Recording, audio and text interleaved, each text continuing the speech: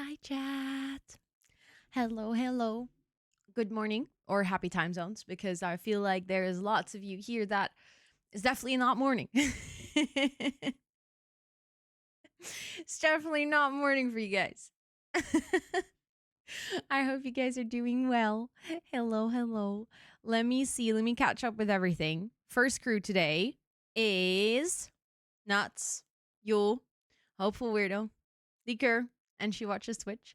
Congratulations for snatching one of the first five. Thank you guys so much for being early. I appreciate it. Hold on, there's so much happening. Let me try to catch up. Esther, welcome in. Yule, welcome in. Pauline, welcome in. Thomas, welcome in. She watches Twitch, welcome in. Jess, welcome in. Faye, welcome in. Hopeful Weirdo, welcome in. Nuts, welcome in. Liquor, welcome in. Light, welcome in. Marilyn, welcome in. T for Tay, welcome in. Hopeful Weirdo, thank you so much for the 40 stream streak. Let's go. Thank you, thank you. Tia, welcome in. Tanisha, welcome in. Joanne, welcome in. Gina, welcome in. Joanne, also thanks for cheering me on. I'm gonna need that today. I'm gonna need the cheers. Also, thank you for the hydrate. I'm gonna take a sip of my coffee once I'm done with saying hi to everyone. Okay, I promise. But I have my coffee here, so it's I won't forget because I haven't had my coffee, so I will definitely not forget that. Sun Sims, welcome in. Tacticy, welcome in. Echo, welcome in. Joanna, welcome in. Courier, welcome in. And thank you so much for the 6-month resub. I appreciate that a lot. Please enter all your subby perks for a whole month more. Faye, thank you so much for the 115 stream streak. Absolutely wild. Peace, welcome in. Curious, welcome in. Stony, welcome in. Flat, welcome in. Faye, thanks for cheering me on. She watches Twitch. Thank you so much for the 15th stream streak as well. And I saw you had 100 watered plants.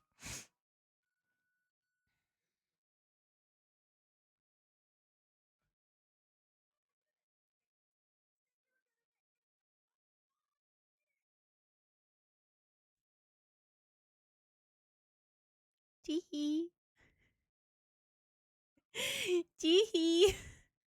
Hype train time. Hype train time.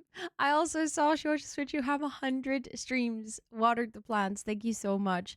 Serenelle, thank you so much for the 9-month resub. What the heck? Thank you, thank you, thank you. Please enjoy all your subby perks for a whole month more. Maddie, welcome in. Magda, thank you so much for the 115 stream streak and welcome in. Okay, I got to the hydrate. Hold on.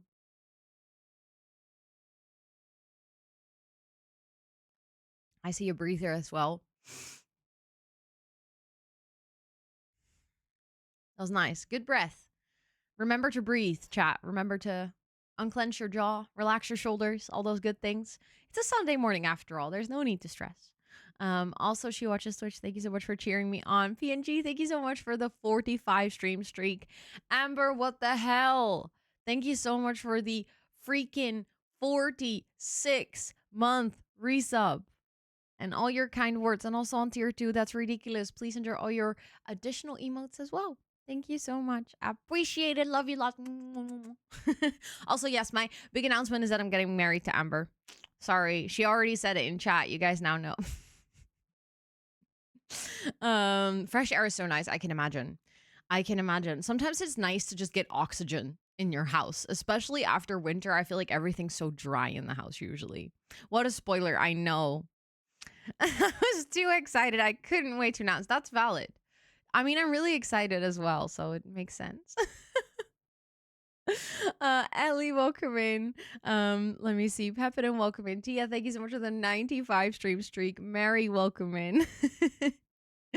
I have so much hand stirring to do today and I need company. Let's go. I'm so happy that I get to hang out all day. I literally thought to myself this morning, I was like, it's been quite a while since I've done a long stream. But also it's been a really long time since I've done a full sim stream. Like I've done obviously like a sim stream where, like just a gaming stream, but like such a long sim stream. I used to always have this one. If I did like a long stream, it would always be the Sims. We would always be doing either like a big build or a gameplay or something. But my past, I don't know, 4 long streams, like, was Pomodorathon or on my birthday, we played obviously like Minecraft and Town to City. And then on the finale of Movember, I think we did do Sims, but I don't think we did Sims the whole stream. I think I did Minecraft as well. So it's like It's been a while. And I'm very excited because, despite everything going on with EA and all the shit, I actually kind of missed playing The Sims. Like actually playing the game, not just building, but like actually just doing storytelling. Because that's one of the things that I really love. And I'm excited to get back into it. And we happen to have, I actually thought about this. We have such a good story for Women's Day because we are literally telling the story of a trans woman trying to figure out her place in the world and in her own world and in her life, and she's uncovering a lot of, I don't know, parts of herself. She literally just like fully transitioned in the story, so she's now living her life. Her name is Phoenix, by the way, which also love it. So I'm like, that's actually kind of perfect for a good storytelling session. So I'm excited. But yeah, happy International Women's Day, guys. I hope you guys are going to have a lovely day. Badass name, right? Chad actually came up with it. We were thinking about names. We were doing like a little brainstorm. And then this is the orange gen. So I really wanted to have a name that was like related to the color orange in a way. Sorry. And their birth name was Lucian, which was very inspired by Akatar. But then obviously that we weren't going to keep that name. We wanted to change their name. So we did a brainstorm in chat of like what kind of names one would have either a gender neutral or feminine ring to it, but secondly would have some sort of a relation to orange. And we had quite a couple of good ideas. And then someone said Phoenix, and everyone in chat was like, yeah, that's the one. That is the one. Like there is just no other option. That like it just clicked. Aren't you glad you have us in chat? Oh, you have no idea. I'm so glad. Also, Rose, welcome in, and thank you guys so much for the hype train. And May, welcome in, and Little Card, welcome in, and Button, welcome in. I hope you guys are doing amazing. I hope you guys are doing so well today. How are you guys doing? How's everyone? Did you guys have a nice weekend so far? I always feel like it's weird when I stream in the weekend because I normally never do that. So I normally get to ask you like, oh, how was your weekend?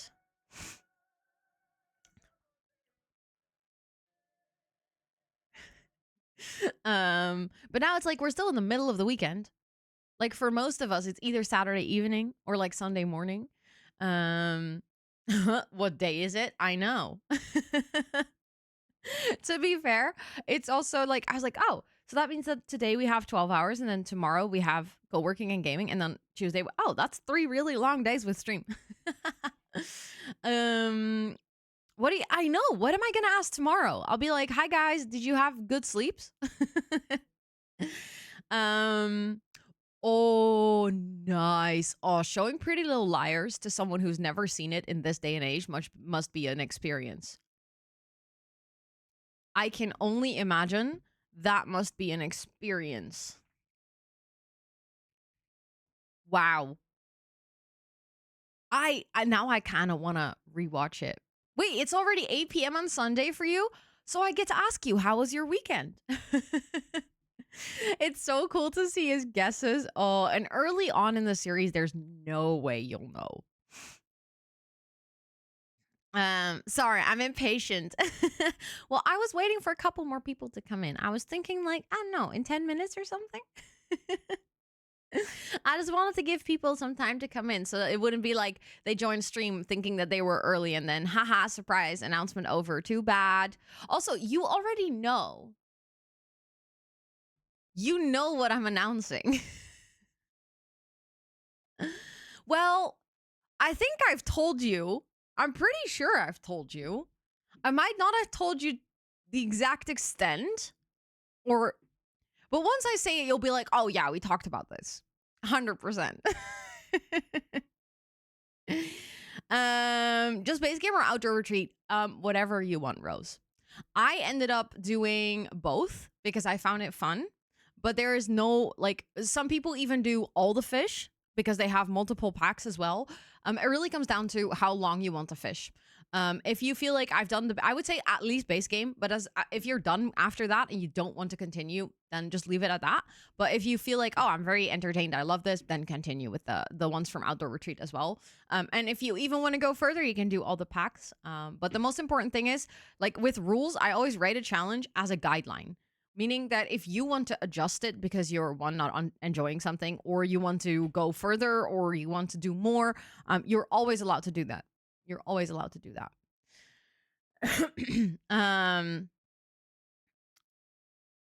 Yeah, we did talk about getting married beforehand. Isn't that good? Hi, Anna, welcome in. And Stoltz, welcome in. And Bailey, welcome in. And a Terrible Sound, welcome in. And also, peace on your second account. 115 stream streak is low-key crazy. Holy shit. Let's freaking go.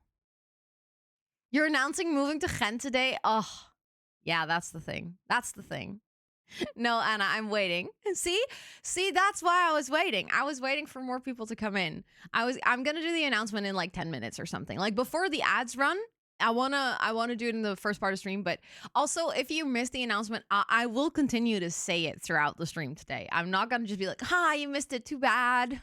And I will also post it in the Discord tonight after stream. So there will be plenty of time, but I'm just waiting a little bit.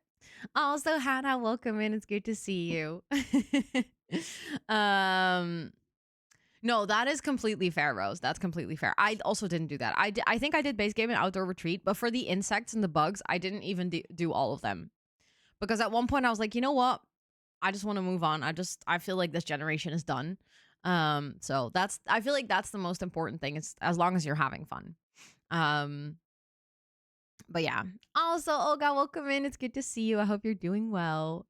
I'm doing good, Anna. The trip was very nice. It was obviously very fast, but it was very nice. I had a great time.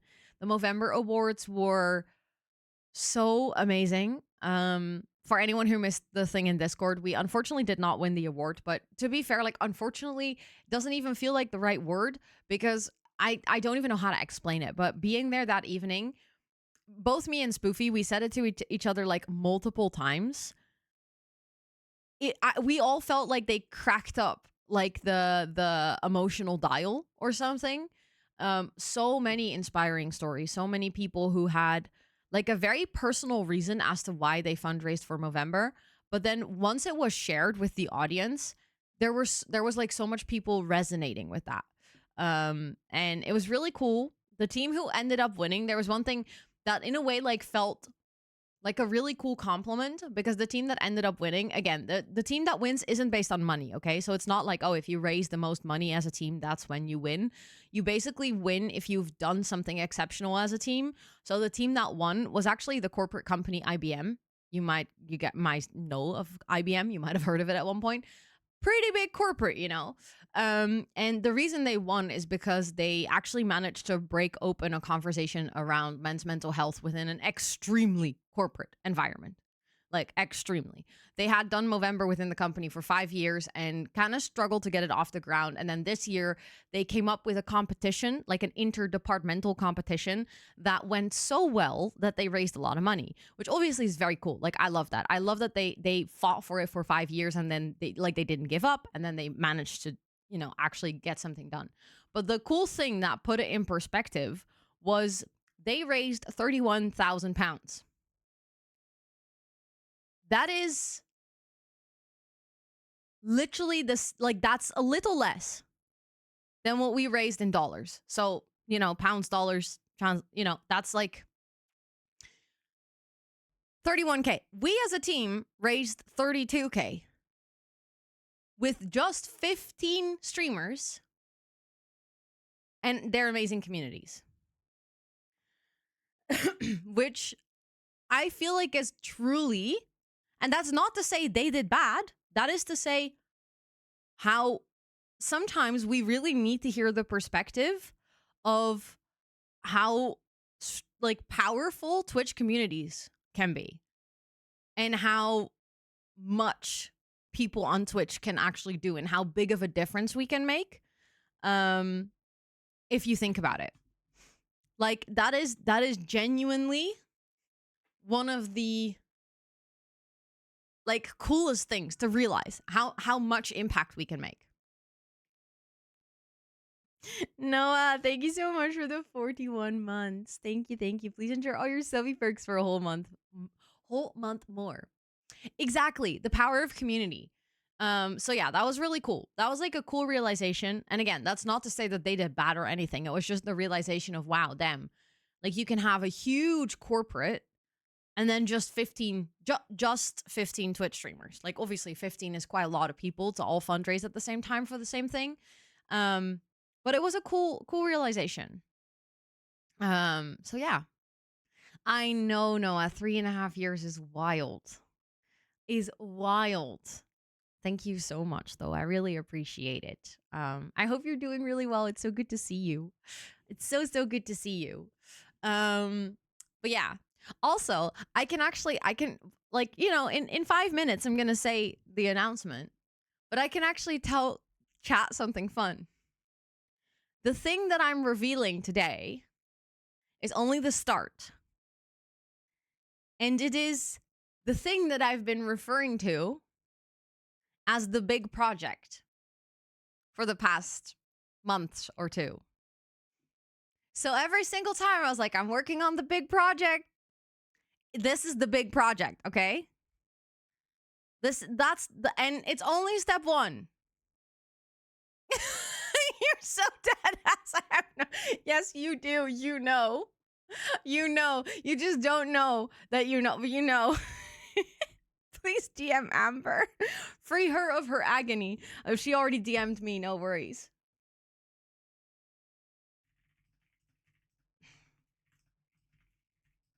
Hold on.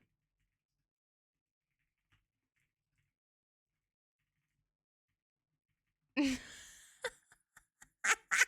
tell me like the stalker freak I am. Hey, I mean, I just answered. She said, oh, ha, ha, ha, ha, ha. She knew. I told her about it multiple times. But never in the context of, oh, I'm going to announce it on this day and this is like how I'm going to do it. It was more like I told you pieces of the big project. So we've more so spoken about the steps of the big project.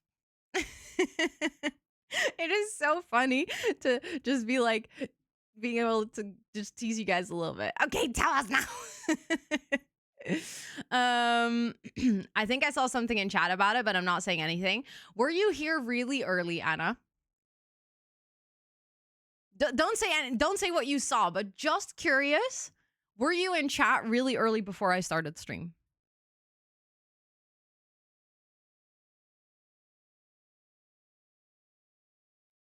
I'm gonna do it before the ads, literally in like 2 minutes, Esther. I wasn't, but someone else was asking. Someone else was asking? You mean in chat earlier or somewhere else?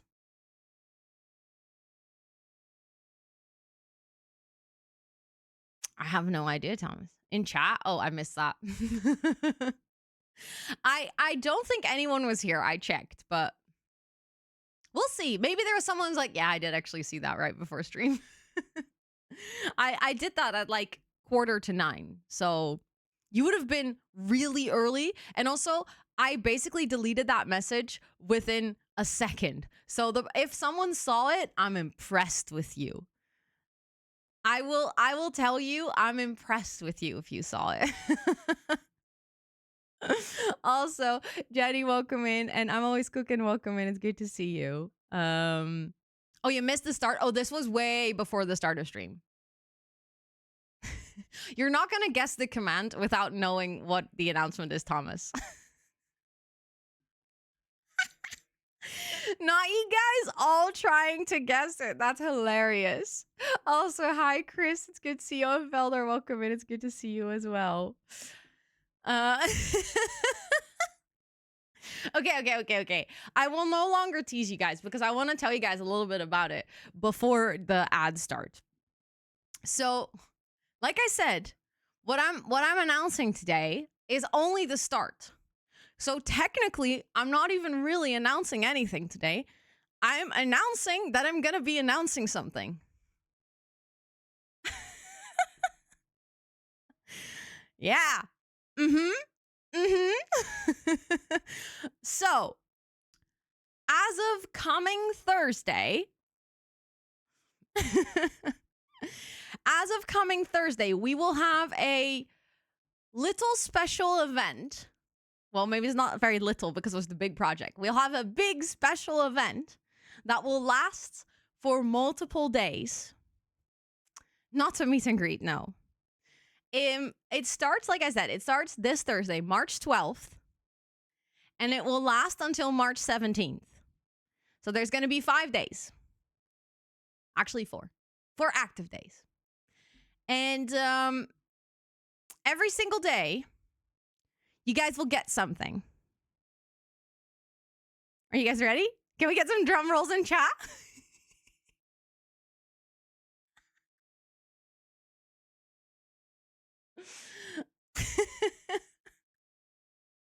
This is so funny. Okay, I see all the drum rolls. So, this Thursday, the big project that I've been working on is actually... And every single day, there will be... And on Monday and Tuesdays, there will actually be 2 even. Because we have 2 streams. There's going to be a part of this that is revealed.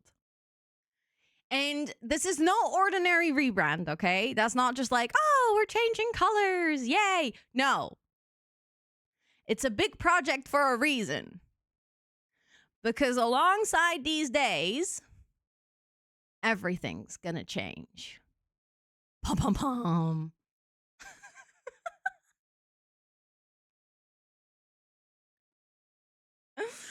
So yeah, that's it.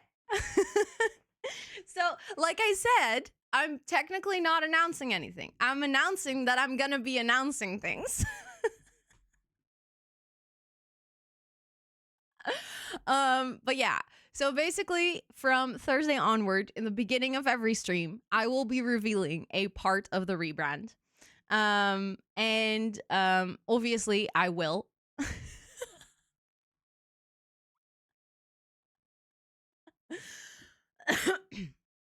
True.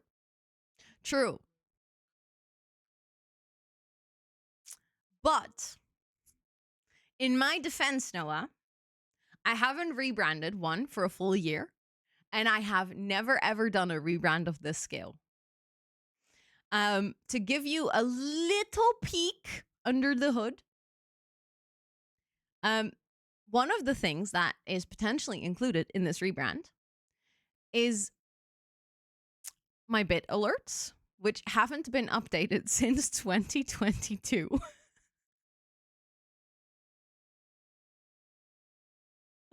So when I say big rebrand, I mean big rebrand. I don't mean, oh, let's change the colors. I mean, this is huge. Everything is gonna change. Everything. You were working with an artist. Oh, Yule has good memory. Maybe, I don't know. When I say everything's gonna change, everything's gonna change. The Discord rule. Oh my God, Tanisha. No, I'm not taking away your gardener. Do not worry. The Discord rules will remain the same. Emotes are not gonna change. That's the one thing. Okay. Let me rephrase. Not everything's changing. There are certain things in this community that I will not change, okay?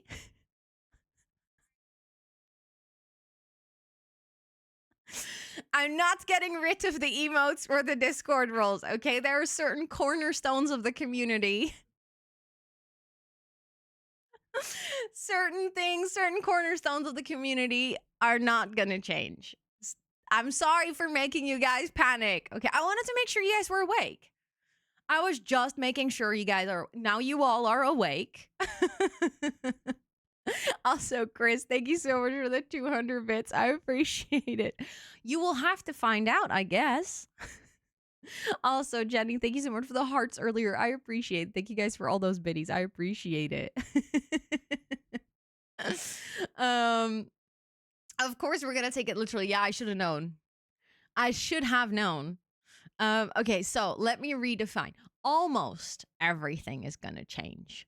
The cornerstones of the community, like the fact that you guys are called the Jungle of Planties, and the fact that we have planties as emotes, and the fact that we have the Discord roles, and that we have our Discord server in general, that is not gonna change. All those things that just work because they are ours from our community, I'm not changing those. Don't worry. That would be dumb of me if I were to change those.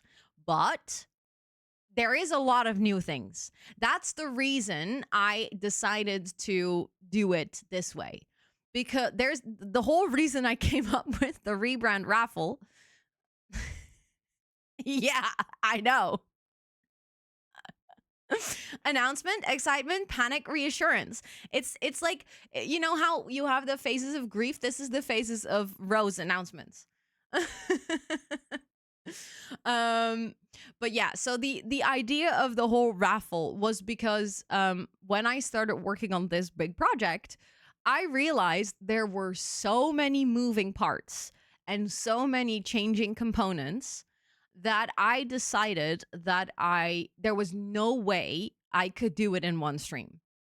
I was like, there is no way that I can announce all of this in one stream and not absolutely overwhelm you guys with info and new things. And just like that would be way too much. It would not be like too much. You would probably remember 1% of it, and the rest would be like, I just clocked out. That was too much information. So that's the reason I decided to spread it across multiple days so that we could, whenever I announce a part of the rebrand, we can actually enjoy that part together and we can celebrate that part without, 3 seconds later, me announcing the next part and the next part and the next part. So yeah. Noah. That's a wild thing to say on International Women's Day.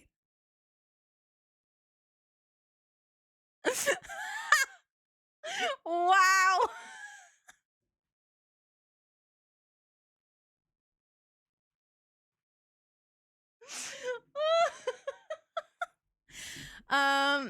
Not even the emoji unhinged. Oh, did you see his command? Wait, no.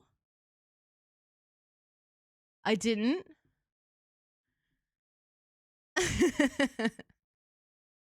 I didn't. But to be fair, it is true. It's not even the wildest thing or the most unhinged thing Noah's ever said. Thursday morning, I might have to ignore my friends for 10 minutes. Be like, sorry guys. I just really quickly. Yeah, so to give you guys some information on how this is gonna work. The ads are in progress. I'll wait. I'll wait until the ads are done because obviously there might be some people who cannot hear exactly this part. Please don't look at my message history. Oh yeah, your message history is wild. Also, Jane, welcome in, and Mel's welcome in. It's really good to see both of you. I hope you're doing well. But yeah, I'll give you guys a little bit of information on how this is gonna work. So you guys know what to prepare for.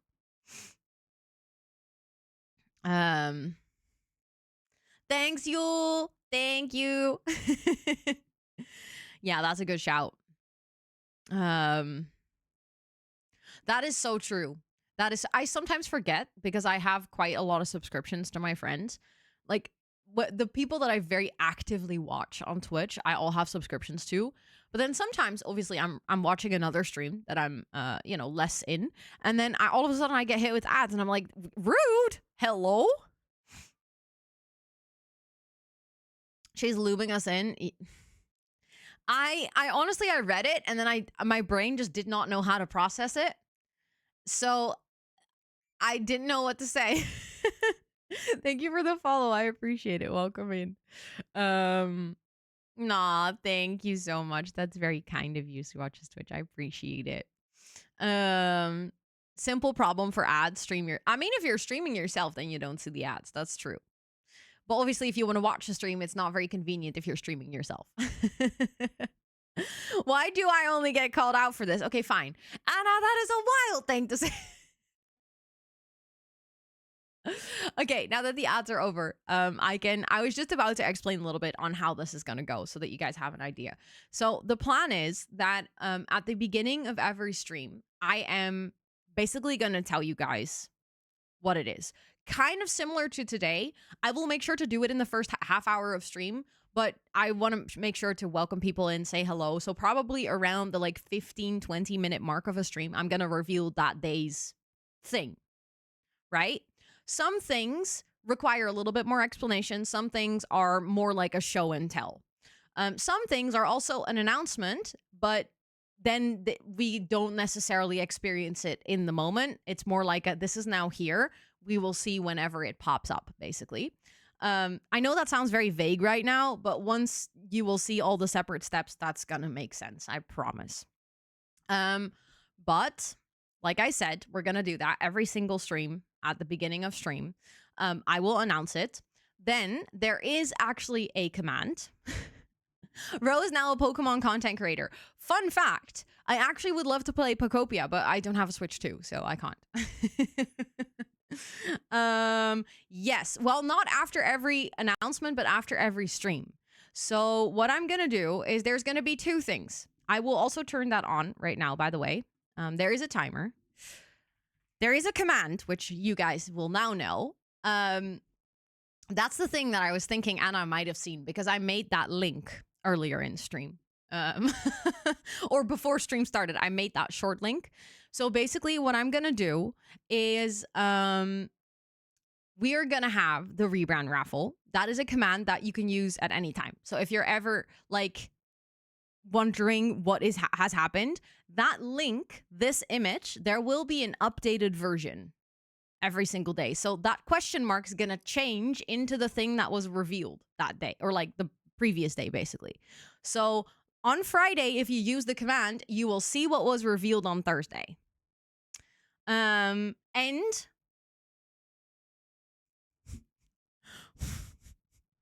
what did you do, Yule? 1.png. Thursday, we get to, yes. Ironically enough, that is true. These images are literally called 1, 2, 3, 4, 5, and 6. So that I wouldn't accidentally spoil anything with the name of the image either. But yeah, there's 6. Well, 1, 2, 3, 4, 5, 6. Yeah, 7 actually, including this first image.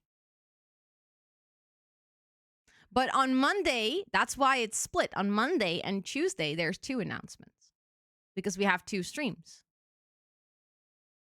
Because on Monday, we have co-working and gaming, and on Tuesday, we have co-working and gaming. So including this starting image, there are 7 versions of this image, and every version has redeemed, or like speaking Ro, will have revealed another part of the rebrand. Starting this Thursday. So that command will get updated so that you can see what was announced the day before. And next to that, once I've done the announcement, if it's a co-working stream, maybe during the day, I will already update it so that it includes the thing that was revealed that day. And at the end of a stream, hi, Liv. Hello, hello. Thank you for lurking. I appreciate it. I will be posting an announcement at the end of every stream in Discord. That will include the information of this was revealed today, but also, if necessary, a little bit more context. Because for some things in this announcement, or like some things in this rebrand, are pretty big and just require some context. Hence the fact that I didn't all want to announce it on one day. How long has that been in the planning? Ooh. I think the first little steps of this started in October last year. Yes, beginning of stream. First, like 15, let's say like 15 minutes in. Hi, social science nerd. Welcome in. That is also what it says in the context or in the command beginning of stream. But yeah, I started with this somewhere in October. And originally I wasn't planning on making it this big of a project. It was just a small thing. And then a small thing was like, "Oh, but if I do that, I could also do this. And then if I do that, I can also do this. And if I do that, I can also do this." And then I kind of wrote everything out for myself. I basically just, I wrote everything down. And then I realized that what I normally do when I do rebrands, this is not even a joke. I go at it, I change 3 things overnight, and then I'm like, "Yay, rebrand." That's what Noah was alluding to earlier. Also, good luck with League Challenge. Good luck, good luck. So there was a time in the beginning of my streams, especially the first year, where I would do a rebrand like every 3 weeks because I could not settle on what I wanted or what I wanted things to look like. I was very indecisive, very indecisive. And I would also not really think about things. I would just be like, okay, today I like purple, so now everything's purple. And the day after, I was like, now I like green, and everything's green. And it was never really approached as a whole, like as a total thing of, okay, I'm trying to build a brand. Let's think about visuals, colors, stuff like that until last year. Last year was the first time that I approached a rebrand in terms of colors as a whole, which was very nice. I made like a brand book. I picked my fonts and everything was great. But it was still not everything. It was still very much like, oh, the colors and the graphics are, cohesive. But as you all know, last year was a very chaotic year for me. I said yes to many things, which was amazing. But that also meant that I had very little time to structure things and to organize things. So one thing that I have said actually, which was like part of the admin side of this project. So when I call it the big project, that's also because there were a bunch of things that I wanted to do that were needed to facilitate this, but aren't going to be part of the review. But something that I did, for example, is I cleaned out all of my bots and all of my commands, and I made sure that everything was organized and clear, and the website was updated and stuff like that. That was also all part of the big project, as I've been like the working name for the past couple of months. Because I basically just wanted to start from scratch. I was like, I want to do everything and just think about my entire workflow and all of the assets and everything that I needed and just start from scratch and build it all up again. And then we're going to reveal it. Which is, I think, the most patient I have ever been with anything. Because like I said, I used to change my colors and then overnight be like, haha, surprise, new colors. So the fact that I've been working on this since October and I, haven't said anything about it. I'm actually kind of impressed with myself for keeping that secret. Was really difficult. It almost felt like my ambassador announcement. But on top of that, the fact that I actually managed to do all the steps before I even started working with it, I'm really happy. So just know that I've been sitting on this for months, okay? And I've been working on it on so many co-working streams, and I couldn't tell you guys. Because obviously I didn't want to spoil anything. So like I told you guys about the admin things because that doesn't really matter anyways. Like I'm not going to reveal that. But it was difficult, okay? It was difficult not to say anything. But yeah, I'm very excited for coming Thursday. I realized that it kind of coincidentally was a nice day to announce it today. Because I figured, on a long stream, I have multiple times to repeat it. We can talk about it if anyone has any questions, like it's a good time to review it today, and then it starts on Thursday. And what I try to do is I try to space out the things that I'm announcing so that every day feels like truly its own announcement. Like every single day is really going to feel like its own special moment. Yes, there is actually a specific reason why I'm starting on Thursday. That is literally for the reason that I just said, is because I wanted to space it out, and I wanted to prevent information overwhelm. So I kind of like made little bundles of, okay, this information goes together very well. So this could be announced on one day, and then this can be announced on another. And there is also one very practical reason. I need time to do the switch, in OBS, to switch all my things around. Which shouldn't be a big task, but there's potentially a risk in things breaking if you start switching things in your stream. So I wanted to make sure to do that on a day where I didn't have a co-working stream, which meant that I either had to start on Thursday and then I would have the Wednesday to do the switch, or I needed to start on Thursday and then I would have the Friday to do the switch. And then I figured, you know what, I'm going to do the Friday so that if on the gaming stream anything happens to be broken, I'll have the weekend to fix it. Because unfortunately rebrands come with some technical challenges as well. So yeah, the reason I'm starting it on Thursday is partially just logistical planning to make sure that I can actually do the rebrand, but also to make sure that I didn't have a double stream. So like the Tuesday and the Monday and the Tuesdays, I obviously have like both a day stream and an evening stream. And the first 2 days are pretty big announcements. These are also pretty big. Like, don't get me wrong, but these just go together better. So if I'm announcing something during the day and in the evening, those two parts connect. Those two parts make sense for me. And I couldn't do that earlier on, if that makes any sense. So yeah, that's the whole strategic reason as to why I'm starting on Thursday. There was a whole planning session. I also did that during a co-working. I literally sat down. I have this huge to-do list for myself for the coming week. Hi Micah, welcome in. It's good to see you. I made this like entire planning of every single day which part of the brand I need to change so that I don't accidentally spoil something beforehand. I was like, okay, so when I've announced this, then I can show that. And when I've shown that, I can show this. I've made like a whole checklist for myself for the whole week so that I could do this step by step. Also, thank you, Isa. I appreciate it. And also, Micah, welcome in. And Sarah, welcome in. And Molly, welcome in.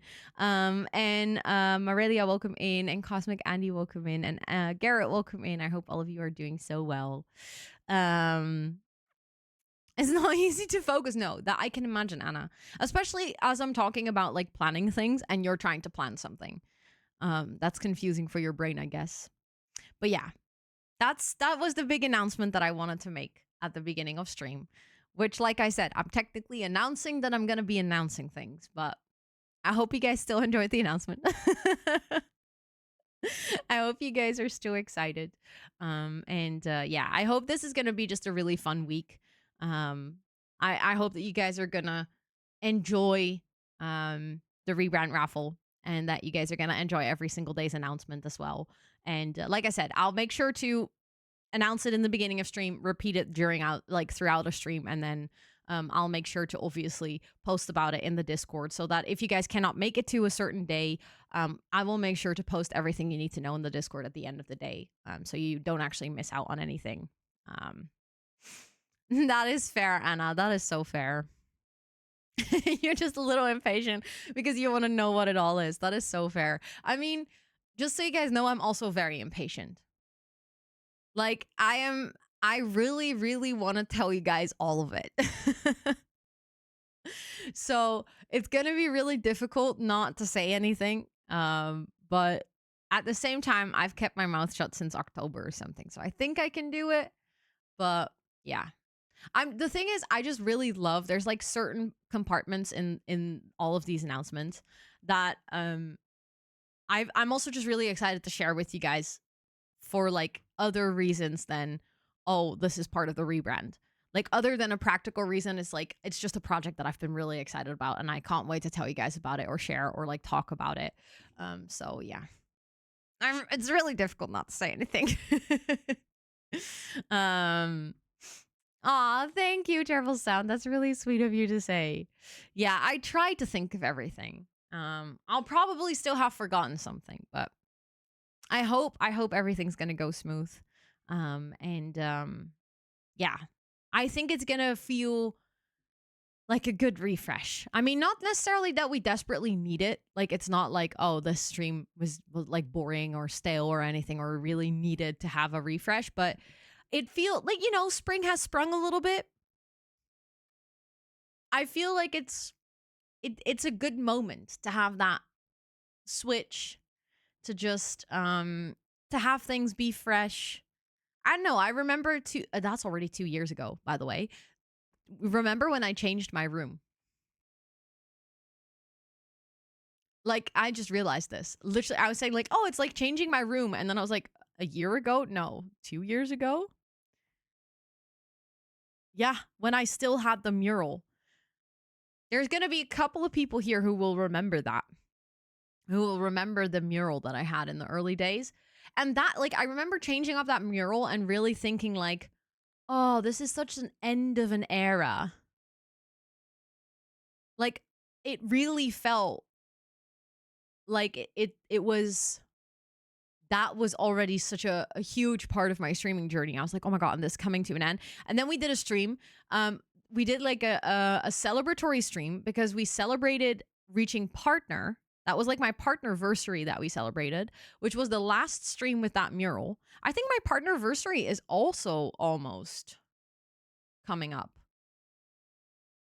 It's really close to my ambassador anniversary. So at this point, I have too many anniversaries. I don't remember. That's such a spoiled thing to say, but I just genuinely don't remember the date. I think it was somewhere in April 14th, I think. But we did my partner anniversary. And then on that specific stream, I reached 10,000 YouTube subscribers as well. And then everyone who subscribed during that stream, I would write their name on the wall because I was going to paint over it the next day. So underneath these layers of paint, there is a whole bunch of community names.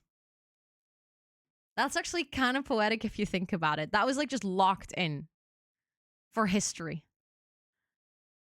I know that Hollow is on the wall. Because sometimes if the light hits right, you can actually still see her name. That's very funny. Yeah, that was 2 years ago, Chris. I think that was April 14th. 2024, I think. Yeah, it's like a holographic name, exactly. And there's just the names, exactly. Like it's a kill list. Oh my God, that would be wild. That'd be wild. I think your name is on there as well, Chris. Yeah, correct. Because you were definitely already there. No, this is the announcement, Poodle. The announcement is that I'm going to be announcing something. If you want to know more, hold on. I can actually add that to my title now. I kind of refrained from adding that command, but I can now type exclamation point rebrand in the title. There we go. There we go.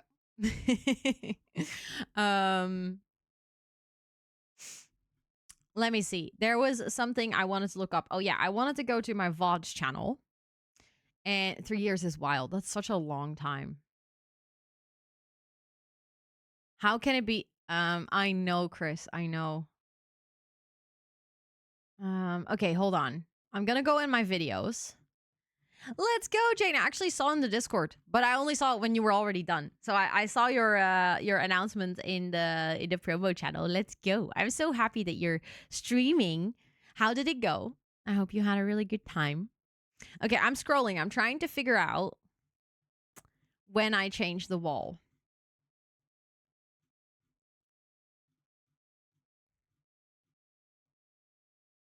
Oh, yeah. So I celebrated my 1-year partnerversary on April 12th, 2024. Very organized as well. I would not have expected anything less. Here is me now thinking, did the new overlays and graphics and everything. Oh yeah, that was a rebrand too, Poodle. Although that was more like a, I literally just talked about this very extensively. That was so I would say over the years, I've done different sizes of rebrands. I have done micro rebrands where I just changed like my starting soon screen and that was it. Then I have done big rebrands like the one you saw last year where I did change a lot of colors and stuff like that. This is basically the next step after that. This is taking those things that I did last year. No, you're all good. You're all good. Don't worry about making me repeat anything. I just said as in like, oh, you are definitely asking the sensible questions. As in we talked about this earlier because you are not the only one wondering. That's what I was trying to say. But basically what I did last year, that was a really good start. I loved it, but I didn't do everything. Like I was in the middle of a lot of busyness and I didn't change everything. So now I changed everything. Almost. Kate, thank you so much for the 16 months. It's really good to see you. How are you doing? Thank you so much for the resub. Please enjoy all of your subby perks. But yeah, hold on. Let me show you guys. I'm gonna see if I can have a moment where I'm on the big screen where you guys can see all the wall behind me. Okay, look. That's what the wall looked like. Everyone who subscribed got their name written on the wall.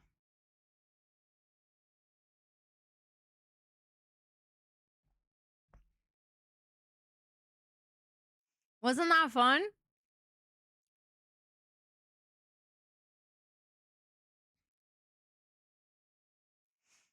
This was the last stream with the wall. You wonder if you were on it? I mean, it's mirrored, but I remember it being so full at one point that I had to start moving things around. I see Spoofy. Hollow. That's the reason why Hollow sometimes still shows up, I think, because Hollow is like so dead smack in the middle. But yeah. I mean, it could be. It's hard to read it. That's Pata. Sweetie. Kia. Lena, I think. Pink. Vin. Yeah, some are even cut off at the top. But yeah, so then we had that, and then I painted it because I was gonna obviously do this, but then there were like 3 streams in between where the carpenter hadn't been, so this wall wasn't built, but I had already painted over it, and that, hold on, I'm gonna show you guys. It is so empty. It is literally like the room is, it just feels empty because there's nothing. There's just a simple wall. Hold on, I'm scrolling, which is now also, it's hard to scroll all the way back. Okay, I think my YouTube is glitched because I'm scrolling and I keep seeing the same videos. Let me refresh. Hold on. But yeah, it's been 2 years. That is kind of wild. Just in general, I've this year in July, I have my 5-year stream anniversary.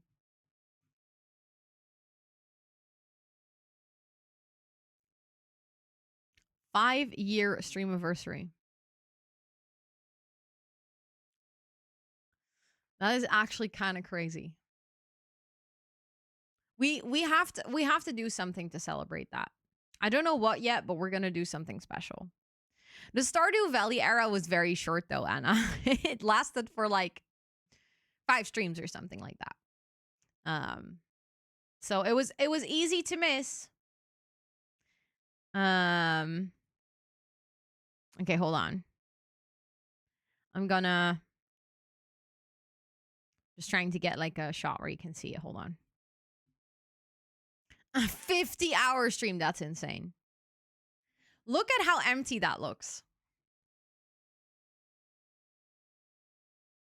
I feel like this is a testament to how big of a difference lighting and decoration can make.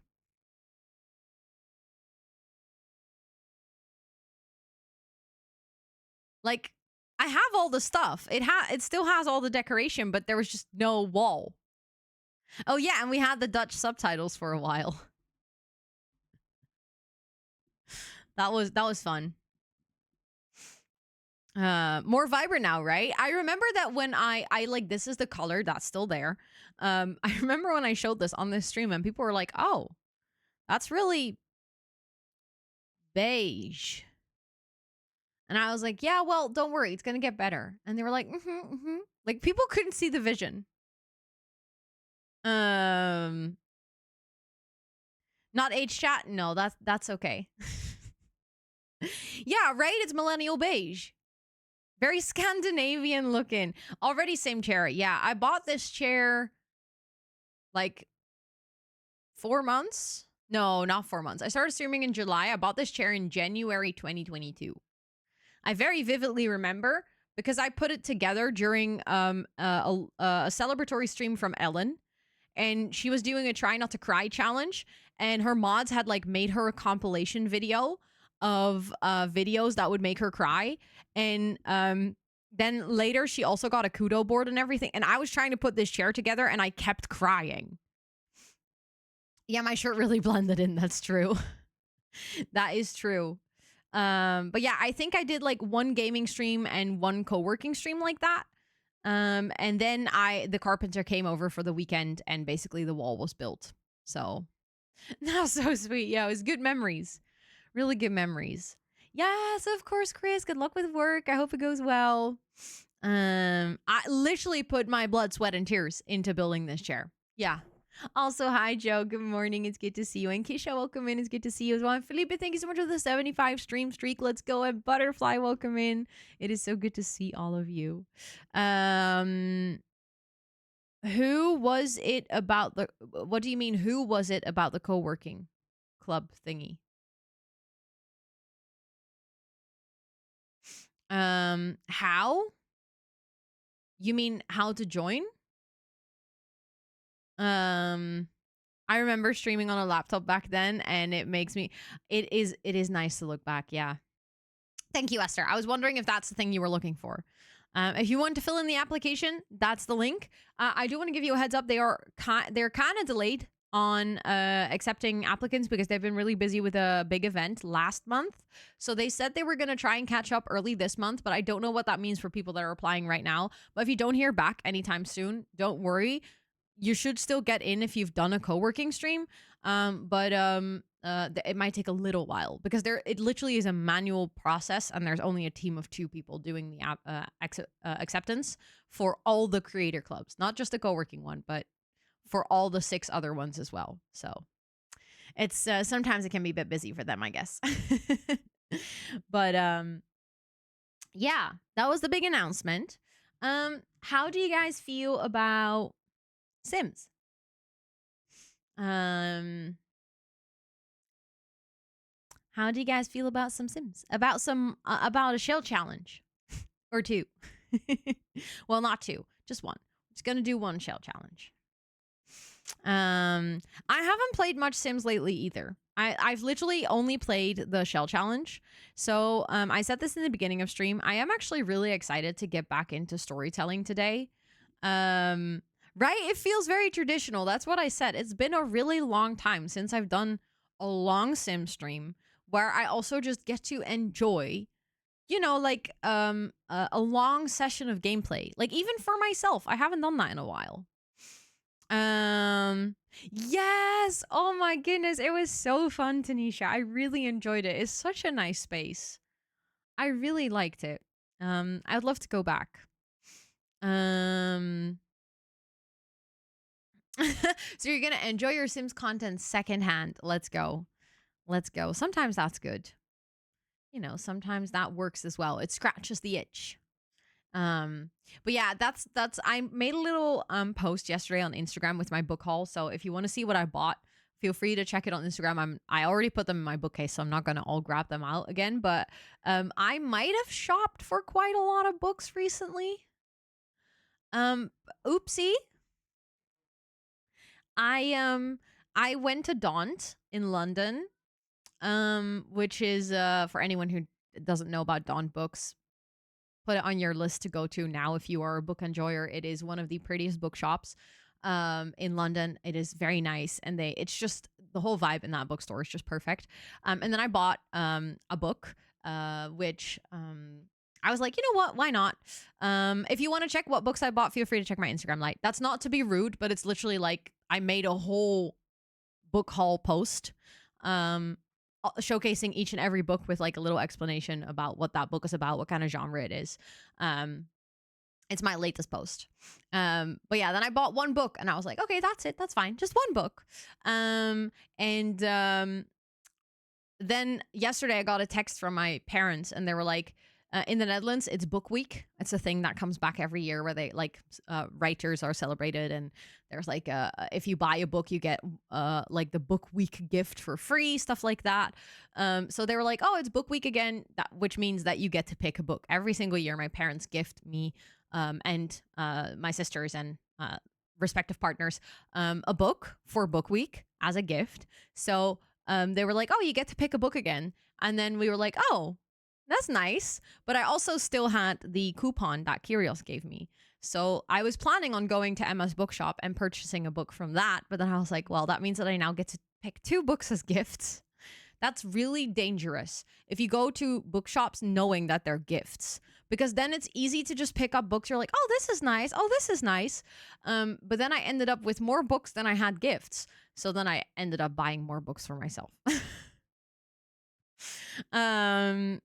You bought like 10 books. No, but that's fair. It's also, books in the UK are a tad cheaper than they are here. Kind of depending on which bookshop you go to, but and it doesn't make a big difference. It's like more like $1 or $2 per book, but still.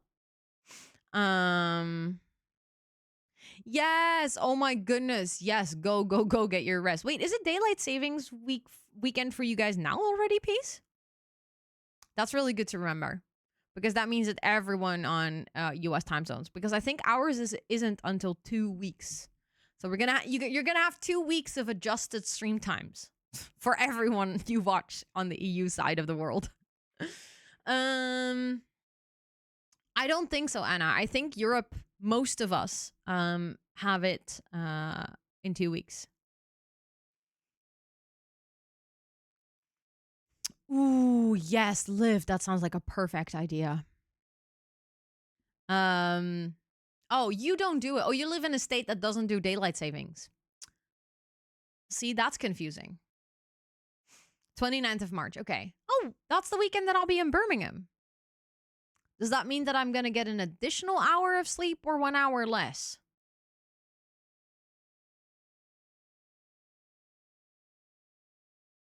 Yeah. 1 hour less. Oh, well. 4 jaar vooruit. See, the thing is, I probably will remember that, but then I'll still be like, oh crap, what does that mean? Does that mean an hour less? But yeah, that means an hour less. Okay. So that means that while I'm at a conference, I'm already probably not sleeping and going out. I'm already going to have an hour less of sleep. Like if I'm still out at 2 a.m. in the morning, then I'll just all of a sudden be out at 3 a.m. in the morning.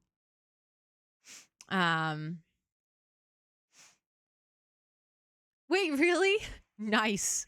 Or is it also going to be at the I think there's only one conference center in Birmingham, right? Yes, I'm very excited for that one, Light. It was recommended to me by a friend. And I have, the thing is like sometimes people recommend you books, but it's hard to estimate whether you'll like it. But this friend in particular has a very similar taste in books to me. I know she enjoys very similar books as I do. So when she was like, "Oh, this is such a good book," I figured then it's probably I'm gonna enjoy it as well. Ah, yours it as a university. Fair enough. Okay, so I started up my game. Oh, my camera is gezondheid. Can I just put this in the middle? Can I do transform? And then center vertically. But then it's a bit too high, too low. So then I need to raise it a little bit. There we go. Let me see if this is good. Chat also says gezondheid. Okay. Mini wee. Yeah, very mini wee. Yeah, it was still high up from Anno. Okay, and then I need to make sure that the game is actually captured. There we go. And then there's one thing I quickly need to check because now that I've done this, that should have started. I want to make sure that it's recording. Is that today? Yeah, that's today. Okay, it's recording. Because I actually managed to save all of the recordings from the shell challenge. And it would suck so bad if the last one gets messed up. Because I want to turn it into a video. Love the background. It is such a peaceful background. It also changes with your time of day. So if you look at it at night, it's like there's no sunlight and there's like street lights and stuff out. It's very cute. Hi, dude. Did you listen to Scott? She was being piss annoying to Scott, and Scott literally went, "There's the other human is sitting." Oh, sorry, no, this is the main menu, so it's not my loading screen, but it's from the same creator, so that works. But he literally went, "Go piss off the other human," and then she comes here. Hey, dude, do you have zoomies? She has zoomies, I think. Let's do some butt pets. See if that will be satisfactory for her to go sleep. Dude, you're so weird. You see? No? Thank you. At least she gave me a kiss. Okay. I actually loaded into the Not So Berry household the other day because I want to take pictures for the family tree. But first, we're actually gonna play or finish the shell challenge. That's gonna be step 1 of today. Kom. Hier. Ga maar op je bed liggen. She wants me to put up my legs so she can come on my lap. The way she's just like staring at me until I do it is actually ridiculous. Also, Mary Hone, welcome in, and Savannah, welcome in. I hope you guys are doing so well. Let's see. What is that world? It looks so pretty. Oh, that's the world that comes with the fairy pack. It's Innisgreen. It's a very nice world. I built my most recent speed build for YouTube here. But where were we building? Was it Brindleton Bay? I think so. Yeah. It was Brindleton Bay. Oh, I just realized I went into build mode, but I should have gone into live mode and then go into build mode because we obviously need to set the budgets. Also, Wendy, welcome in. It's good to see you. Don't let your planties dry up. Remember to water them. I just quickly have to go here. Sorry. I just realized.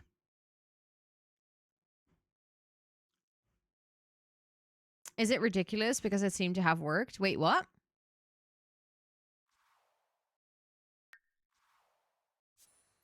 I don't remember what I said. Also, I need to open the document with the rules. Ah, Toot wanting to sit on your lap. I mean, it's a little bit, but it is true. It did work.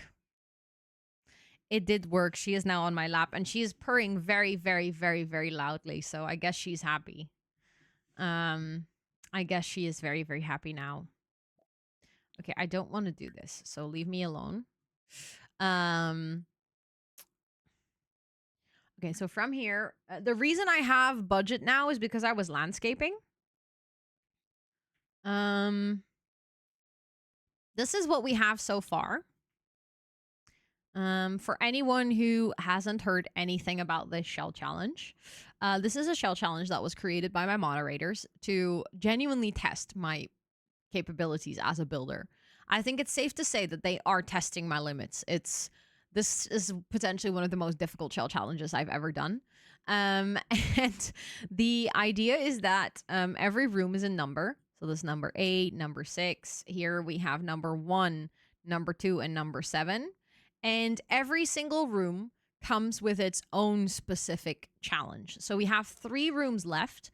We have number 9 over here. We have the question mark and we have the exclamation point. Those are the 3 rooms we still need to do. And like I said, every room comes with its own challenge. So that what we still need to do is the first room of today is Sweetie's room. And the theme is heaven versus hell, but seamlessly blended. That's absolutely not a pain in the ass. This is the room, aka it is extremely small. And the theme or the budget is 99,999. Don't ask me. That is going to be terrible for such a small room. I am very confident that will be absolutely no problem. Yeah, the budget is so far definitely the hardest part. For most of the rooms, I can kind of work out the theme, but the budget is definitely the hardest part because the budgets of most of the rooms are crazy high. Because let's say that usually a room in The Sims costs you somewhere between 5,000 and 15,000. Like a kitchen or something can get up to 15,000, but then you are using the most expensive appliances. This time around, I have to use like the budget that is normally used for an entire large house for just one singular room. So that's quite a challenge, but we are getting there. I think so far my favorite room is this one, which is it's a tea room, which ended up being very like Bridgerton kind of vibes. This was Micah's prompt. So this is number 8. The one that we did like in the last stream. The budget was 18,888, so it was a very reasonable budget. And then also the every object, wallpaper, and flooring must contain something round, curvy, or circular. That was the assignment. And I actually really like how this one turned out. I think it's a very pretty room. And then we did some landscaping on the last stream. So I think what I want to do today is I want to start with finishing the rooms, and then we're going to finish up the landscaping to try and make everything look cohesive. The theme, the overarching theme that we are going for is that it's kind of like an escape room lot, or like a lot that your Sims can visit. And when they arrive, they will like drive up, they will park, and then they walk up here. This is their reception area. Also, I just realized, hold on, my DOF was on. I just needed to turn that off.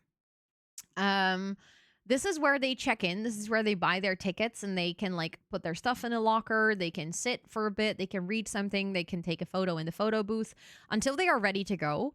And then they can go to one of the spaces, and they have to guess the theme of the room to escape, basically.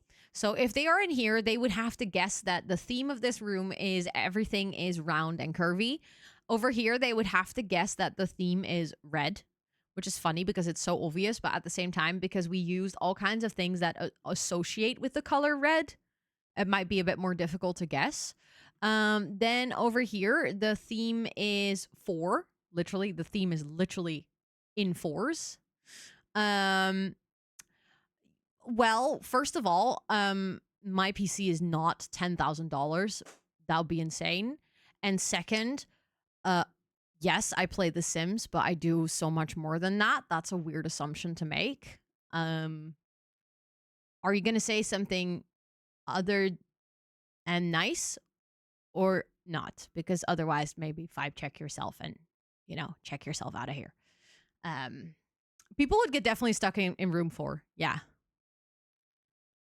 Definitely. Because that's like a hard one to guess. Even though the room is literally shaped like a 4. Everything comes in 4. So that's a challenge. Charlotte's room, number 5, the theme is carnival. So everything's very colorful and like lots of music and party and stuff like that. We have the theme over here is Mordor. Only joking. Well, okay. That's fine. If it was a joke, then it was just not a vibey joke, but I hope you enjoy your time. I hope you're doing good today.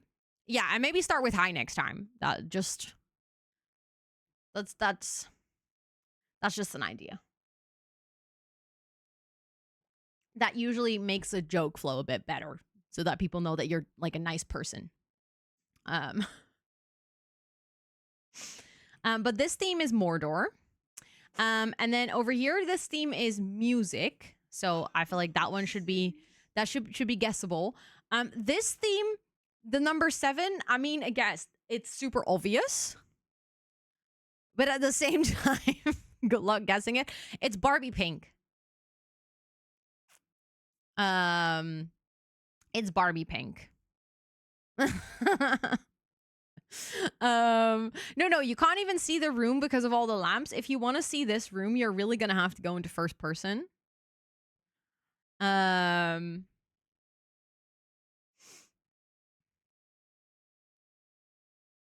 there we go.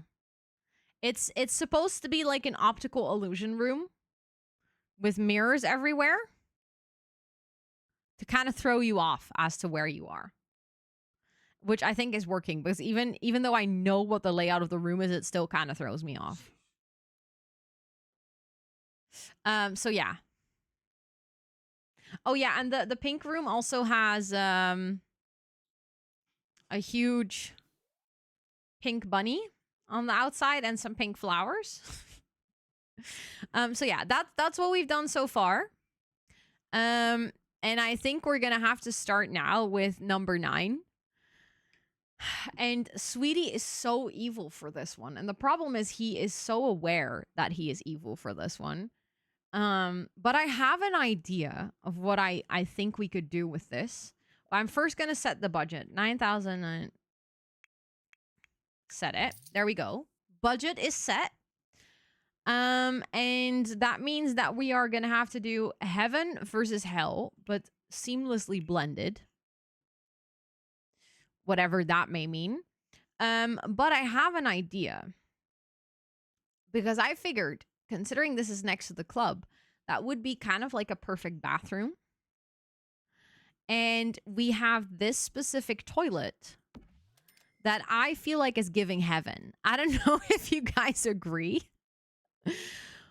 But that toilet's giving heaven.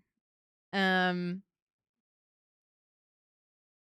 I making sense if I say that?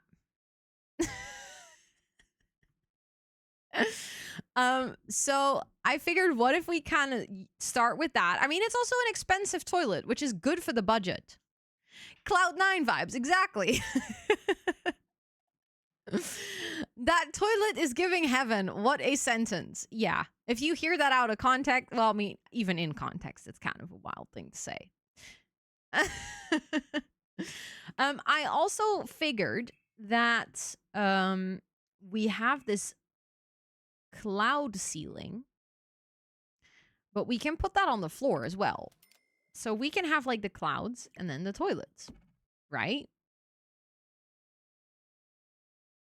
That makes total sense.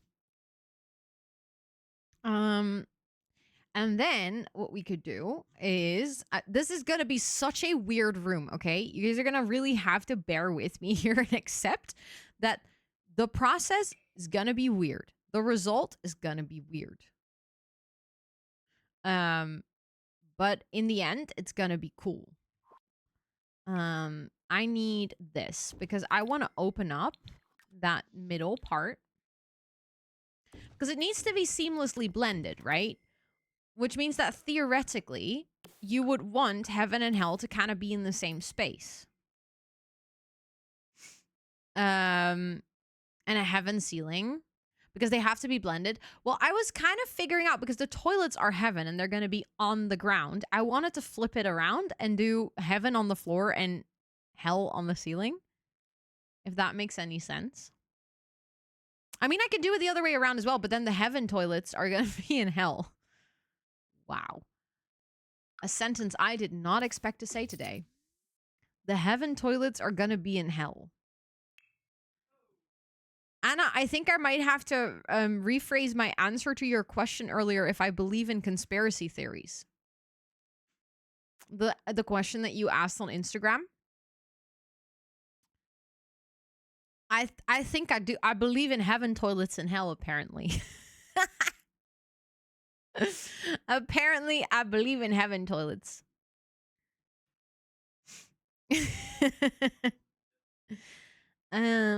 Oh, a bidet is a toilet from hell. In my opinion. Scott says, controversial. He just asked me what a bidet, if that would be a toilet from heaven or hell. In my opinion, hell, because the sensory experience is hell. Literally. I'm trying to figure out what kind of door I want to use to go into the bathroom. Yeah, if I can mix the two together, that is true. That is true. I'm just trying to find the right door right now. I think we need a singular door. Because otherwise it doesn't really fit here because we just have one tile.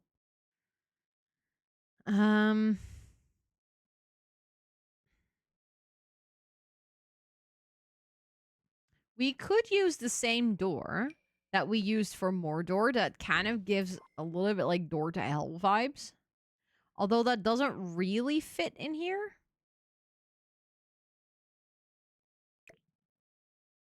How far can I push this back before it starts to show? There. That gives us a little bit more space to push this door. Yeah, that works. That works. That works. Hold on. There we go. Right? And then like we're all taking it very seriously. We're like, okay, hold on. Let us think about this. Depending true. Yes, if it's lukewarm, it's a lot better. If it's cold, yeah, no. No, thank you. Okay, but we used this specific thing, the dance floor, for hell. We can do that here again, and then we can actually use the this thing for the ceiling. Hold on. So then we have the clouds on the ceiling, and then we can have this. And considering we have to make them all one tile wide, that's going to be great for the budget. I will change the floor underneath later because you can see it a little bit.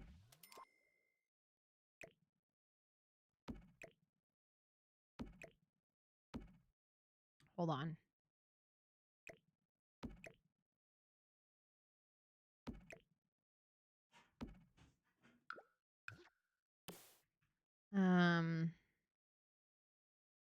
It's going to overlap a little bit. I guess I can push that out. Wow, my voice. Just a tad.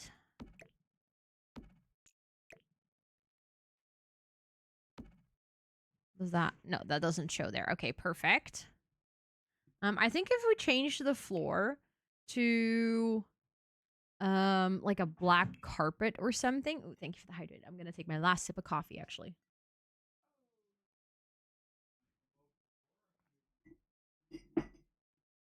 Oh, my coffee was really cold. That was disgusting. I made mistakes. Dankjewel. You said that she should come annoy me, so now she's annoying me. She listened. Is that expensive? That is expensive. Hold on. That's an expensive floor. That's good. We spend more money on that. Oh yeah, that looks cool.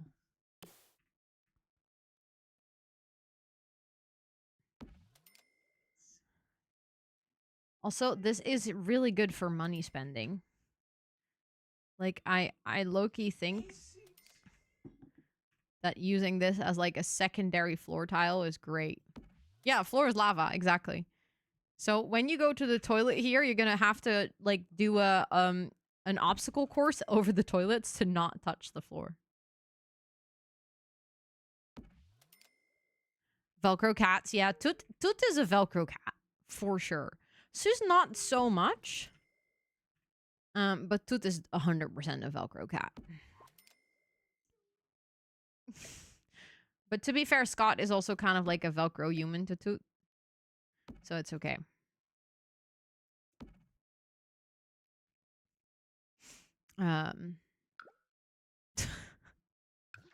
As you can see, Scott is a Velcro human to Toot. That's... She's sitting on my lap, so I'm not really jealous. Scott's saying I'm jealous. Also, hi, Mimbim. It's really good to see you. I hope you're doing so well. Yeah,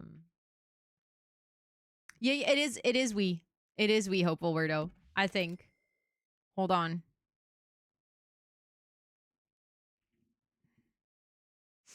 That should have worked, but I didn't refresh the song bot this morning. Oh, why does that not work? I cannot access the thing either.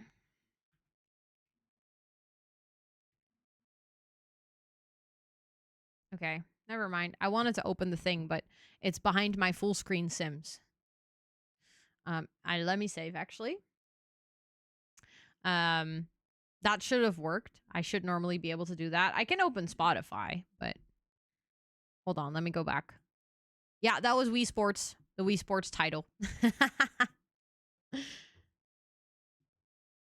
um, I hate how when you size this down, it's like not exactly a tile. So arranging it so that it sort of fits in the space is actually kind of difficult. Um, thank you for the follow. I appreciate it. Welcome in. I hope you're doing so well today. Hold on.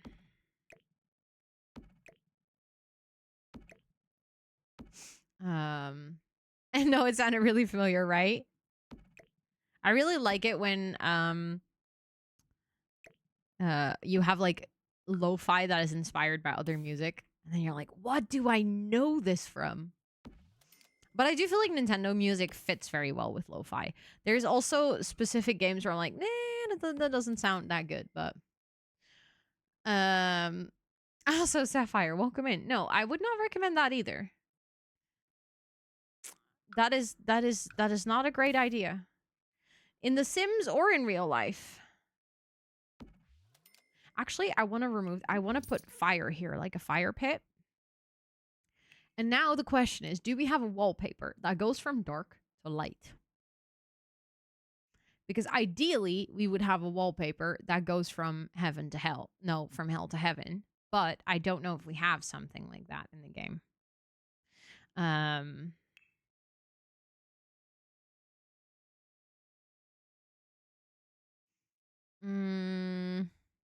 When he jumped into the shower while I brushed my teeth. Oh my god. He sleeps in bed under the blanket. That's actually kind of cute. This morning, I woke up and I quite literally, like, I was on one side and on the other side, like, Scott was on the other side. So we were like facing each other, and then Toot was laying in between us like a little baby. I know in The Sims, your Sims can catch fire. Yes. That was actually introduced with Adventure Awaits. Yeah, I was thinking the gradient wallpaper. But indeed, I wasn't sure about the swatches. I was just trying to find it even. That was like the first step. Cuckoo! Thank you so much for the 6 months and also on tier 2. What the heck? Thank you, thank you, thank you, thank you. Please enjoy all your subby perks for a whole month more. I appreciate that so much. I guess that could work. That goes from like orangey glow to blue. Please enjoy all your subby perks. Also, it's really good to see you. I hope you're doing so well. Hope you're having a good day so far. I guess this one could work. I wish that the orange would go up a little higher. Hold on. Let me see. Because I now use this swatch. Why always when I do... Oh, there it is. I swear to God. It was just here. We switched categories. That's why it's confusing. Oh, that's actually perfect. That's what I'm looking for. So it did exist. That orange is like a bit higher, so then the transition is smoother. Oh, yeah, sorry. It's really dark. I sometimes forget that you can use lights. You know.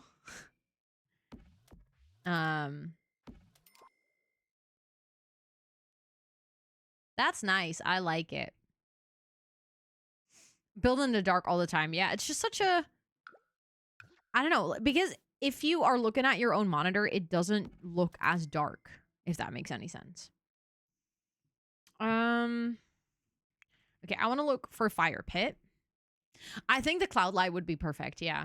I will definitely add that later. But the thing is, because it's such a small room, I kind of was avoiding adding lights because it would be in the way. It would be kind of obstructing my view. Well, I really want to add the cloud lights. I think that would be perfect.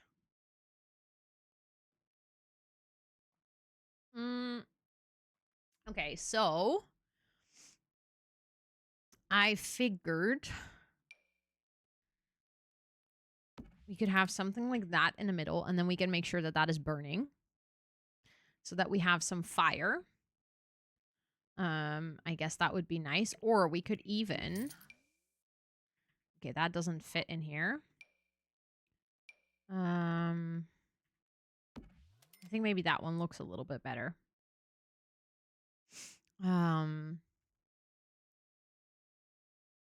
Yeah, that is very true, You kind of like know a bit better what you're looking at, and therefore it feels less needed to have really good lights. Okay, so no, that floor is not CC. It's a dance floor. But the throne. Oh, but I'm gonna use this toilet a lot of times, Jane. I just put it one time so I wouldn't like I would be able to copy it, but I'm gonna use this many a times.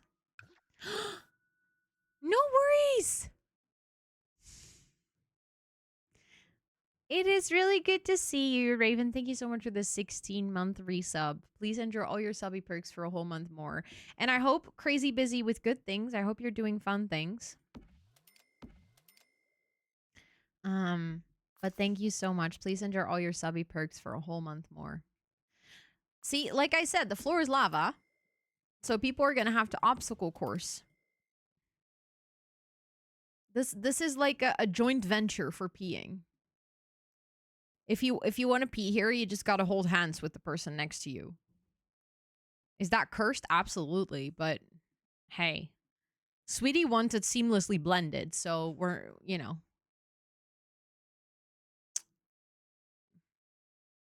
Is it hell? Is it heaven? You know, it's a heavenly toilet, but you're sitting next to the person holding hands, so maybe it's hell. Who knows? Imagine the smell in there. Yeah, it would not be great. You want to see what we're making? Scott just came, like, poked his head around the corner like, ew. I mean, men are doing this all the time, right? True. True. He poked his head around the corner again like, what? Hi, Spooky Potato. Welcome in. Like a nightmare, right? I mean, so to give you a bit of context, the theme of this room is heaven and hell seamlessly blended. Honestly, I feel like this is kind of perfect for it. I mean, it is seamlessly blended. You cannot tell me anything else. It is awful, but blended. That is also very much a heaven sink. True. It's a shared bathroom for the girlies to pee together on Women's Day. Mm-hmm. Okay, but what if I size that down? Because realistically, I don't know if you guys also have this, but I always wonder in The Sims, I feel like the sinks sometimes are so big. I don't know if you guys have this too, but at least here in the Netherlands, it's very common to have a bathroom with like a small sink. Like just a half bathroom, just a bathroom, but then like a tiny sink in the corner where you can quickly wash your hands after peeing. But like it's not a big sink. It's not a full sink. You wouldn't wash your face in there. You cannot fill a bottle. It's literally just for washing your hands. And get smoke poisoning together. What if it's just a visual effect, Rose? Maybe it's not real. Maybe it's just like a maybe it's like a LED floor. They are always too damn tiny. Absolutely. But like I feel like we miss that type of sink in The Sims because very often I end up making bathrooms like half bathrooms with just the toilet super big just so that I can add a sink in it, even though that's so unnecessary. That is what should have been in Tiny Living, a tiny sink. Exactly.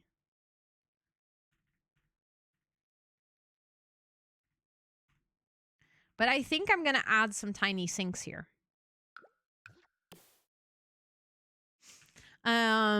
Also, Cornfed Curtis, welcome in. I hope you're doing well. We are working on a shell challenge made by my moderators where every single room has a budget and a theme. If you want to know more exactly about every single room, you can type !shell or check the pinned comment. There's like a document that states every single room and their theme. But the one that we're doing right now is number 9. And this room, the theme is heaven versus hell seamlessly blended, and the budget is 99,999. AKA painful. Well, welcome in. It is very nice to have you. And Floodlight, thank you so much for the 4-month resub. I appreciate it. Please enter all your subby perks for a whole month more. Thank you, thank you, thank you. Okay, we can do a couple of more of these random syncs. Hold on, I need to... What the heck? What the heck? Cuckoo, thank you so much for the 10 gifted. That is really, really, really kind. Thank you so much for kicking off that community train. What the heck? I don't think I've ever had a community train. That means that I think, as far as I understand community trains, everyone in chat is going to get the emotes. And the higher the hype train gets, the more emotes people in chat will get. Thank you so much. That is really kind. To everyone who just got gifted a sub, please enter all your subby perks for a whole month, courtesy of Cuckoo. That's very kind. Very, very kind. I never really thought about challenges. Sadly, I just remodel EA lots until I'm bored. Hey, but that's not sad. That's fun as well. I've done a ton of EA remodels. Those can be fun. I tend to ask my mods to make me challenges for charity, and they always make me suffer a little bit. That would have been so funny, but people would have rioted, Rose. Also, Gitor, welcome in. It's good to see you. I hope you're doing well. But thank you so much. It says 6 emotes for chat. Hold on, I want to learn more before I say anything wrong. I don't think if we've ever had a community train. I want to make sure that I'm not telling you any lies. But thank you guys so much for the support. I appreciate it. Hold on.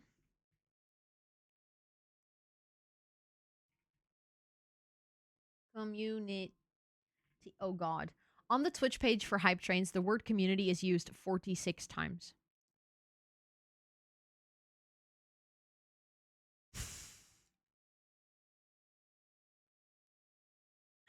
Mim Bim, thank you so much for the biddies. I appreciate it. That is such a rare sound. I don't think we hear that very often. Thank you so much for the 150 biddies. I appreciate that a lot. Thank you, thank you, thank you. Oh, this is an experiment. Okay. The team is currently experimenting with a new type of rare hype train. Guys, we have a rare hype train called a community train. At level 2, this train rewards viewers who didn't contribute to the hype train with hype train emote rewards anyways. Yes, so everyone in chat's gonna get hype train emotes. The higher level community train achieved... What? Hold on, I'm trying to read. I can't even see chat right now. Gina, holy shit. Thank you so much for the freaking 20 gifted. That is wild. Thank you, thank you, thank you, thank you for gifting out 20 subs. That is incredibly kind to everyone who just got gifted a sub. Please enjoy all your subby perks for a whole month more, or first month, or I don't even know how to speak anymore. 20 is wild. Thank you so much. Thank you, thank you, thank you. Mim Bim, thank you for the horses. Thank you for the horses. I appreciate it. Okay, but wait, I am how many of you... Oh, it's not everyone that receives community rewards. At level 2, a certain percentage of non-contributors, minimum 1 recipient. And then from level 3 to level 10, the percentage increases. So up to level 15. So basically, you can unlock rewards for random people in chat. Not everyone, but like a certain percentage of the people in chat. That is confusing. That is good. But right now it says 13 emotes for chat. So that means that 13 people are gonna get an emote. Even though they might not have contributed to the hype train, 13 people will still get an emote. And obviously, if you have contributed, I'm assuming that you still get your emotes as well. Also, Social Science Star, thank you so much for the 10 months. I appreciate it. Please enter all your subby perks for a whole month. Thank you guys so much for the hype train. Thank you. Yo! What the heck? Oh my goodness, what is even happening? What is even going on? Yo, thank you so much for the 5 gifted. That is really, really, really kind. To everyone who just got gifted a sub, please enter all your subby perks courtesy of Yule. And Joanna, thank you so much for the 100 biddies. And Mim Bim, thank you so much for the dinos and the 100 biddies. That means that there's now 16 emotes unlocked for chat. Ooh, give it to... Oh, hold on. Because, Maddie just... got a gifted sub through channel points. Let me gift that straight away as well. And Madison, thank you so much for the hearts. I appreciate it. Thank you. This one is from Maddie, who says, give it to someone random. Happy Sunday and Women's Day. I'm gonna gift that one. Hold on. It's on its way. Also, Junkie, welcome in. I hope you're doing so well. It is nice to have you. Please enjoy that gifted sub, courtesy of Maddie, who saved up 50,000 channel points for that. The Super Neckbeard is a great name. I agree. I don't know why that got held by Automod. But thank you so much, Maddie, for saving up so many points. Thank you, everyone who is contributing to this hype train. That is wild. So generous. Thank you guys so much. It said bullying. Interesting. Apparently having a neck beard is insulting. Following Twitch's logic. I think it's not that weird for your beard to grow on your neck, but... It does match with your name, Yule. It does match with your name. No, you're all good, Flap. Please don't worry. But thank you all so much. Need to save for Gardner, sadly. That is such a valid thing, though, Mim Bim. But thank you guys so much. I really appreciate it. Hold on.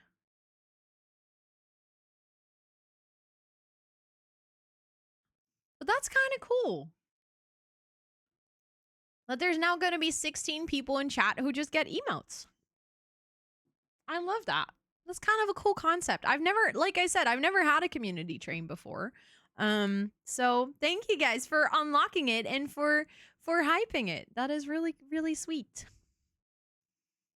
You guys are saving for Gardner? I'm saving for Rose. Oh, I love Togepi as well. Togepi is so cute. That's one of the cosplays I still want to do.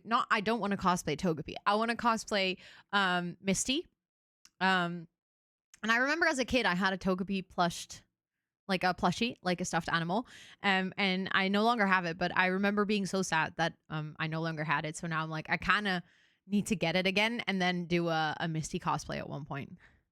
I'm saving for a custom sound command, and after that, Rose, yeah. That is a lot of points. I was in chat lurking. I opened a box in Micah's chat, but it was from another...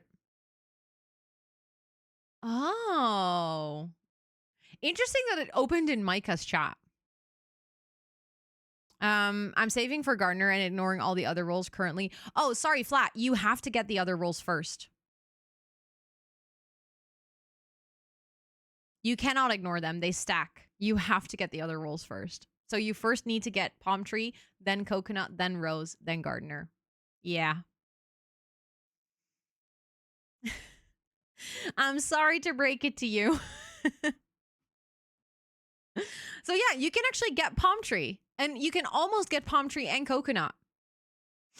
No, you don't have to get... The sound is completely separate. The sound is completely separate from the rolls.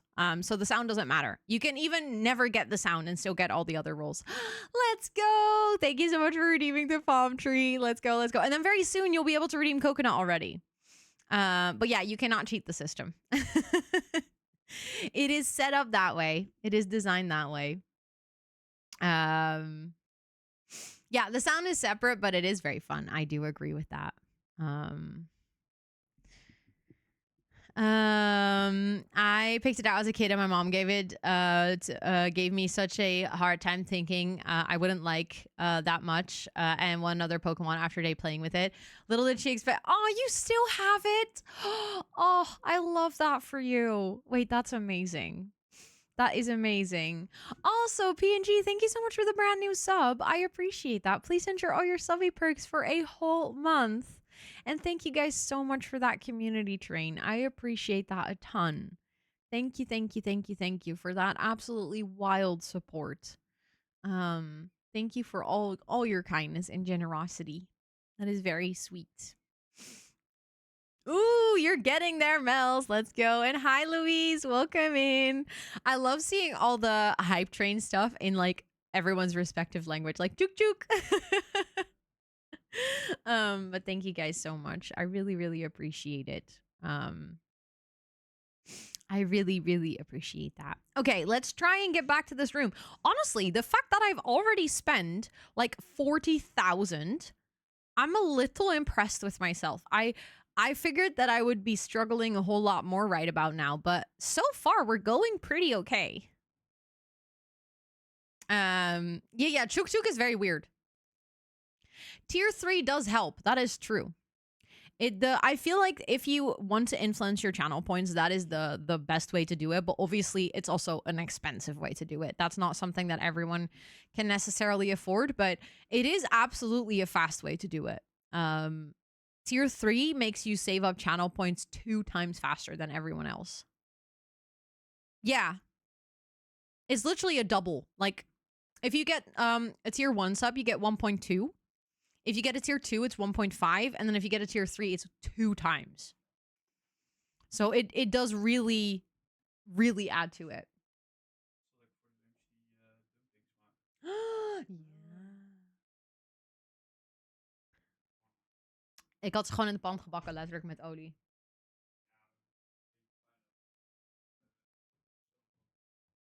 Dat kan ook. Er staat op hoe je ze kan maken in allebei. Nice. Sorry. Scott asked if you should make dumplings for lunch. So of course I said yes. Chris and I were synced for points, sorta, and now he's zooming by you. Yeah, it's crazy. It's crazy how big of a difference that makes. Okay, hold on. I want to get these mirrors because these, to me, are also kind of giving a little bit of heaven. But I do think we need some things that are a bit more hell related. So I might literally just go over to the Mordor room because that is very much giving hell to me. And I might actually take something like that, for example, the werewolf thing. These are Korean kimchi dumplings. Everyone quickly upgrade your I mean, listen, I'm not going to complain about that because I mean, that would help me a lot with getting to Partner Plus. Also, that is for legal reasons. I mean, obviously, I appreciate it, but please never, ever, ever feel pressured to upgrade your sub. Okay. If you are in a position to do so, it is always incredibly appreciated. But also, please don't feel like you have to. And I feel like I need to say that always with everything. When it comes to supporting a stream financially, the best thing you can do is literally hanging out here. Whether you are, subscribed or not, that like in the end, the best thing you can do to show support to any streamer, not just me, is just being in their stream and spending time there, because time is in the end such an incredibly valuable resource, and the fact that you decide to spend it with this community is infinitely appreciated. Oh, I actually have no idea, Esther. I got it at the Chinese supermarket. I do not know the brand. So just Asian supermarkets, to be honest. I also bought it like weeks ago. It's been in our freezer for quite a while. So yes, oh my god, lurks are super appreciated. So for like to give you just a little bit of insight, as a creator, a lot of things that you do depend on the people that are there with you, your community, right? So if you want to help out a streamer, but you're not in a position to subscribe or cheer bits or anything, but you still want to, help them out being able to do that either as a part-time job or as a full-time job, if you hang out in a stream, that means that someone's view count is higher, which can help them earn more ad revenue. Just like if you're watching a YouTube video, you're basically supporting that creator by watching the ads, right? So they get ad revenue. More people means more ad revenue. It's that simple. Secondly, if you have enough viewers in your chat, that means that it's more likely that brands will want to work with you. It's also more likely that brands will actually pay a reasonable price for collaboration. So by you just being here and hanging out in a stream, you are actually actively contributing to the potential financial success of a streamer as well. Um, there are like many ways that you can support a streamer or a content creator, not just streams. Like if you're watching YouTube videos, like I said, you're also helping out someone a lot because a lot of it comes down to audience. Just kind of like if you're playing a theater show, if there's no one in the audience, you don't have a very successful theater show. But if there's like a lot of people in the audience, the chances are that the next time you sell out a bigger show, right? Or maybe a sponsor wants to sponsor your next theater show. It kind of works like that online as well. So literally just being here and lurking is incredibly appreciated because you are part of the stream. You're part of the community. And that is literally just the financial side. Obviously, you being here and wanting to spend your time here and being part of this community and, listening to all the conversations that we're having and all those kinds of things, that is just really appreciated from a human standpoint. As in, I really enjoy hanging out with you guys. I really enjoy spending my time with you guys and vibing and having fun and, doing stuff like this where I work on a very silly shell challenge and you guys all get to experience that with me. That's like from a human standpoint, it is incredibly appreciated that you guys all decide to spend your time here. So yeah, exactly. Lurker friendly as always. If you just want to vibe, if you never ever want to chat here, if you just want to hang out, you are still incredibly appreciated. Let's go, Irene. Let's go. Let's go. Thank you so much for the 15 stream streak. And Cutson, thank you so much for the 10,000 points. I literally said thank you so much for the 10,000 channel points. I meant thank you so much for saving up 10,000 channel points that you got to redeem the palm tree roll. I will chat. Exactly. There's always chatters and lurkers. Yule is definitely a chatter. Also, Vixion, welcome in. It's good to see you. I hope you're doing well. And thank you, Esther, for setting up that role. But I started watching them with no sound. Yes, of course. Of course that helps. Of course. And also, like, even if you're just there, even if it weren't helping me, I do those co-working streams and like the productive streams and stuff. Also because I just really love helping people and I really love building a space where people can find their focus and, it can help them get through school or get through their work day. So if it's helping you, that also means a lot to me. You switch between both. Yeah, that's fair. That's fair. I mean, you're human. You have days where you might feel chatty and days where you might not feel chatty. That makes perfect sense. Aw, really? That is such a big compliment, Rin. I really appreciate that. Thank you so much for the 11 months. Thank you so much for the 11 months. Yeah, it's really fun to stream on a Sunday. I don't very often do that, but it's very nice to do it from time to time. Ooh, touch my mic with my lipstick. Not a great thing to do. But thank you so much for the resub. I appreciate it. Yes, I know, Hopeful Weirdo. I know. They asked me for permission if they could use that. I actually helped build the creator camp for co-working. So I gave feedback on the text multiple times and I helped them figure out like what makes sense to write there and stuff like that. So I was aware. But I'm actually really happy to be there because it's obviously I love the idea of more people finding co-working and figuring out that it's something they can do. And yeah, so it's really cool. But it was really cute that you spotted me. Aw, I'm happy to hear that, Light. Oh, I have to tell you guys something. In the hotel in London, do you know where the toilet paper was? I feel like I almost put it there now, and then I was like, hold on, I kind of feel like I have to tell you. The toilet paper was literally that. What the hell? Hold on. It was literally right over here. Do you know how inconvenient it is if your toilet roll is right behind you? I don't know who thought that was a good idea. But that's where the toilet paper was in our hotel. But I feel like I'm kind of obliged to add it here now. That's a little bit of London lore in this shell challenge now. I was just about to say, are you serious? No, literally. Like, it was already inconvenient if you peed, but what if you poop? That's the worst. Yeah, someone really liked symmetry because the worst part of it was there was actually there was perfectly enough space next to the toilet. There was absolutely zero reason for them to add it over there. Because I was being busy planting and touching grass. Let's go. Let's go. Touching grass is good. And thank you for lurking. I do appreciate that. Okay, I'm trying to figure out. We now have 50,000 left, right? And we have our basic toilet system. This sounds so weird. We have our basic toilet system in place. We have toilets and sinks. So it is technically now a functional bathroom. I feel like the ground is very much hell. And then we have that like change. I do feel like the hell part is slightly underrepresented still.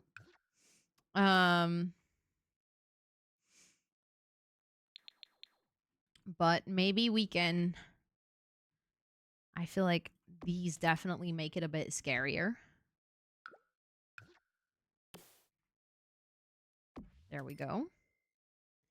And then I feel like at the gates of heaven, to guard it from the influence of hell, we're gonna need knights.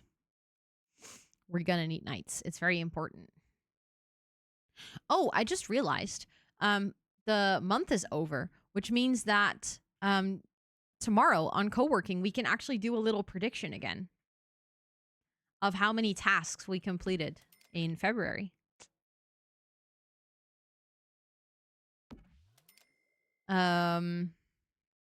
Oh, really?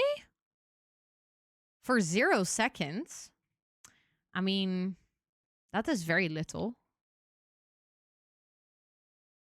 This is like the placement of these knights is almost like they are toilet brushes.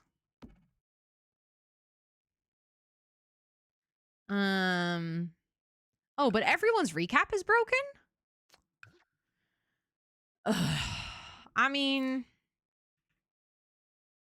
I wish that I could say that I'm surprised, but I mean, it's Twitch, so I'm not really surprised. Okay. Nice. Chill. Amy, thank you so much for the raid. I appreciate that. Welcome in. How was your stream? What were you up to today? What were you doing? I see you're also playing some Sims. Were you building? Were you casting? Were you game playing? Thank you so much for the raid. I appreciate that a ton. For anyone hanging out here, please make sure to go check out Amy. Welcome in, raiders. I hope you guys are doing absolutely amazing. My name is Rosanna, or Ro. I use she, her pronouns. And on the channel, we do gaming, co-working, and a sprinkle of IRL.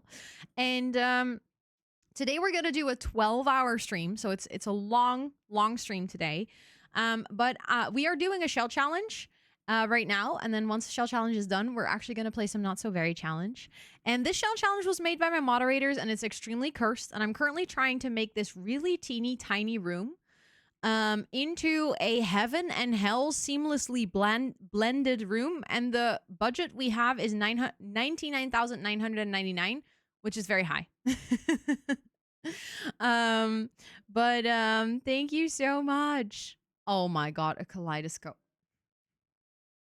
That's amazing. That is a really good one with a kaleidoscope. Thank you so much for the raid. I hope you had a great stream. If you need to go, practice some self care after stream, raid and run, anything, please make sure to do so. But if you want to hang out, obviously you and your community are super, super welcome to do that. Yeah, there's only 16K left. So we are getting closer to, this being a little less painful. Um, I do feel like maybe I should change out the lighting now to the cloud lights. I don't think they're that much more expensive, but they are a little bit more expensive. Oh, they're actually 3 times the price. That's good. Also, I don't know if you guys noticed, but I keep pushing my glasses up. I don't know what happened with these glasses over the past couple of days, but obviously these are like a plastic frame and you can get those adjusted and they were perfect. And for some reason, something happened. Again, I don't know what, and they keep sliding down my face. It's like they're too big. I have to go to the shop to get them adjusted again, but it's bugging me. Oh, it's so annoying to have your glasses slide down your face every 3 seconds. Diamond painting art, and then played Grand Touches Cordelia's Pirate Lover's Household. Ooh, one of the new households. That is fun. I love that for you. That sounds like a very chill stream. Very, very nice. Where are the glasses from? Ace and Tate. Which is a Dutch shop, but they have locations in multiple European countries at this point. I believe also in the UK. I would actually love to work with Ace and Tate at one point. But I don't think they do a lot of influencer or brand deals. Hold on. It also doesn't help that they start to slide on my nose. I know you can do that, Tudor Sloth. Also, welcome in. It's very nice to have you. The problem is, I wear these every day, and if I fuck them up by doing that myself, I'm kind of screwed over. And these are, I mean, they're not expensive glasses because Ace and Tate's actually really affordable. But I would prefer to go to the shop and just have them adjusted there so that they actually exactly know what they're doing to make sure it doesn't get messed up. Because I will be the person that accidentally bends my glasses so far that they become unwearable. I remember doing that when I was younger with like my cheap glasses, and now I'm like, yeah, I probably shouldn't do that. But I was aware that you could do that. That's basically what they do in the shop, right? They'll just heat it up and then they can bend it. Oh my goodness, from having her puppies. Oh, I love that she's back. That is amazing. I hope everything went well, and I hope the puppies are all healthy. Ooh, I love that, Raven. Oh, now you make me want to play Dwarf Romantic again. Oh, that game is so relaxing. So nice. So nice.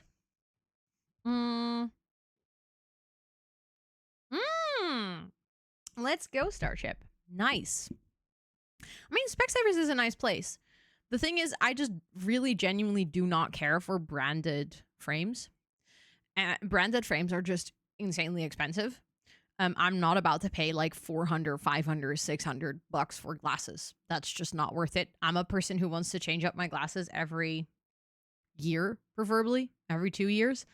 So what I like about Ace and Tate is that these glasses are like the premium glasses. They have like, the most expensive literal glass in it that they offer.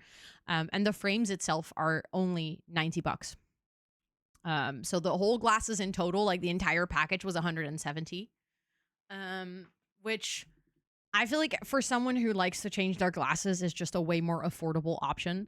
But the thing is, Specsaver is like a good place to go to. I used to go there when I was a kid as well, and it's like a good place. I just personally have kind of a, how do you say it? Like, I don't like it that glasses, which are a literal disability aid, if you think about it, like not being able to see is just a disability. Like you cannot live like that. Is so expensive. I personally don't like that. Oh wait, really? Yeah. See, so my feeling of why I don't like them isn't completely invalid then.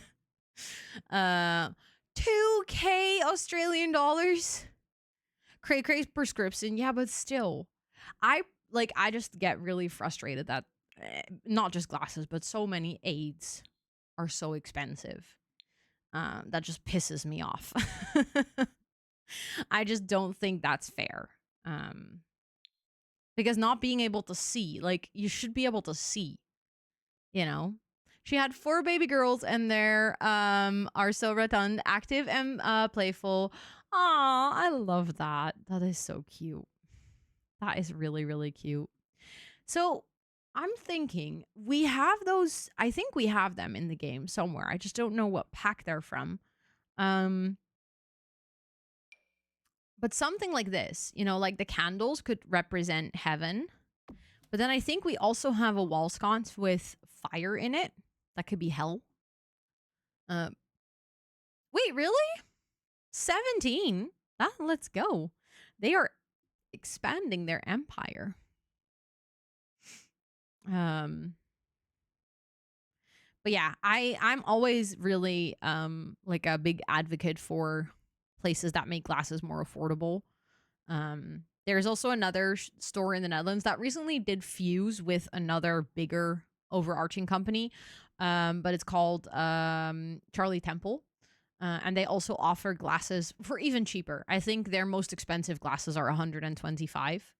Um, so yeah, wheelchair is also extremely expensive. That, like, I remember finding out how expensive it is and also how difficult it is to get a wheelchair. That's not just something that you can go out and buy. At least not everywhere. Obviously, that might differ per country, but it's the whole concept. Oh, wait, I just realized those are candles. I think the flames will float if I size it down. Well, that's fine. That's fine. But yeah, it's, I don't know. It's just those things where I'm like, it should be affordable for everyone. And even 125 is not affordable for everyone. But at least then it's closer to the actual production cost of glasses rather than it being a branded thing. Yes. Oh my God, go get some sleeps. I hope you have some really lovely sleeps. And thank you so much again for that rate. I do really appreciate it. There are brands. Yeah, see, exactly, you exactly. That's just that just does not sit right with me. Like that stuff like that, just no. Yeah, being a disabled is expensive. I had a whole rant about this the other day to Scott. I was like, it's kind of crazy that we live in a world where people just find it normal until you become disabled yourself or you know someone who's disabled and you're kind of faced with the reality, but otherwise you don't even really think about it. That if you're disabled, generally speaking, you are already in a way more challenging position to earn a good income, right? Because highly likely you are in a way obstructed to work because you are not as free to choose any profession you want, or sometimes you cannot even work at all. So the chances of you having a good income are already way lower than any other person, but then your cost of living is so much more expensive.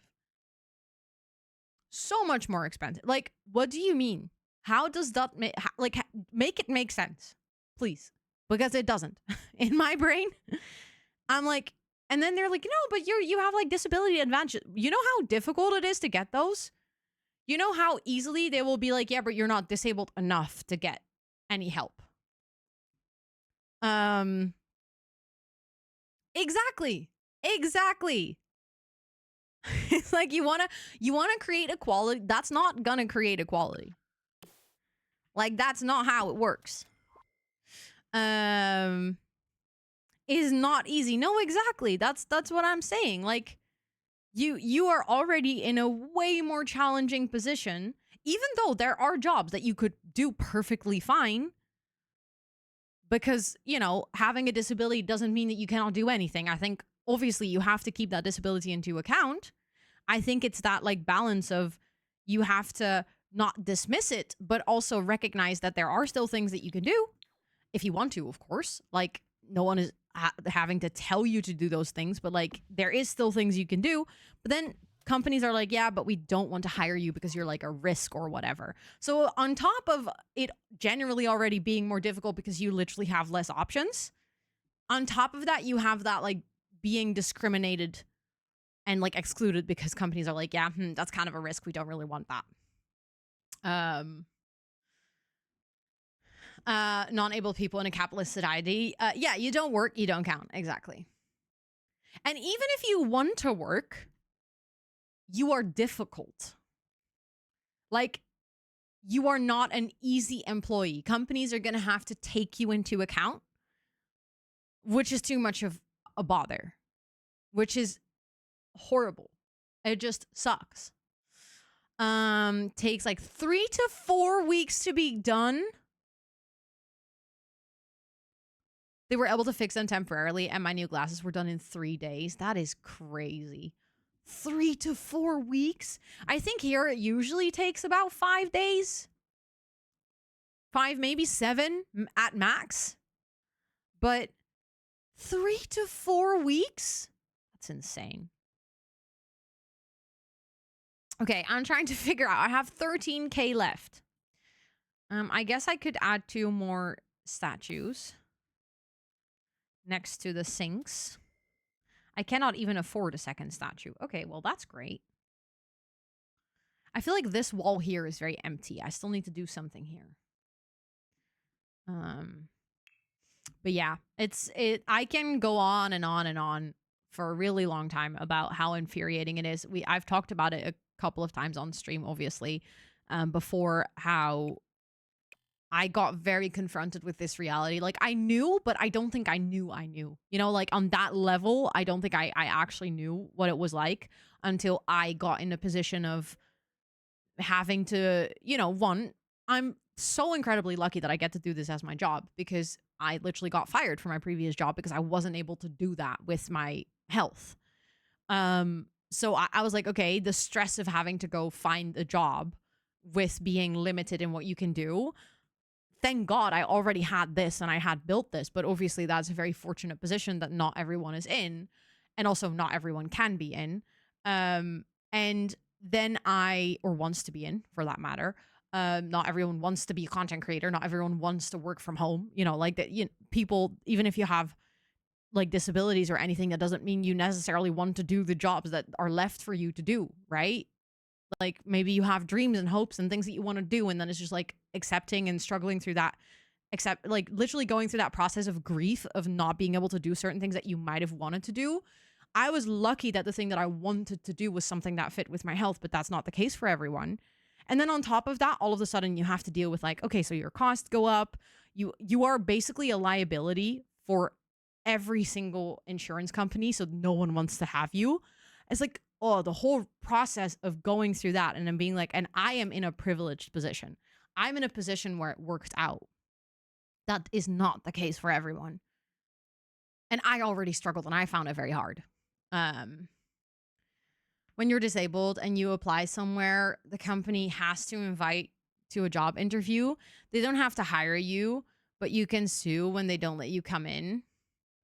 About private sector. Yeah, state-sponsored companies. I don't know what that's like here, and I also think there might be rules, but I don't think they're very enforced, to be honest. I'm pretty sure private sector, there are rules around like job discrimination. But I wonder how much of an effect they have, Don't know if that makes any sense, but because they refuse to implement a screen read. You're like, it's not that difficult, guys. Like, trust me, it is way more difficult to live without your eyes than for a company to freaking implement a screen reader. It just infuriates me. When I hear stuff like that, I'm just like, oh, this not okay. So not okay.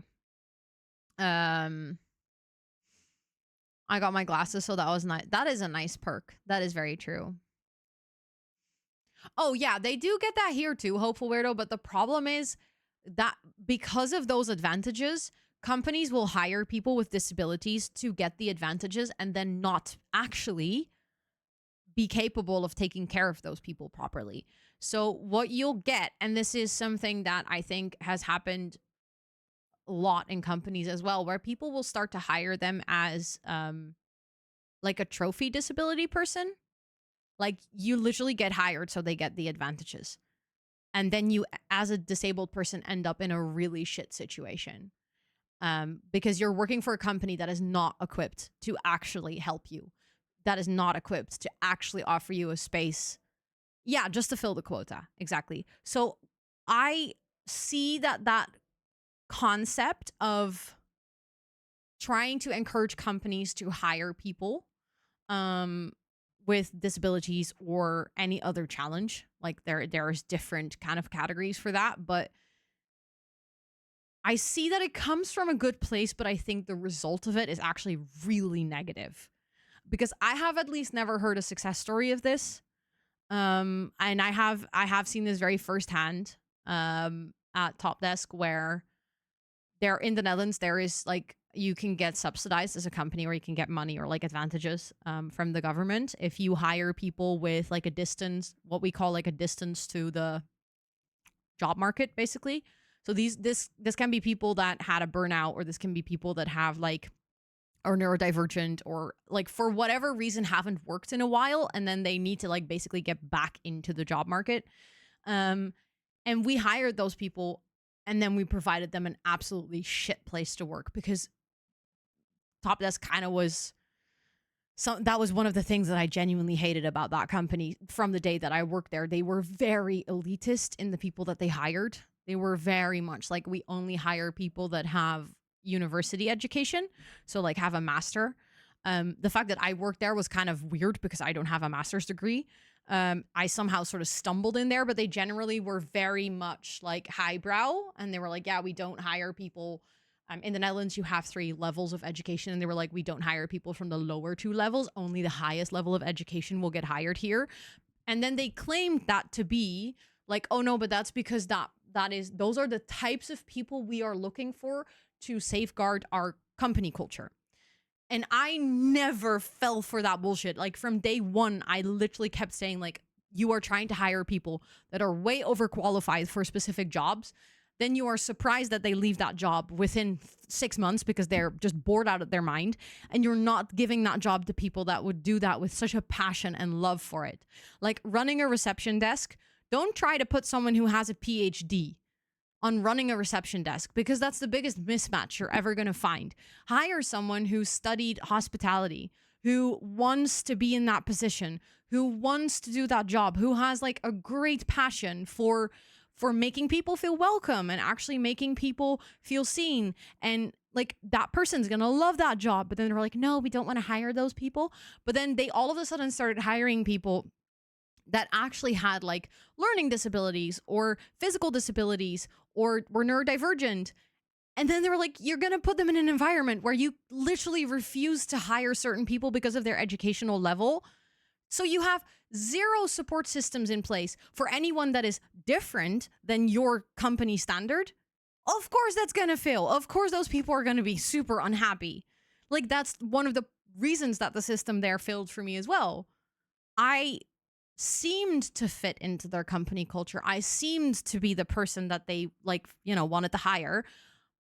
But then I turned out to be too difficult and I couldn't work there anymore. So yeah. Also, hello, Ninfleur, welcome in. I hope you're doing well. I hope you're doing so good. It's good to see you. Yeah, it was a weird company policy. To be fair, there were quite some weird company policy. Looking back, now realizing,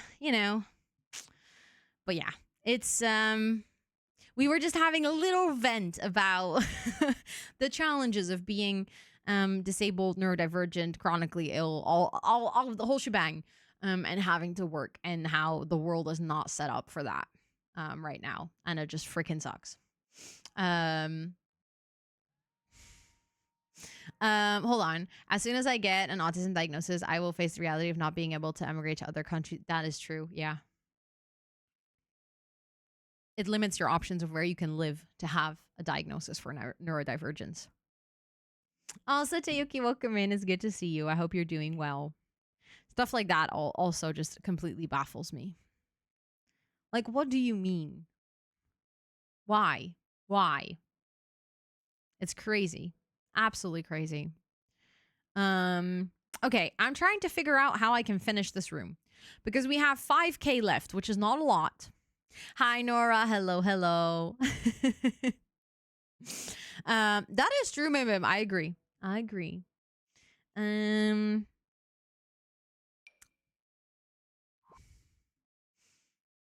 No, that is super fair. That is super fair, Nymphleura. Like doubting if you should get a diagnosis because it limits your options. It really freaking sucks that that's the reality we live with, but it is very valid. Yeah, ADHD is more accepted, but autism absolutely not. And that is just I hate that.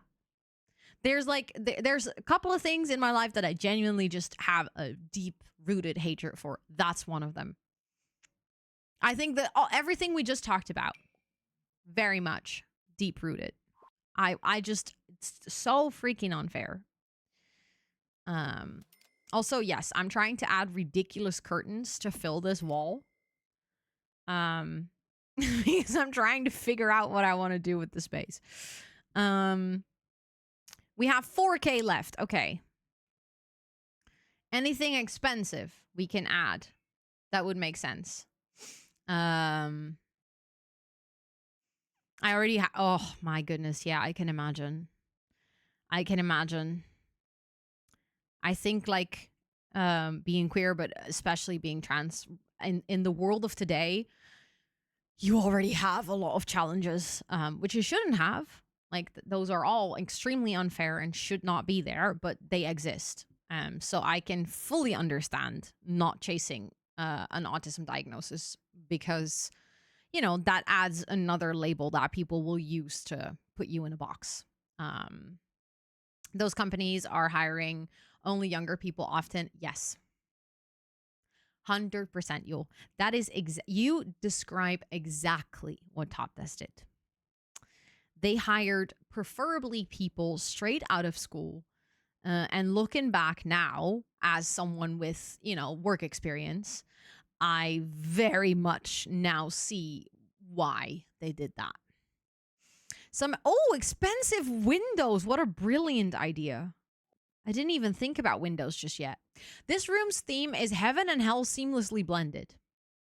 So, we have the lava floor and the fire in the middle. The you can't see that right now, but the ceiling is clouds, and then we have this sort of wallpaper to have that transition. It's a bathroom, as you can see. And these toilets we figured were really giving heaven, but you have to sit next to each other when you're peeing, which is kind of giving hell. Also the artwork and everything is like, you know, we have the light candles with the swirly stuff. And then we have these evil things, which are obviously very much hell related. Then we have the knights, which are guarding the gates between heaven and hell. We have the cloud lights. And yeah, we have these sinks that are obviously very much heaven themed as well. But I think we can maybe do, I don't know if we have windows that kind of are giving hell. That is nice. It's nice that you have a therapist that recognizes that, even without an official diagnosis, is still like willing to work with you on it. And having, you know, that sort of recognition of like, yes, you do fit the bill.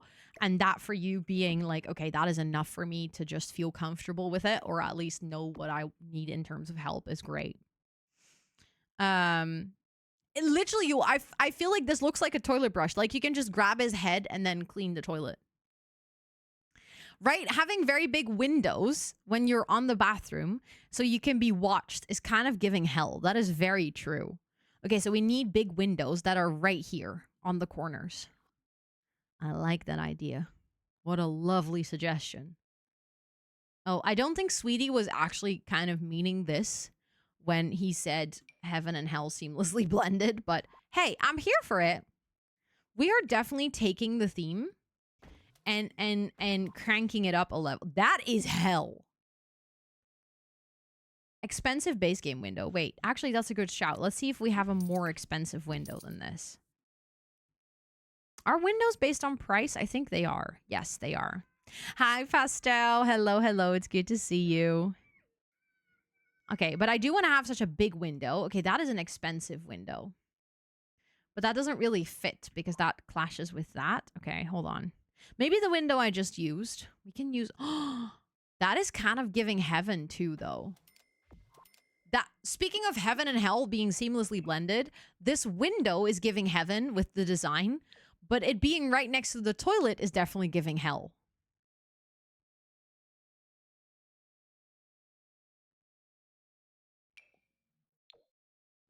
Hold on.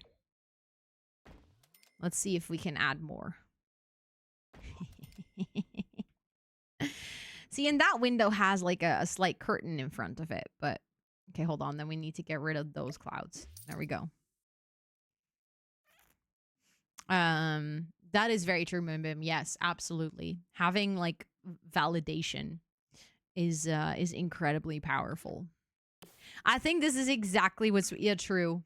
Sweetie is like, let's give an extremely cursed assignment because surely that's gonna work very well.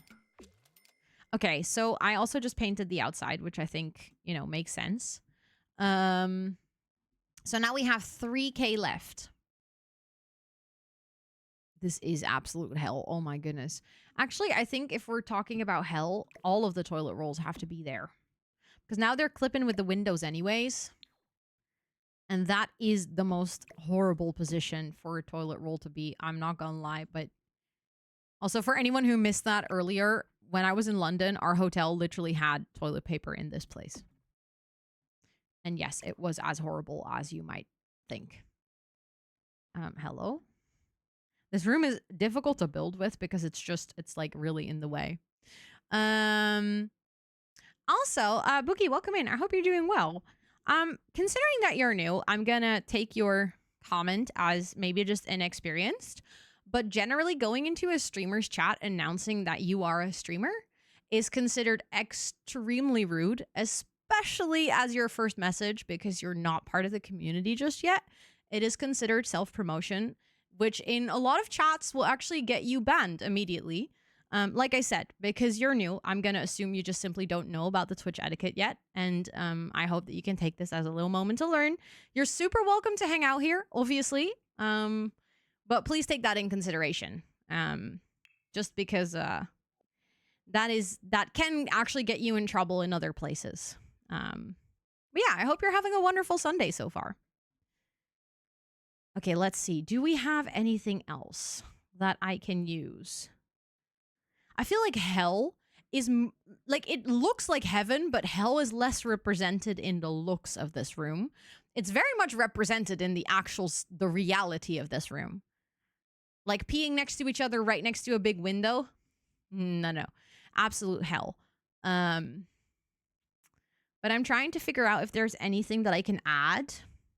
Yeah, we need more fire. That's kind of what I'm thinking as well, which is why earlier I was looking for those wall sconces that have fire in them, but maybe I'm just imagining things.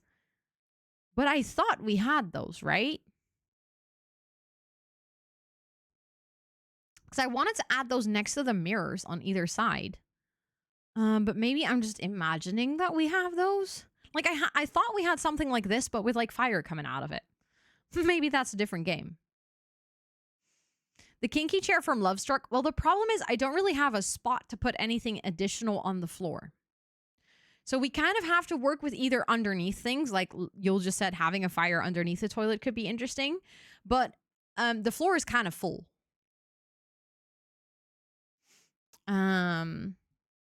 So furniture-wise, I'm limited. That's why I'm challenged right now.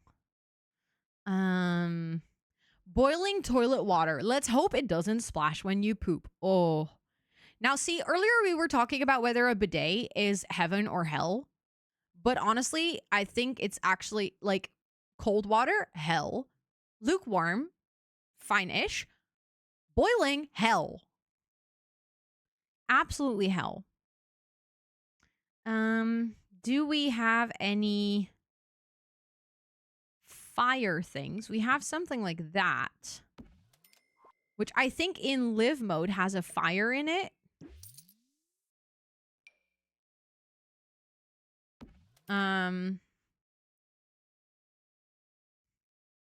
The kinky chair from Lovestruck. Oh, we have, I think that's the one you mean, at least. We have already used it in the red room. I think it's that one. Is it that one you mean? Or not? The toilets should all be upgraded to fire toilets. Yes, we can pretend those are fire toilets. I don't have I have a sim here, but considering that I'm trying to finish the shell challenge, I'm not actually going to upgrade them. But let's pretend these are all fire toilets. Also, time traveling teaspoon, welcome in. Thank you so much for cheering me on. I appreciate it. But I mean, we can try and pretend. Although I don't know if we'll actually be able. Hold on, I have an idea. Because obviously we need to be able to click on it for our Sims to light it. Which I don't know if she might say that she cannot reach it if we do it like this. But let's actually try to light those, just out of curiosity. Hold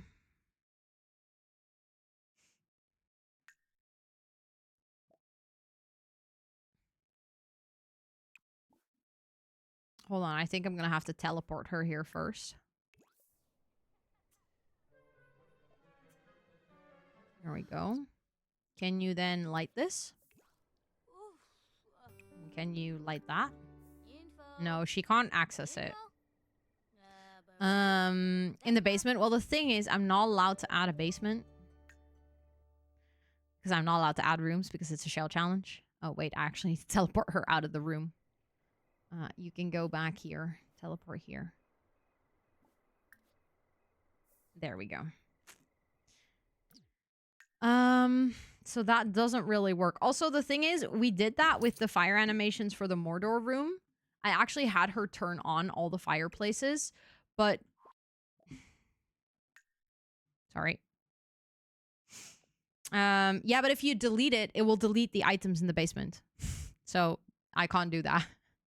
If you... The point is to add the... Oh, no, wait, the fires are still here. Actually, then we can use this fireplace to just do something similar. Because this fireplace, we can... I said we can hide it, but the problem is as soon as you put it behind the toilet, it glitches out. And she cannot reach it anymore. But I guess we can add fire underneath all the sinks. No, you can actually size down fire things because I've done that with the fireplaces before, like these ones. And the animation, ironically enough, actually does shrink with it a little bit.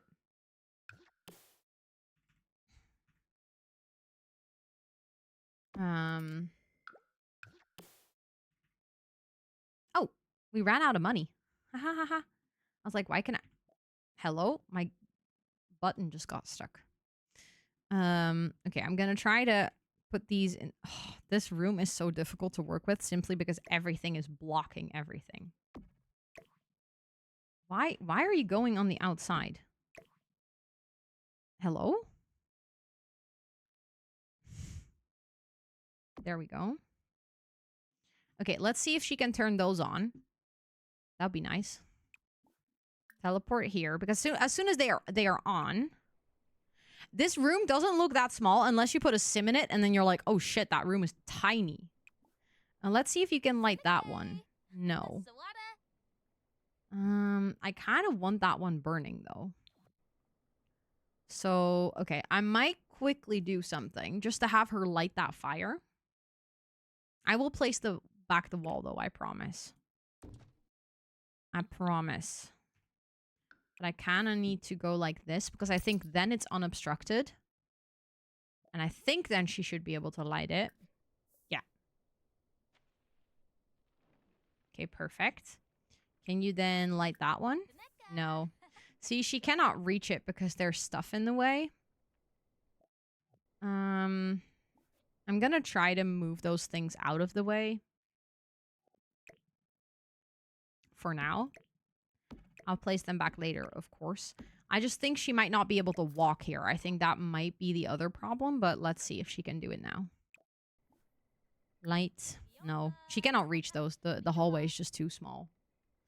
Okay, then unfortunately there's not much I can do for those ones. So it doesn't really matter to have them then because we cannot light them anyways. Because you cannot light them and then move them because then they actually go out.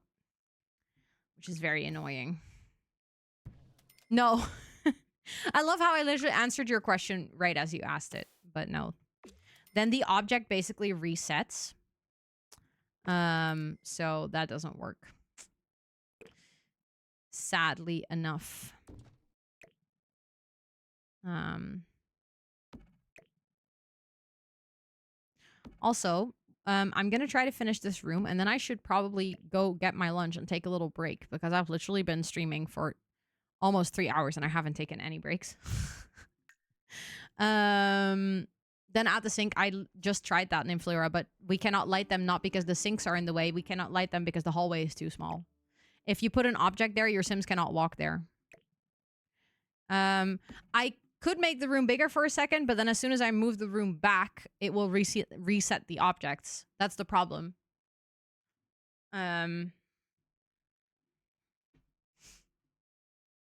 So I think this just doesn't work, but that's also okay. It doesn't have to work. That's fine. Then we just add something else. I mean, we have 2.5K left. It's not like we need to spend another 20,000 or something, and we're struggling for that. Exactly. Annoying Sims doesn't let us do weird stuff. We want to do more weird stuff. If you move the wall opposite of the sinks, we could technically do that, but to be honest, I cannot be bothered. That's the honest answer. That's too much work for something that's not going to add that much detail. Like, I don't know. I just don't care enough. Like, I want to do something, but yeah, not that, I guess. Maybe we can add curtains that don't block off the windows, but like add around the windows. We added these ones before. Like, obviously, I don't want to add those because those actually block the windows. But do we have a version? That curtain. I don't think that really works.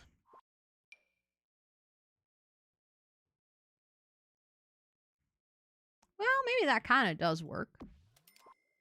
Oh, thank you. Nee, ik vind het zo wel lekker al. Dat had ik van de week ook. Toen waren ze perfect.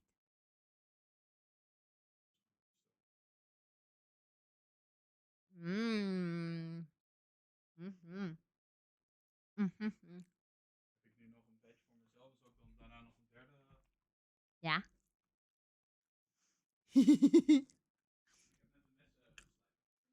Nice.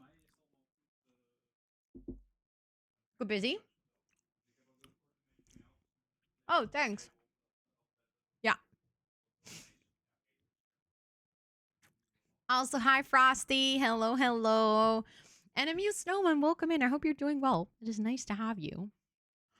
Higher up the wall. Fire things, not really. No, because basically anything fire that we're gonna put higher up the wall, we're not gonna be able to light. So then it's just a floating fireplace. Yeah, happy food dance. Scott made dumplings, kimchi dumplings. They're very delicious. I made them the other day as well. When I came back from London, I was still hungry, but I also wasn't hungry enough for a whole dinner. Okay. We have 1,900 left. I have an idea. Hold on. Wall sculptures. Oh. So good. But the other day I baked them. And he actually put them in the steamer. And they're very delicious. A painting? I was thinking we could do a painting. But then I kind of got stuck on what painting. I didn't really feel like any of the paintings were a match. But maybe there's a wall decoration that fits. Let's see.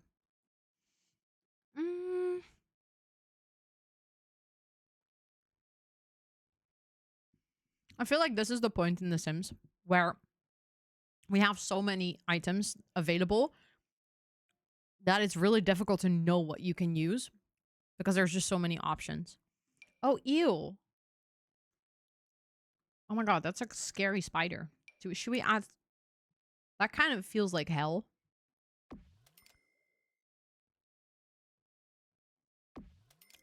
Let's add some scary spiders to the wall. Ugh. I can look in the gallery for a custom one, but yet again, way too much effort, sorry. Oh, thank you. Nice. He also brought me bell pepper. I mean, to be fair, I was hoping to finish the shell challenge within like the first 3-4 hours of stream.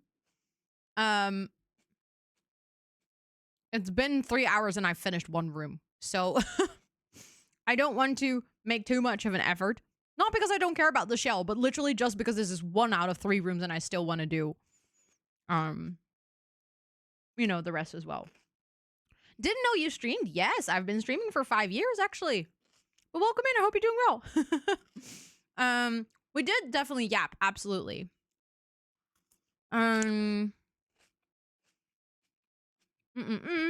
Let's see. I was kind of looking for the sun.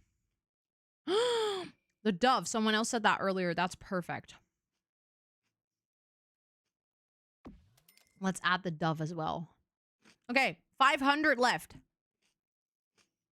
Do you guys know what frame I'm talking about? Like the golden sun? It's kind of like this vibe, but then the sunshine. Why can I not find it? I think it's base game. Maybe that would help if I just sort on base game. There we go. Found it. 74. Okay. We're getting somewhere. Now I'm like, can I add one less spider? I don't know how expensive those are because I kind of want to add a second sun on the other side. Oh. That's still too expensive? How expensive is that? Hold on. Where's the sun? Wait, that's 500? How expensive is that curtain? Okay, so now I can get a second sun. Well, so I feel like the sun is a better match than the curtain. Okay, now I have 19 left, but I kind of want to get rid of that curtain again. Because I want to have it be in balance. So now we have 200. Wait, how expensive was the spider again?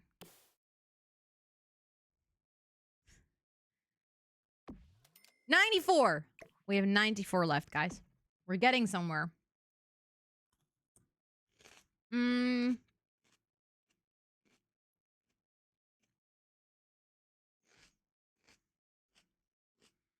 They are very icky. I don't think I've ever used them.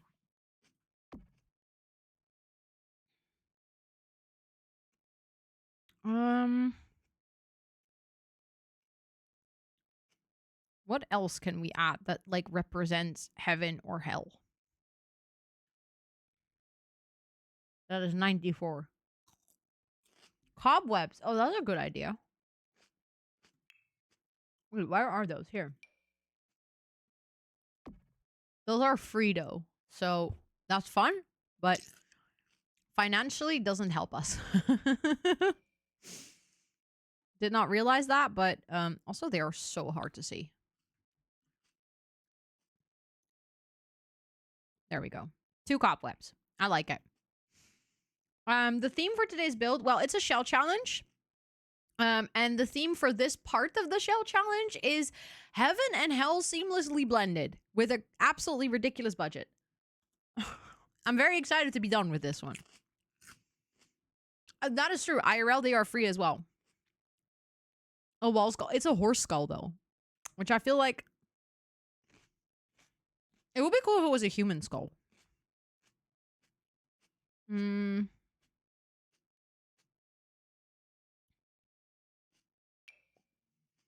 can do some tarot. Oh, we can only do one. Okay, well, is there one that kind of fits?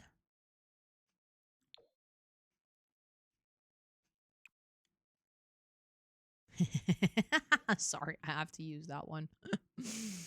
The skeleton from Get to Work would be cool. But I only have 9 simoleons left now.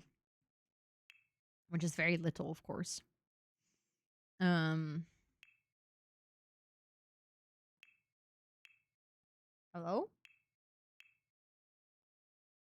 My game just was not opening the sculptures category. Time for paw prints. We can do paw prints. We haven't done that in some of the rooms. Good shout. Let me save. I would be so sad if I lost this progress. Imagine. Imagine. Okay.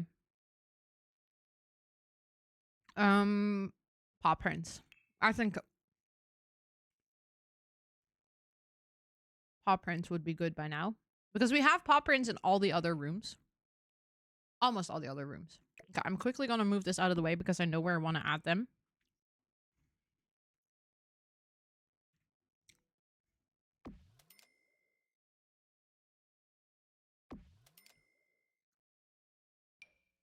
I feel like maybe it was a little too early for paw prints though, because now we have 6 left.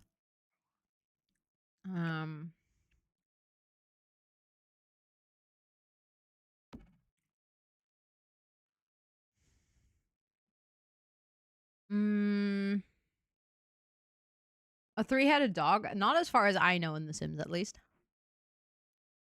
More paw prints. Just 6 more. I mean, to be fair, I think we might have to because I don't think there's many things in The Sims that we can afford for 5 simoleons. I want to see if there's anything. Anything snaky. I don't really think we have anything snaky in the game. At least not to my knowledge. Does anyone know?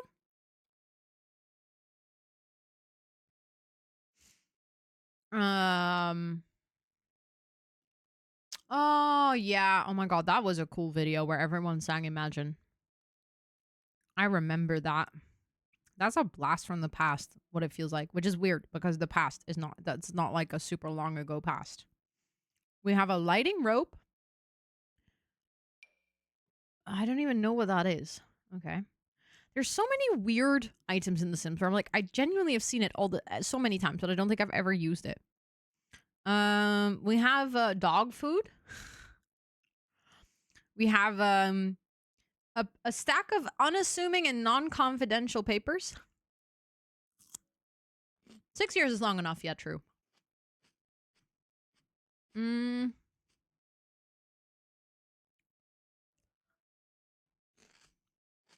See, all of these things are free. Well, this is technically this spill. But you won't see it if I put it on the floor because it's underneath a rug. Oh my god, true, Jane. Well, in The Sims, I would assume that the player would actually do something with them. Which is more than real life, you know. Those are hell true. At the same time, it feels somewhat inappropriate to make a reference to those in a Sim Shell challenge. A little insensitive, maybe. While you're right that those are hell, maybe not necessarily in a Sim Shell. Hey, that rhymes. That rhymes. A handmade promposal sign. That is true. Paperwork in general is hell. That is very valid. I mean, to be fair, it's one of the few options we have at this point, so we might as well. To be fair, paperwork on the toilet does seem kind of... Imagine you have a job that's so demanding that you have to take your paperwork to the bathroom.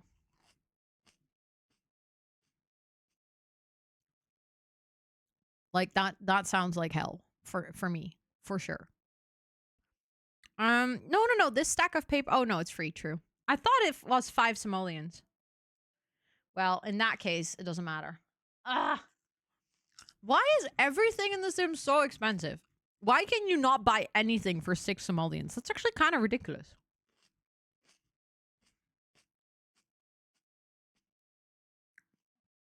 I mean, we can add rocks, but it doesn't seem very useful.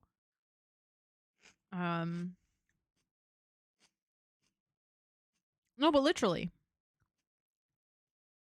There's just nothing. Oh my god, passed out. Yeah, you just convinced me. We're gonna add a mug on the sink. Because you are so right. Sims washing their mugs in the in the sink in the bathroom, just in general, their dishes in the bathroom, is player hell. You are so right. That's going to be a little Easter egg. If you know, you know.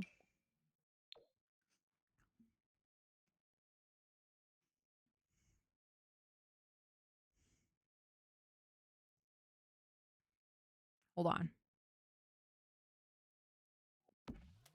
Now we have one simoleon left. We can add one more paw print, I think. We can have one more paw print over here. There we go. Okay, we did it. My goodness. This is one of the weirdest rooms I've ever created in The Sims, I think, but we did it. We got to 0 while having that absolutely ridiculous budget and ridiculous theme. Oh, I genuinely think that was one of the most difficult rooms that we needed to do for this shell. So, okay, let me quickly check. The next room we do, the theme is fantasy, and it is this one over here. It's this very long hallway. And like I said, theme is fantasy, and the budget is 9876. Which is very reasonable. We can do that. Especially considering that we already have this little witchy tower here. Oh, I just realized I haven't painted that roof. Can I do, that's gonna cost me money, is it not? No, painting a roof is free. Interesting. I have never thought about that before. Bidets get dishes super clean. That's a disgusting thought, Mayor. Also, hi, it's good to see you. You should add the sink. You should set the sinks to be kitchen sinks. That would be so annoying. I mean, to be fair, I don't expect anyone to ever play on this lot. If you're gonna play on this lot, I don't know what you're doing to yourself. Then you have absolutely no regard for your own happiness, I think. But yeah, so basically, our next objective is this room back here. I am going to take a quick break, though, because I kind of have to run to the bathroom. And I want to stretch and stuff, you know, because I've been sitting on my ass for the past 3 hours and I haven't really moved. So I think that's also a really good time for you guys to take a quick break if you've been here to play on this lot. I mean, to be fair, there's not really anything to play on this lot. As in, I'm not really sure what I would be doing here. Then I think I would turn into one of those simmers that's like, I have no inspiration. Why am I playing this game? Because what would one do here? It's like, it's not even playable because all of the thing, like the lot is not even set up to be functional in terms of your Sims wouldn't even be able to walk around. Those bathrooms, not usable. It's just decorative. But yeah, we're gonna take a quick break. I'm gonna stretch. I'm gonna run to the bathroom, stuff like that. Probably 5 minutes, 6 minutes, something like that. So make sure to use this time to also take a quick breaky, to stretch and to hydrate and do all those good things. And then after, we're gonna continue. And like I said, I'm gonna try to finish this shell challenge. I think the next 2 rooms, because they have a way lower budget, we should be able to finish them faster, because I think that's the thing that slows you down a lot, is trying to just spend all your money. And then we're going to do some final landscaping on the last little bits back here, because I haven't done that, obviously. And then we should be done. And we're going to play Not So Berry Challenge. But I'll talk to you guys in 5 or 6 minutes, okay?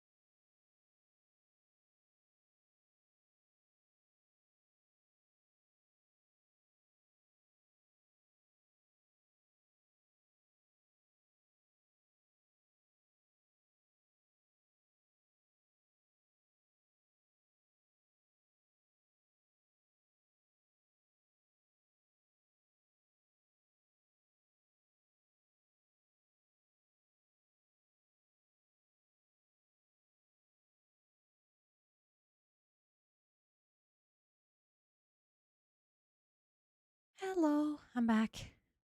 Also, Demon Girl, welcome in. I hope you're doing well. That's an interesting first chat, but hope you're having a good day. Guys, you want to see what I bought when I was in the UK?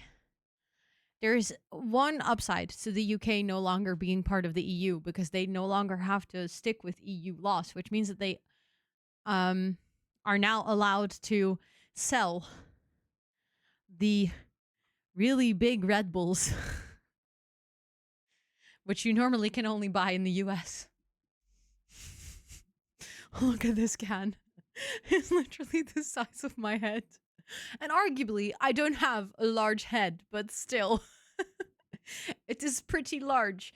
This is almost half a liter. Yeah. What is your name? You can literally see that underneath my stream. It's in my username. Could you try and not type with all the dots? I don't know why that's happening, but it looks a little spammy. You collected what? You don't feel like moving your eyes? Well, I don't feel like answering dumb questions. I'm sorry. So then I guess this is not your stream, huh? I know that Monster is allowed to sell big cans for some reason, but Red Bull big cans, you cannot buy them in Europe. A regular size, I think, is like 300 milliliters. Thank you, Esther. Literally, I was about to be like, oh, can we ban that person? Sorry, but don't argue with me. Come on. Also, Culture Dessert, welcome in. You wouldn't sleep for the next 2 days? For some reason, Red Bull does not affect me. Like, it affects me in a placebo kind of way where I'm like, oh, I like drinking it. How much caffeine is in that one?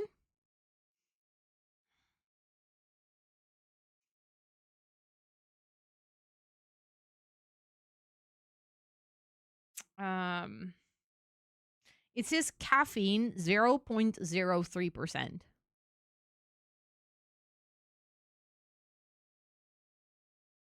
It is sugar-free, though. It is sugar-free. Not that that makes it any better, but because it's still about half a liter of trash. But, you know, I bought 2 cans. I bought the pink one and the purple one, and I was very happy.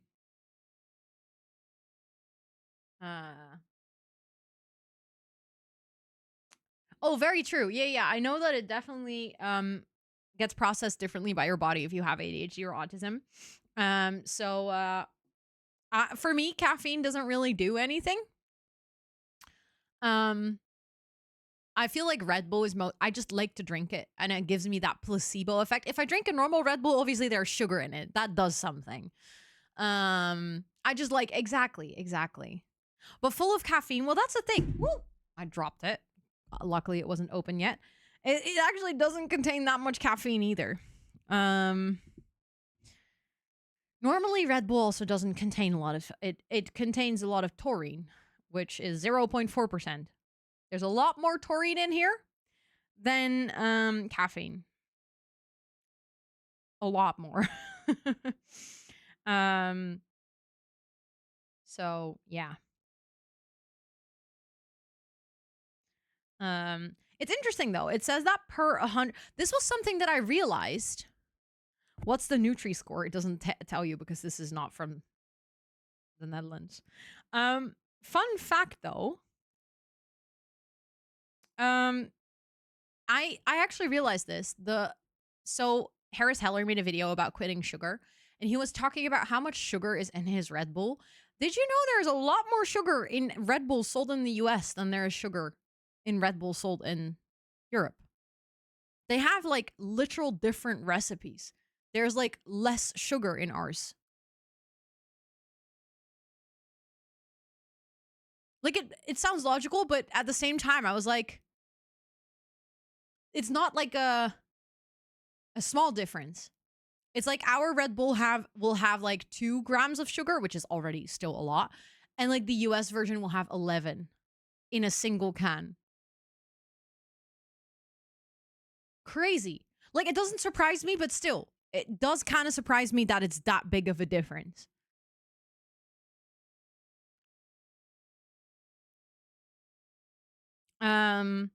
But this one, it says that per 100 milliliters, there's only 3 calories in there. That sounds like that's also not right. Because that would mean that this is like 15 calories.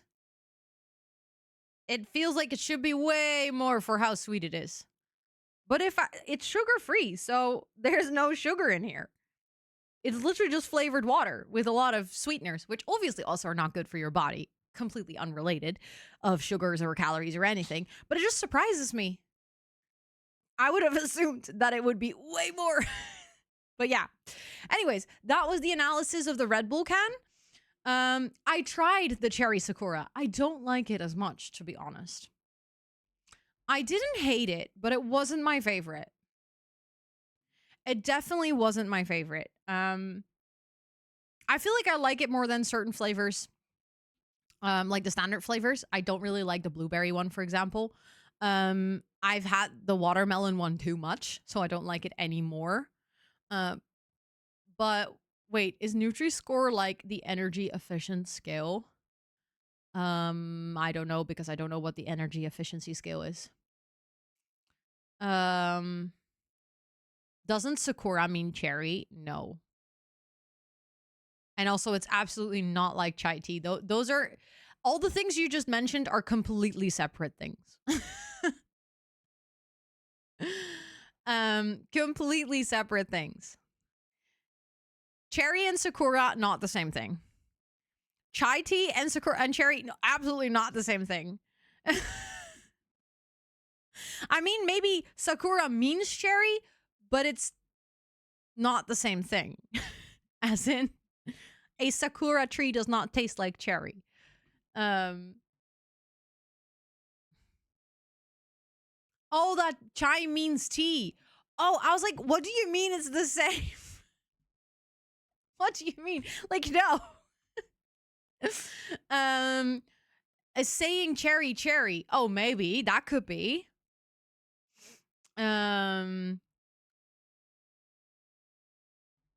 They have Coca-Cola peach.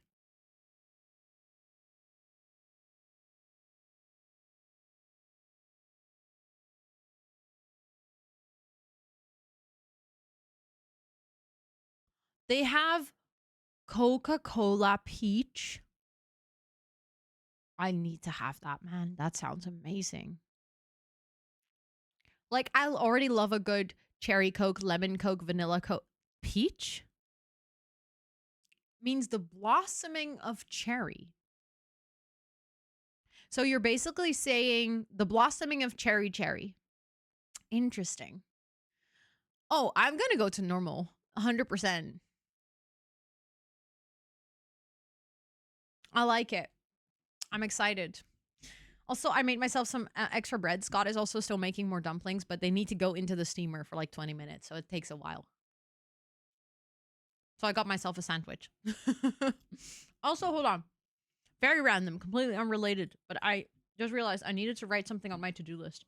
And I've been meaning to write it on my to-do list for the past 2 days, and all of a sudden I just remembered. Hello?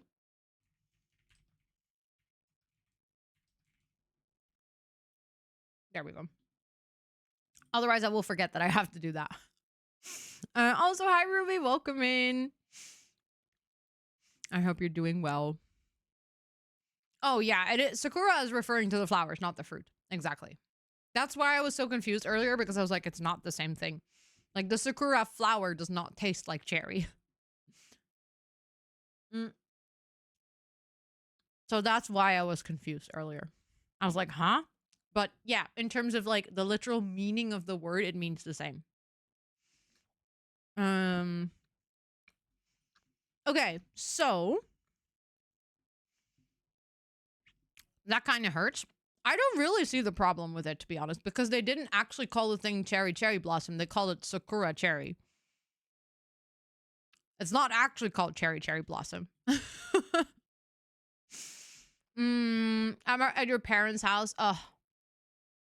Yes, good luck with locking in. You got this. You got this. Okay, let's actually move that out of the way. So this room needs to be fantasy themed, which obviously makes me lean very much towards the Realm of Magic pack. Let's start this time with adding lights so that you guys can see things. You got a Wednesday because your cat's been laying on it. Your cat's like, thank you, human, for buying me a new cozy seat to sit on. Oh. Oh, what happened to this room? Let's build a floor.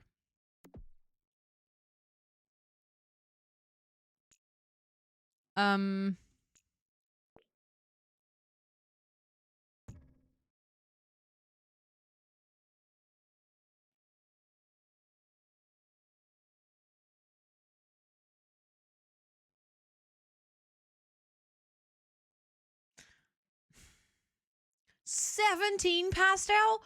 You do realize that it's March 8th, right? Or are you living in the future and is it like December for you? 17! Holy moly. Okay, so respectfully, Sims, what the fuck?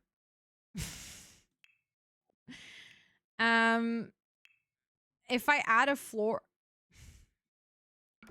Oh, I can actually add a floor. Okay. And you did not even start your first book. My point being, it's only March.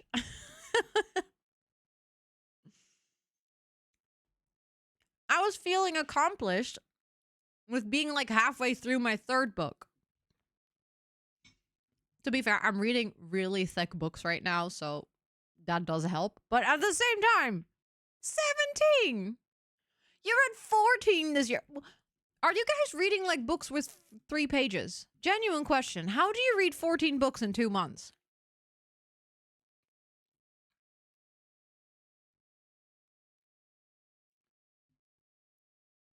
And I mean that in a like genuinely respectful. I don't mean that to be like, oh my god, that doesn't count as reading or anything. I'm just like, how does that physically work?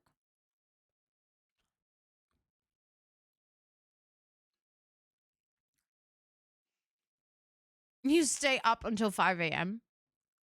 How do you guys have lives that facilitate that kind of lifestyle?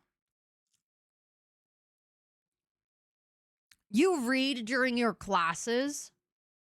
That's wild. I love that though. You read every time I have? Okay, I guess you guys just have more time to read then.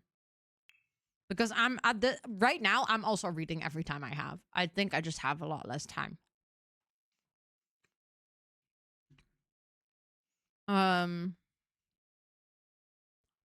Your life doesn't facilitate it. Like you just do it and suffer. Okay, fair enough. Valid. Fair enough. That is actually kind of funny. Okay, I think I want to do like that's gonna be a magical observatory because there's no way in this room, right? That is fair. That is fair, Pastel. That is fair. But then still, 17 is really impressive. That's a lot of books. But I love that though. I love it. Your TBR is 1,000 books, or you still feel like you're behind. I can see that. If it's 1,000, that's a lot. Crystals. Yo, that's a genius idea. I absolutely love that. We're definitely doing it. I also really I'm trying to find like the right color scheme. That's what I was looking for. I wanted something purple. Hi Tails, welcome in. I hope you're doing well. I'm doing good. Thank you for asking. The theme of the room is fantasy. Oh, crystal creations would be a great idea to add to this list as well. But actually in terms of crystals, we might have to go and go into debug. But I love the idea of making this like a crystal, like just a ginormous crystal display. For some reason, that feels right. Do you fantasize stuff? What exactly do you mean with that question? I mean, I have ADHD, so my brain never shuts up. So I guess I'm fantasizing 24/7. It's not really an active effort, though. You too, Molly. Thank you so much. Happy International Women's Day. Let's freaking go. Yeah, this floor is really glitched, but I actually like how that turned out. You finish a book in 4 to 5 hours. How many pages does a book have that you finish in 4 to 5 hours?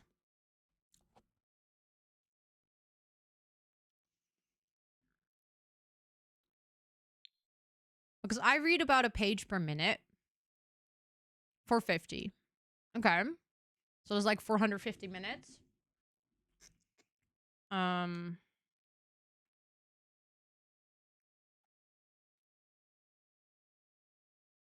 just curious, reading speed wise. It's like 7.5. Okay, so you read like a lot more than per minute, like a lot more pages per minute. Like, do you think about stuff and how all the time, Tills? I literally cannot get my brain to shut up. So yes. The answer is yes, but I don't have any specific examples because it's continuous. You go at it. I was just about to say 450 in 4 hours is insane. That's impressive. From an author you either recognize or know. Interesting. So you don't really try out new authors very often, Starship? You're gonna get number 18 done today. Passed out. Holy moly. Holy moly. It's kind of cool though. Yeah, my goal is to try and finish the Mistborn trilogy before I go to Birmingham so that I don't have to take 2 books with me. I just want to take a new book when I go to Birmingham.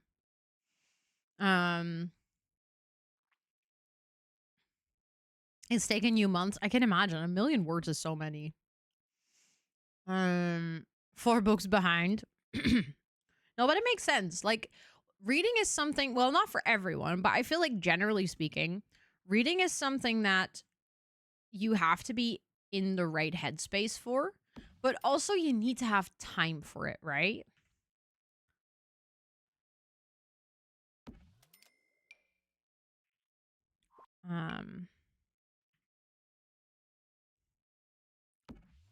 So even if you want to read, even if you have like that ambition to read, doesn't necessarily mean.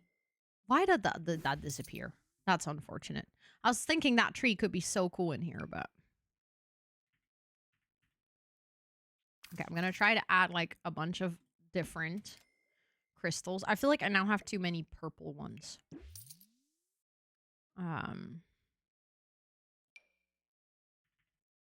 I can size them up.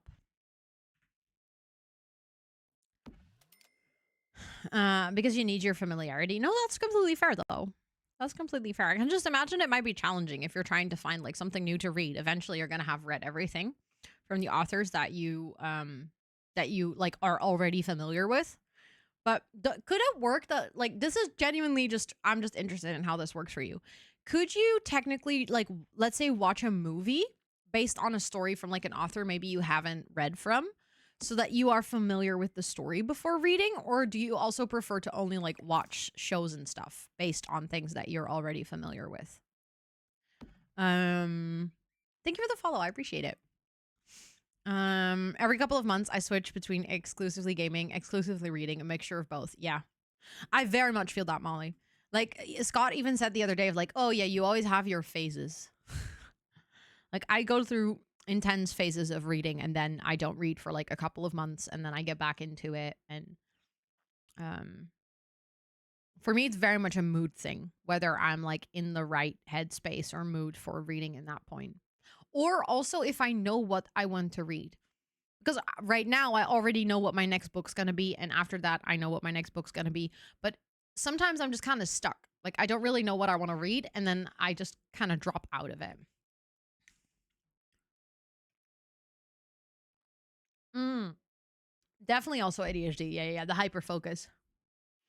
That's kind of what I mean, I guess, with mood. Like if my brain is not in the right headspace, it's also like I just genuinely the idea of reading just I despise it. Yes, very much, Rose. Very much. I have a very active imagination. So I will also see it in great detail. I'm like an extremely visual thinker. Pokemon packs. That's nice though. That's a fun thing to do. Expensive but fun. You don't have that at all. No. I mean, I don't know if it's not normal, but it's at least like most people are able to see things, yes. To a certain degree. Mm. But yeah, not being able to see anything is indeed not very common. That is wild, Mim Mim. I don't know how you do that.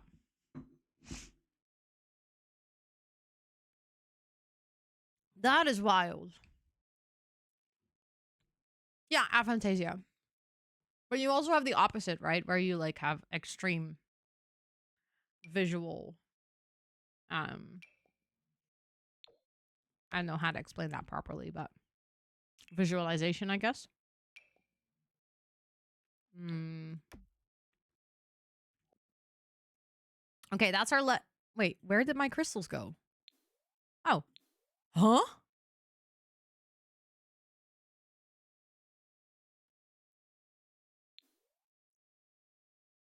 Why do they disappear if I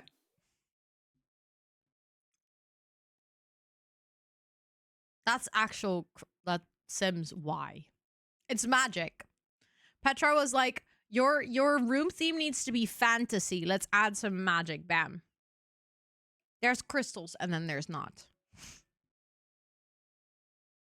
That's wild. Sims, that is wild. Make it make sense.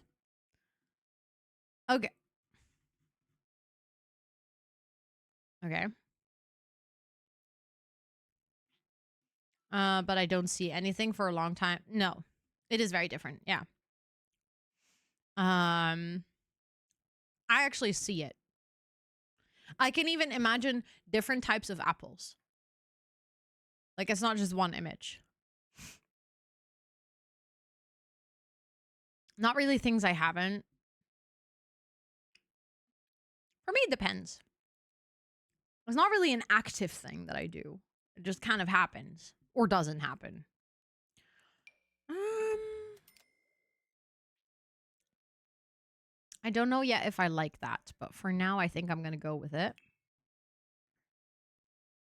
I might want to do the dragon scale on the outside. Um, mm, but speaking of, by the way, not speaking of, we were not speaking of this. Um, if you guys see me itching my nose like 24/7, I feel like my allergies are acting like hay fever allergies, but I feel them in my piercings. It is highly annoying. Um, I think it's something that you're. I think you can practice it as in. How do I say this? Um, I think if you don't have it at all, you cannot practice it. I think if you have it a little bit, you can practice it, but probably never to a degree that someone that naturally is very good at it has that. Does that make sense if I say it like that? I'm trying to figure out if that makes sense.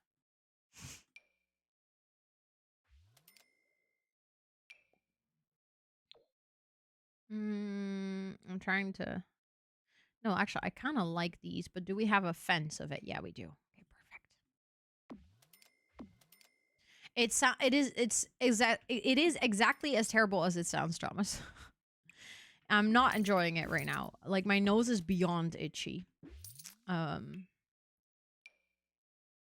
let's see. I want to use these ones actually. Thank you for the follow. I appreciate it. Welcome in. I hope you're doing well. I like this. Although I don't like how those pillars sit on this foundation. So that is something we're going to change. Yeah, I might just use these ones then. I don't like how those sit on it either perfectly, but at least it matches a bit more with the fencing.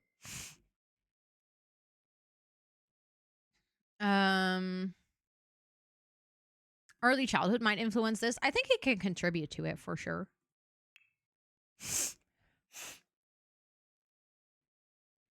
Hi, Senanor. Welcome in. It's good to see you. I hope you're doing so well.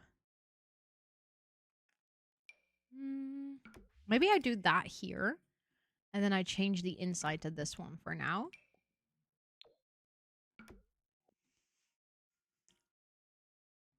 Definitely need windows. I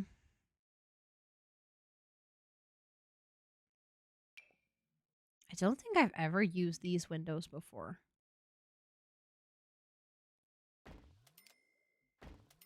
Hold on. There we go. You're doing fine. Let's go. I'm doing good as well. I'm trying to work with this room and make it a fantasy themed room. Now I just need to try and figure out like what I actually want to add in here. You know what it kind of reminds me of? A dueling stage for witches and wizards. You know, because it's such a long hallway.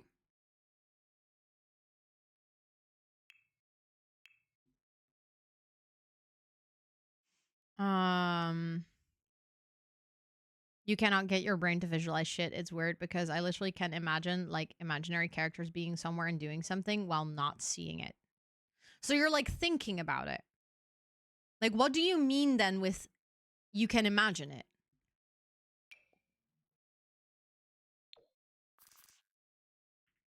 Okay, so so you're thinking about it. That is so interesting.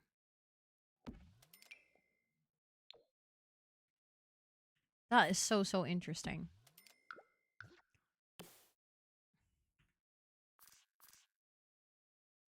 And thought of how it would look. I find it really hard to understand the concept of how you can think about how something looks but then not see it. Because in my brain, that is so intertwined. There's like no separating those two things. You cannot think about how something looks without seeing it. For me, like I'm not saying that you should have that as well. I'm just like, I'm really trying to think of what that is like, but I just cannot even imagine.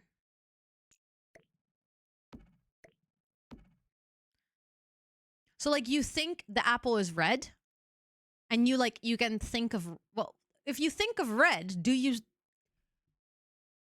how do you not see the cut? My brain does not understand this.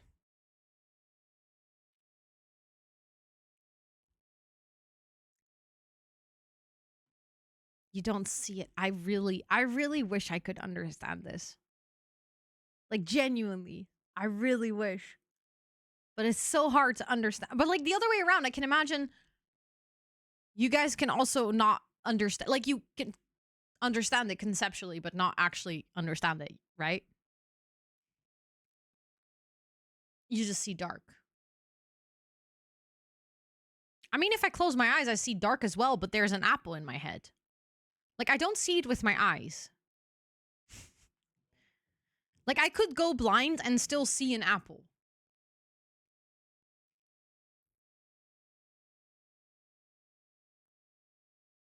I don't know if anyone else who is like a very visual thinker has that as well, but like I don't use my eyes and see, like my eyes are completely irrelevant in this skill or in this.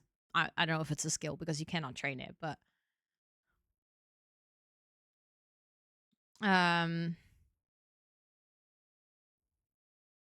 nonfiction, so there isn't really the same aspect of imagination involved. But fiction, I do read. I get invested in the feeling of the story, not really picturing it. This is so interesting.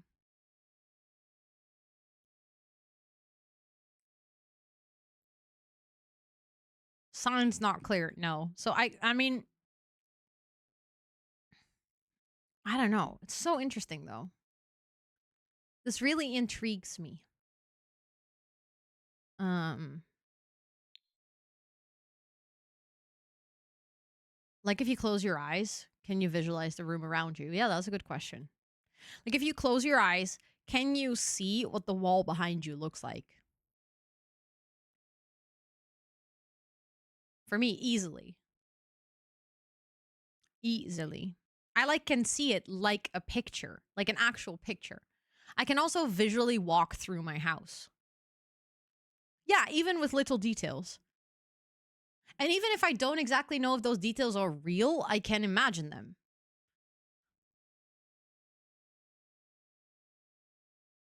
You can't see it at all. That is so I literally do I have no idea what that would feel like. Just no clue. Um Thinking about what it might look like, but I get a little bored because I don't see anything.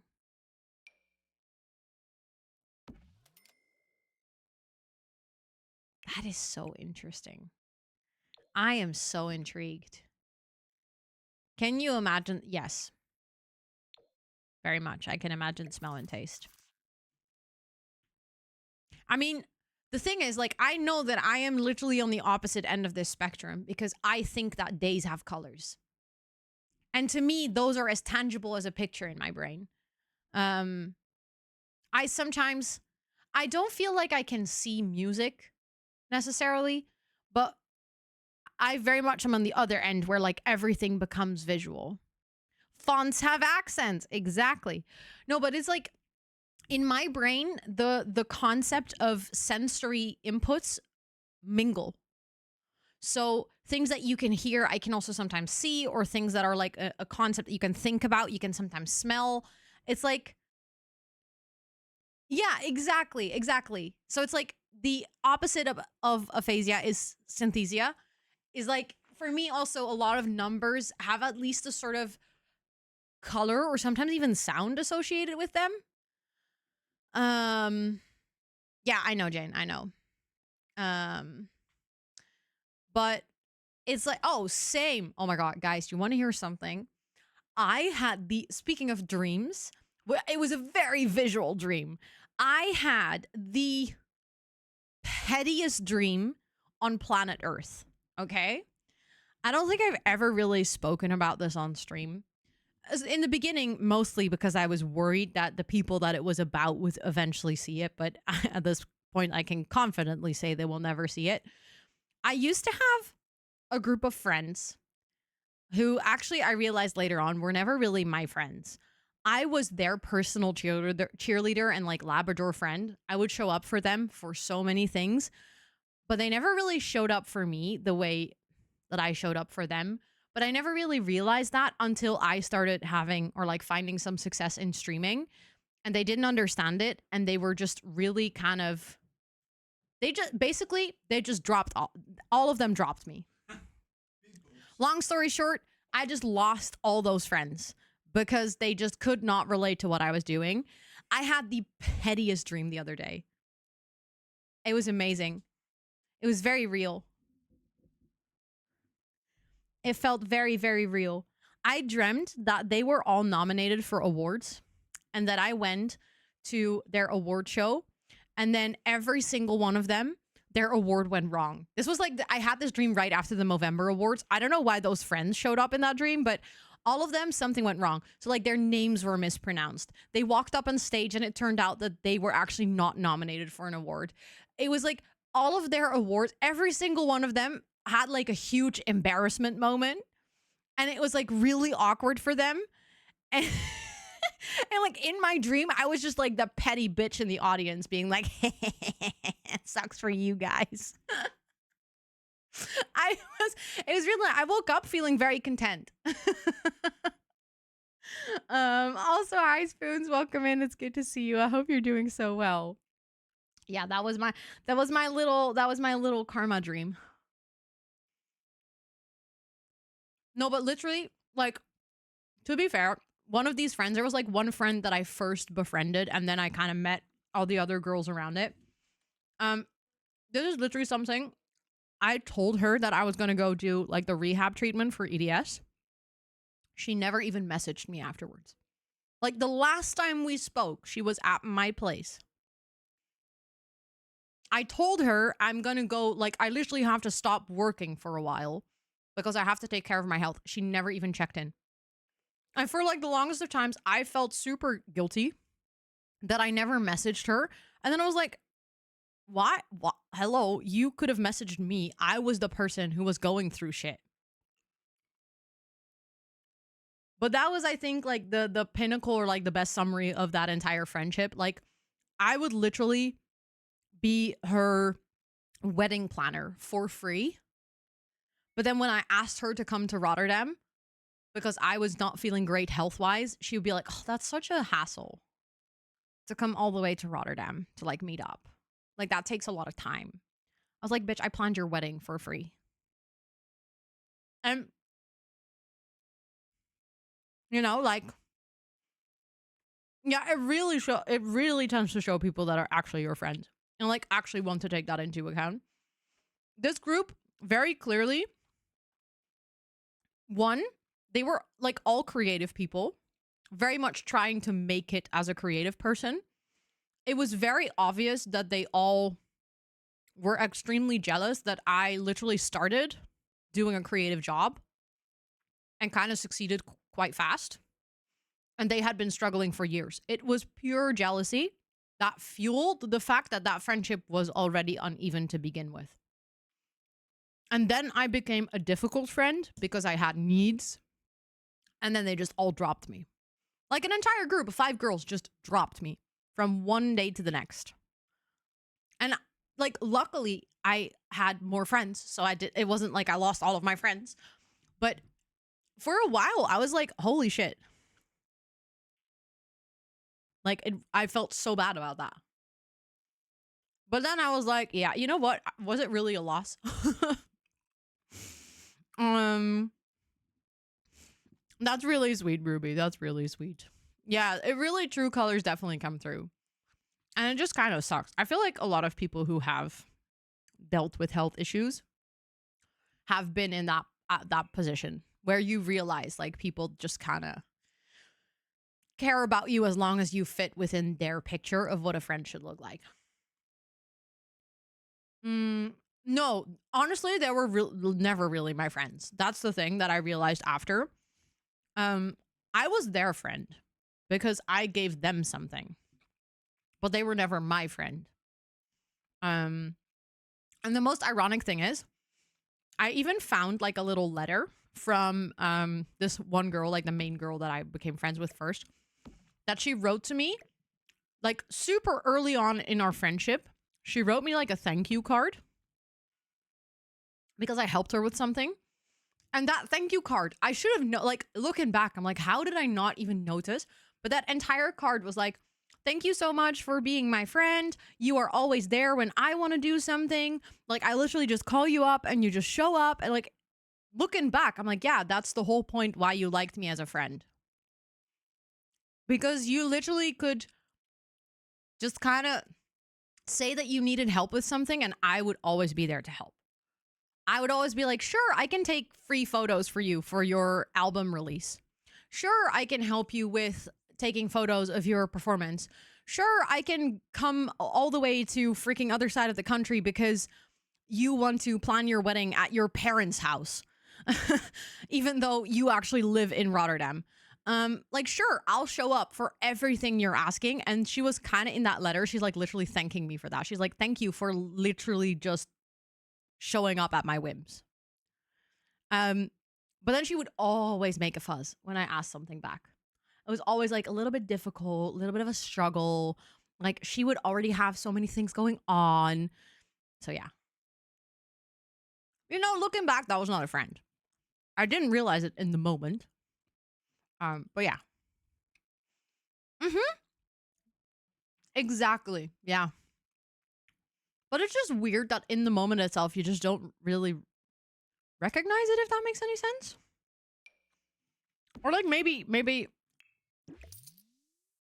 yeah, no, I guess I totally didn't recognize it. Now I think, recognize it. Looking back, like now I'm way more aware, obviously, of the signs. In the moment, I felt very validated. I was like, oh my God, I put all that effort in. How sweet of you to notice. um, Ooh, that's pretty. But I wanted the purple one. Um, exactly. Like, thank you for seeing that. Thank you for seeing that I put all that effort in. Amelie, thank you so much for the 2-month resub. I appreciate it. Thank you, thank you, thank you. I appreciate that so much. Please enjoy all your subby perks for a whole month more. No one contacted you. I'm so sorry. I'm so sorry. It literally, like, it pisses me off. Because it's somehow, I mean, and that can sound like I'm now, like, giving myself that compliment, but in a way, it's somehow always people that really show up for others that end up not having anyone show up for them when they go through shit. And that's, again, I'm not saying, like, I had friends absolutely show up for me. I had friends who were there who, you know, messaged me, who checked in. But it definitely showed true colors of certain people that I thought were my friends. And then I realized, oh, actually, haha, you are not really my friend, because you could not care any less of how I'm doing. Which, it's a really shitty realization. But yeah, it also kind of showed which people are my real friends. And those are people that, you know, I still chat with a lot. And those are people that I still have close in my life. So it kind of, looking back, I'm kind of like, ironically enough, like, good riddance. That sounds evil, of course. But like, you know, it's maybe good that those friends left my life now and they weren't there for many more years to take advantage of me, for me to only realize it even later. With things like these, it's kind of like you rather just know. Yeah, it's so rough in the moment. Exactly. Absolutely, Rose. Yeah. Some friends are just not, like, some people are just not compatible. This was definitely a situation of not being compatible in the end. Maybe we once were, but also, I'm so happy with my more dumplings. I'm trying to find a light that would work over the cauldron. Oh.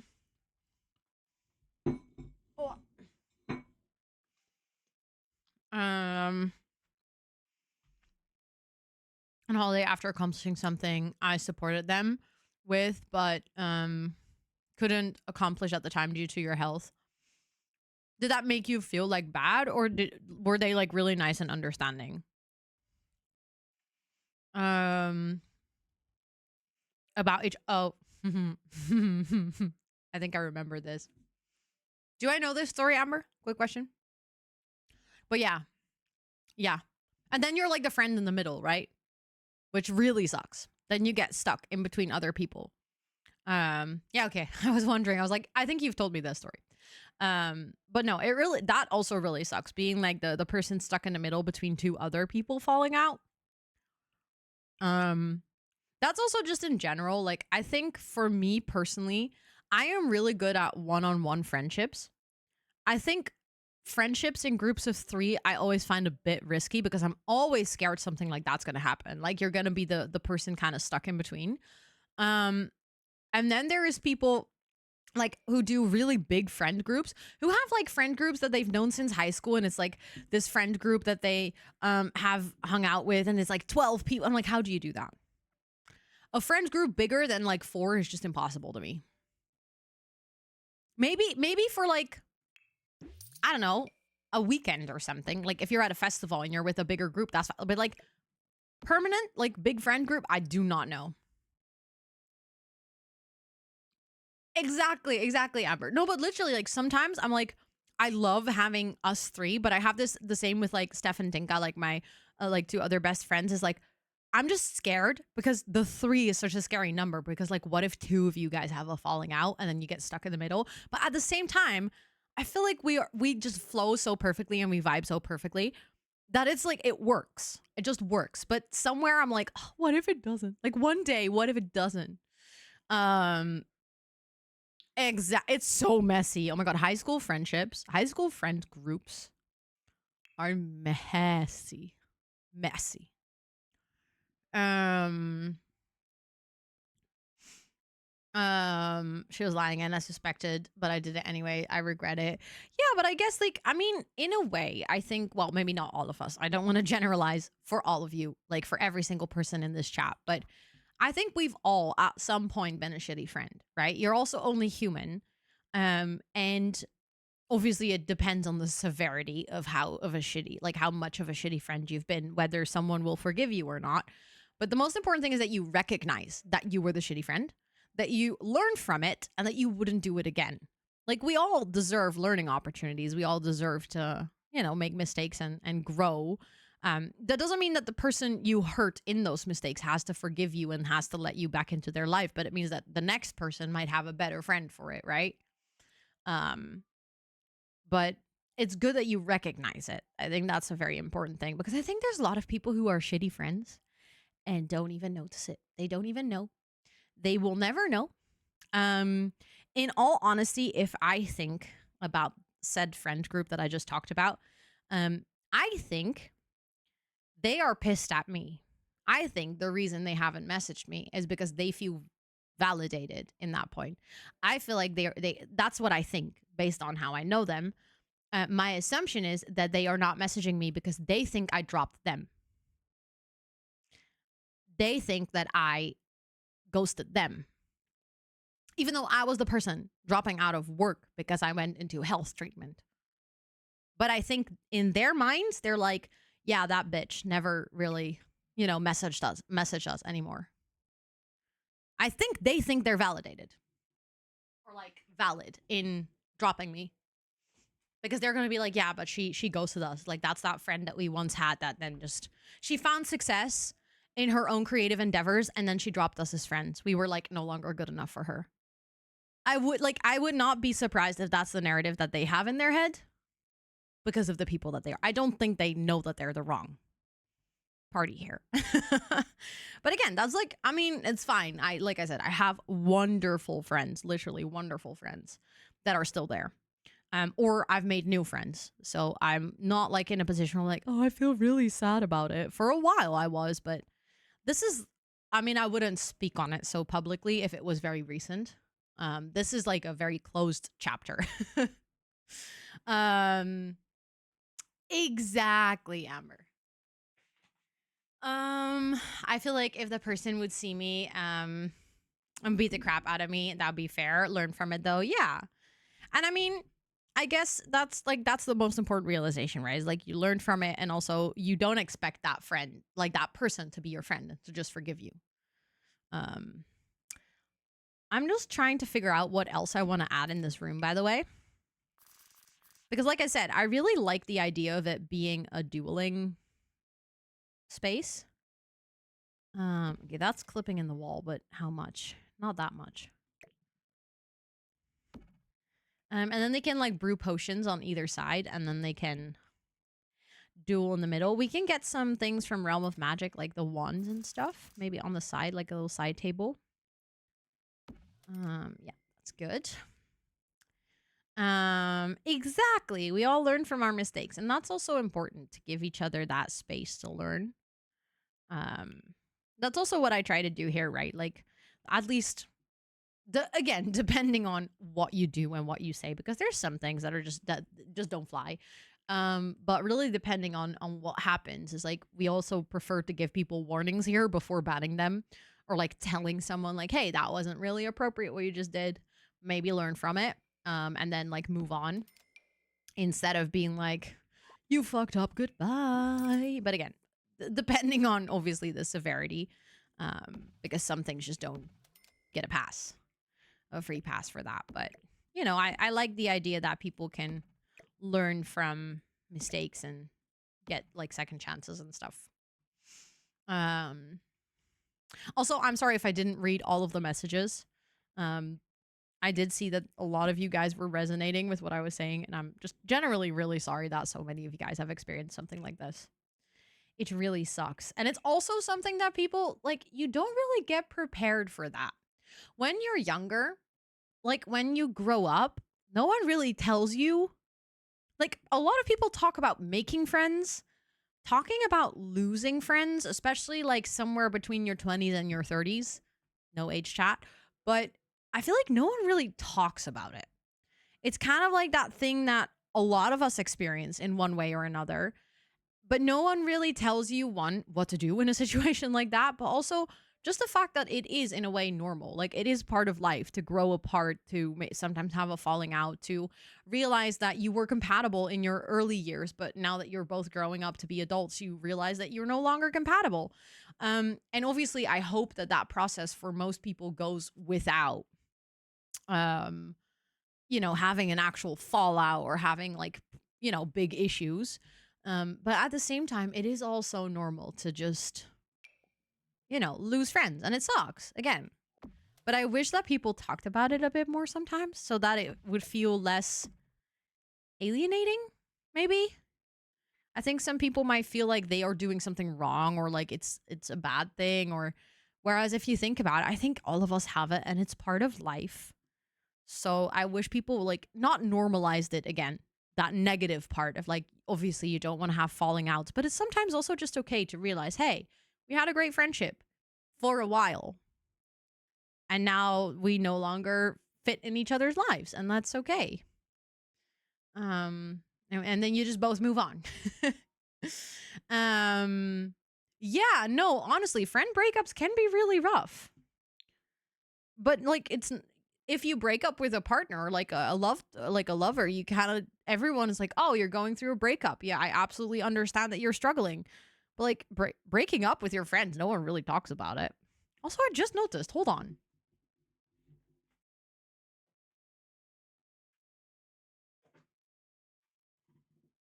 Dude, what did you do?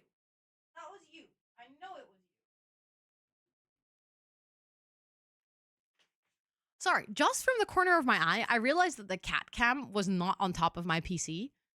It was literally all the way behind my desk. It had fallen off. I know that was Toot because she is the only one who tries to climb on top of my PC, even though she's allowed even though she knows she's not allowed. And she was like, I'm going to be better. I will change. But surprise, surprise, she did not. I should have known, but I'm still fucking sad. No, but that's super fair. Like, it is so fair for you to be like, I'm really fucking sad about this because you think someone's your friend. So obviously, apart from, having that expectation of like, oh, someone is a friend, they're going to show up for you. It's also, you want that person to show up for you because they're your friend. And like you need support. And obviously you want support from the people that you have picked as your friends. That's why you're friends with them.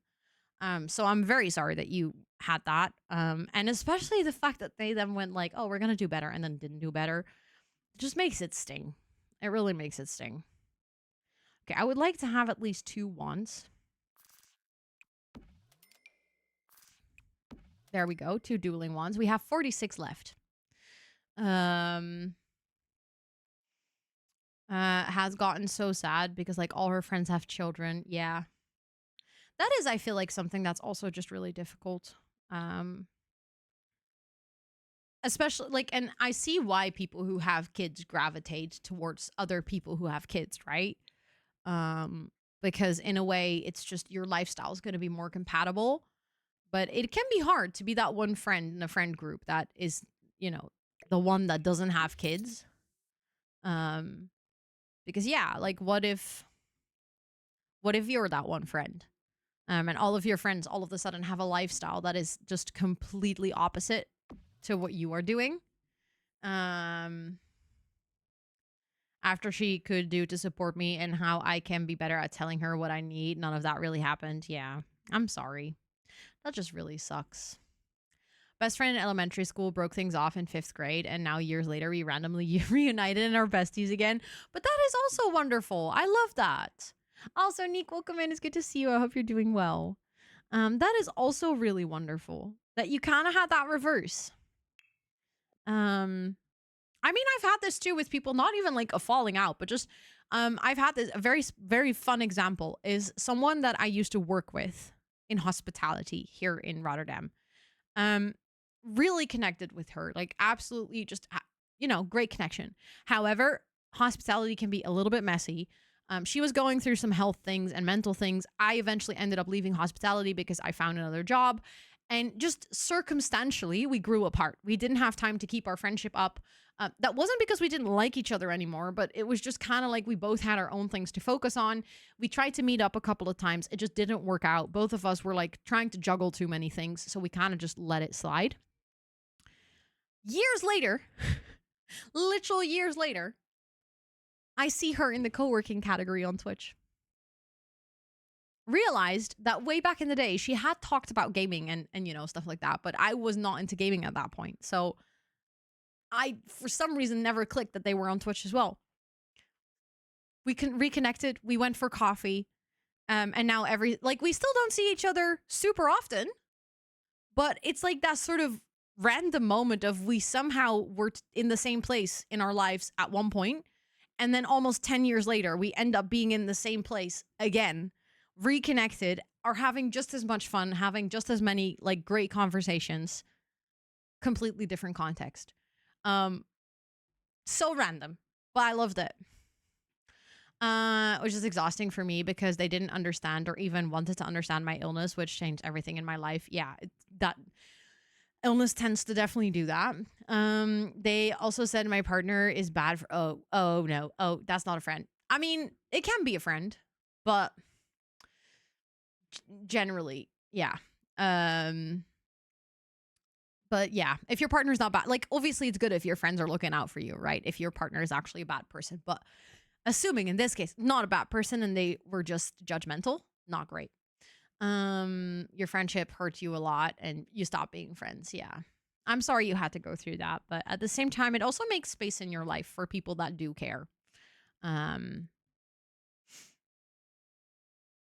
Now I wonder who it is. Oh, I can tell you, it's Afro Duckling. I mean, I say this every single time I rate her, so it's fine. um They're in streams a lot. That's why they have a VIP badge as well. It's like someone that I knew IRL before even being on Twitch. Most of the people that have VIP in my streams are either people that I know IRL or have been part of the community for such a long time, from like way in the early days. Way in the early days. No, we are having really good conversations, but I'm not really, well, I mean, I'm almost done with this room. But definitely building is taking a lot longer than I expected. Well, honestly, I love that too. I love that we're having really good conversations because you know what? That is important. That is important. And we don't always have time for those. So, we don't always have time to have really good convos. So I'm happy that we're having them. Yeah, these are important conversations. These are like good Sunday conversations. We're like, you know what? It's a Sunday, it's a weekend day. We have time for extensive chats. But we're having a lot of deep talks today. But it's nice. I mean, I feel like in a way it also helps that I know that we have 12 hours. I'm kind of like, obviously I don't want to spend 12 hours on this build. I would like to finish it a bit faster than that. But and I also really want to play Not So Berry. So again, I don't want to spend the rest of the stream on this. But it is nice that I feel like we're not in a rush. And that's also been a while. I feel like with, I love absolutely adored Girly Pop. I had the best time. But doing that and then trying to, try out so many new games and things, I feel like lately to stream, there's also just been a lot of content push or like deadlines or anything. So it's nice to just have a whole day and be like, okay, we're just playing The Sims. They put a lot of pressure on me with a lot of, yeah. See, that's the thing. Maybe like in retrospect, you realize that friendship was already costing you more energy than it was giving you. But again, like we said earlier, friendship breakups are rough. Okay, like those are not just things that you just do. So it also makes sense that it took a while for you to get to that point of, okay, it's a breaking point, end of friendship. But maybe realizing after like, oh, that was, I'm better off is also means that there is now space for people that can actually give you fulfilling friendship. Oh, you guys are the yappers. Absolutely. Absolutely. Okay, so how expensive are these carpets?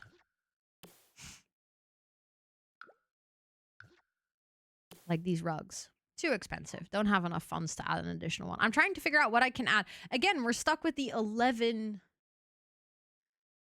simoleons. There's just two little things in this game that are cheap. We have a lump of coal. Sure. That is exactly what I want. We have a little starter seedling. That's $10. We can add that. That's kind of cute. Just a little planty.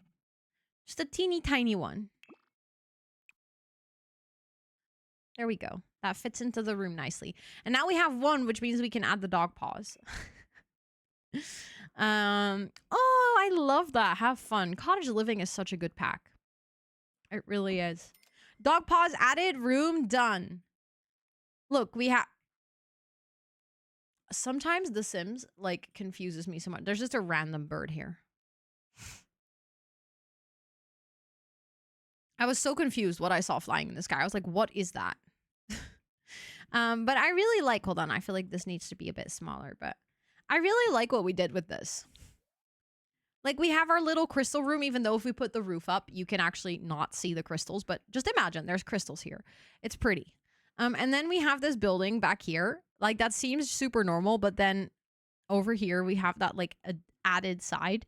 And that's our fantasy, like, dueling area. I know, The Sims takes up so much space. It's actually ridiculous. It's actually ridiculous. The other day when I had to install, oh no, I had to uninstall a couple of other games to make space for it. And I looked at my program files and The Sims is like already on its own without any mods or CC is taking up so much space. And then I obviously have all my screenshots and all my mods and all my CC. Like it takes up a crazy amount of space. Also, Raptic, welcome in. I hope you're doing well. Butt mod. Okay. I'm not really sure what you're trying to say, but... Oh, yeah. Genshin also... I had to uninstall Genshin because I was like, I'm not going to play this again anytime soon. Like, I would love to eventually play it again, but just... I knew that there were other games I wanted to try first. I was like, yeah, I'm going to need that 100 gigabytes back.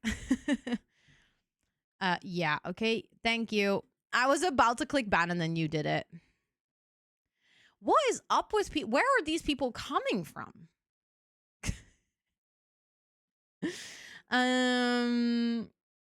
That is what okay, anyways. Wait, you're playing on your phone, Rose. Can you play Genshin on your phone? I don't think I knew that. Also, good question, Molly. What is everyone reading? There's something in the air with people today. A guess from Amber. Oh, you know what? You say that, I think I know where it's coming from. I think I know where it's coming from. And I actually, that would make a lot of sense. So both Amber and me, I think we're on the Twitch shelf for Legendary Women, which is like a collection of women on Twitch, which was made by the guild, the Women's Guild. And obviously, I think today, it being International Women's Day, that shelf is being pushed on a lot of homepages, I think. So it probably shows up quite high. And considering we are on European time zone still, there's not a lot of US streamers that are already live. That shelf is most likely very littly populated because one, Sunday, and two, early time zone. So there's probably just not a lot of people on the shelf, which means that this stream, you know, is easy to find for weirdos. I'm gonna actually, you know what? We can test this assumption. Out of curiosity, I can literally see in my little stream dashboard, like in my little overview, if I look at Discovery, I can see how many other channel pages follow homepage recommendations. Legendary Women is today we got 100. Well, not just today. Hold on. Thank you for the follow. I appreciate it. Last 7 days, which is only 3 streams. We got about 126,000 impressions on that shelf. To compare that for you, on the Twitch ambassador shelf, I got 19,000. And on the recommended live channels, I got 6,000 or almost 7,000. So the fact that this stream was recommended for 26,000 times, 126,000 times, sorry, and 450 people actually decided to view the stream. I'm actually surprised we didn't have more weirdos than that. That means that 400, like a lot of those 450 people were actually pretty cool and chill. Because those are like new views, right? Because, well, maybe someone who's already following me can also have come from the shelf. But that's basically 450 new eyes on the stream, which is a lot. That is a lot. Yeah, happy International Women's Day. It is indeed International Women's Day today. But yeah, it's to, again, put that a little bit more in perspective. When I'm streaming in the co-working category, I get about 4,000 impressions. And when I was streaming IRL the other day, we got about 3,000 impressions. So 126,000 is like a crazy amount. And impressions is basically my stream showed up on those people's Twitch page, right? They loaded into Twitch and it was somewhere on their homepage. The views are actually the ones that people like actually clicked on. But again, for co-working, I had like 195 views. For Legendary Ribbon, it's already 450. So, you deserve eyeballs. I guess you mean that I deserve it that people are finding the stream. Wait, you found me on the IRL Zoo stream? That's amazing. But yeah, saying you deserve eyeballs sounds a bit weird. Yeah. Yeah, I guess that is indeed very much so. Although the homepage recommendations were higher when we were doing the IRL stream. They're not that high yet today, but still, I'm assuming that's probably where most of it comes from.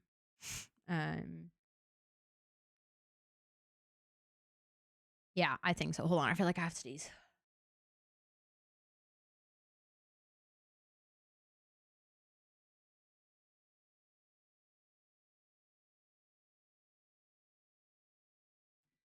No. Good. Glad you have eyeballs. Not all my friends have theirs. You know, considering we literally talked about that earlier, 10 out of 10 comment. 10 out of 10 comment. But yeah. Recently, most of the impressions of the stream, but I'm not assuming that's where the weirdos are coming from, are actually coming from Kayla's page. She put me on her stream shelf. So basically, if people go to Kayla's page now, and when she isn't live, she is recommending a couple of streamers. I'm one of them. So I actually noticed a really big increase. Like 55% of my viewers from other channels come from Kayla. 55. And that's basically, so if you say like views from channels, that also counts when people raid you, okay? So like every single time someone raids you, it will add to your analytics of saying like, oh, these viewers came from another channel. But if someone features you on their stream shelf, that's also where it comes from. So even though I had all of the raids from all of the wonderful people who decided to come over here, still 55% comes from her channel page, which is low-key insane. So it's really sweet that she decided to put me on her shelf. That's really kind. Also, my big clock, welcome in. I hope you're doing well. Okay, so that room is done as well. We finished another room. We did it. So now we actually have the last room, which is the question mark. Where is the question mark? I don't even remember. There. Question mark. Don't know which one was a bit in front of the other though. Oh, yeah. That always happens. That's just Twitch latency. Came from a raid. That it's so wild that there's so many people here who, you know, also came from her community, because I originally came from her community, which is wild. Really, Tayuki? That is so sweet. I appreciate that so much. You guys are kind. What the heck? Okay, so This room's budget is 30,333. Very random budget. There we go. And the theme is lights. Also, hi, Jess. Welcome back. Welcome back.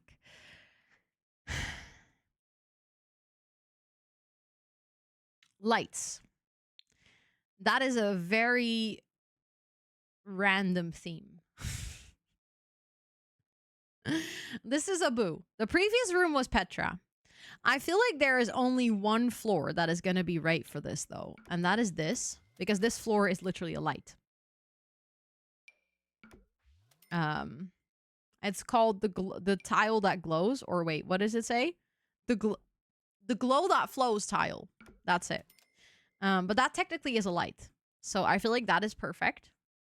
Wait, really? Through the origins? That's so cool. Finding the pack legacy on YouTube. Oh, that's so cool. It's really cool to know that so many of you came from so many different places. Yeah, same Mim Mim. Sorry. I know what happened there. I'm dying.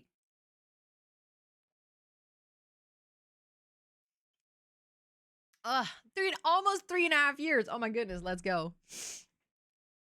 But that is kind of wild. You've been here for such a long time, Molly. Oh, Chris by Mim Mim, exactly. Really? Aw, thank you so much for verifying your account to be able to chat here. I appreciate that a lot. Yeah, Flem got stuck apparently. Okay, so I don't think we have a wallpaper that consists of lights, as far as I know, at least. I'm trying to figure out if we have a wallpaper that has a print of lights or anything that is giving light. Oh, that exists as a wallpaper. Oh my god. And considering this is Abu's room, I'm kind of tempted to make it green. Because he has that color in his house. That's amazing. And then how about we do that as a ceiling as well? Bam. No, I did not mean to add that as a ceiling to the 4. Hold on. That one. There we go. It's crazy that this room now looks properly lit up, even though there's no lights in here. Cozy Gamer Girl, welcome in. Thank you so much for the raid. I appreciate that a lot. How was your stream? I hope you had a lovely time. Thank you for deciding to come over here. For anyone who's new, welcome in. My name is Rosanna, or Ro. I use she, her pronouns. And on the channel, we do co-working, gaming, and a sprinkle of IRL. And today we're working on a Sim Shell challenge first, which was made by my moderators, and it is very evil. And once we finish this, which we are working on the final piece of the puzzle, and then I want to do some last landscaping, and then we're done. Then we're going to play some Not So Berry. So if you want to hang out, you're super welcome, of course. But if you want to go raid and run, raid and rest, please make sure to do so as well. But I'd love to hear what you were up to on stream today. I hope you had a great one. Okay, I am working on a room, and the theme is lights.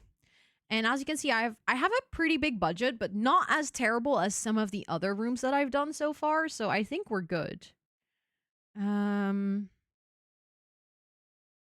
we have a door that has light? I think this door has lights built into it, right?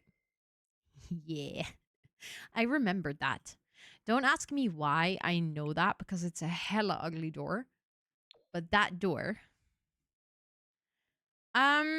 Well, the thing is, the theme says lights with an S. So I'm assuming it's going to be lights as in actual things that light up. But I think we can take the liberty in making things light as well, if that makes any sense. Ice Cream Sim Day Legacy. And we had our chocolate generation baby. Aw, wait, that's actually really cute. To have generations based on ice cream flavors. That's so adorable. And Strawberry wants to do the soulmate aspiration. That sounds very fitting. I hope that you had a great stream. That sounds super lovely. Not that anyone is going to find you through me when... Aw, wait, Rose, that's really sweet. What the heck? I appreciate that so much.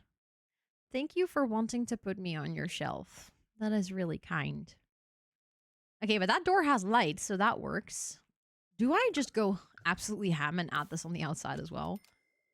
It is so ugly, but I mean, in this scenario, it's ugly.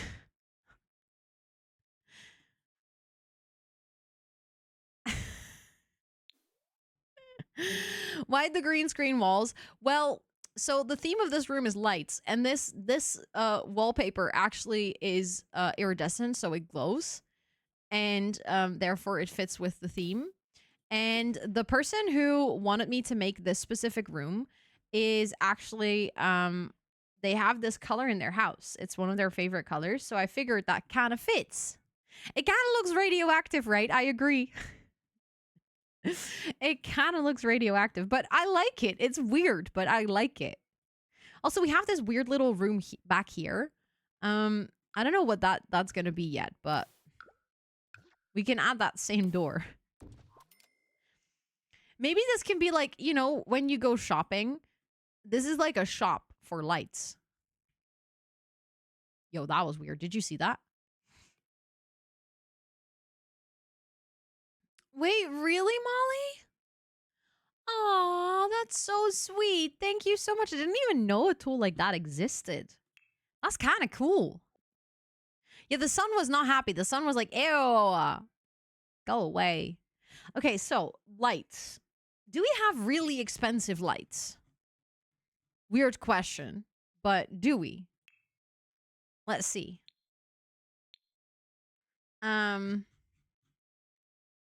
Oh, that's like a curtain with lights. That's ugly.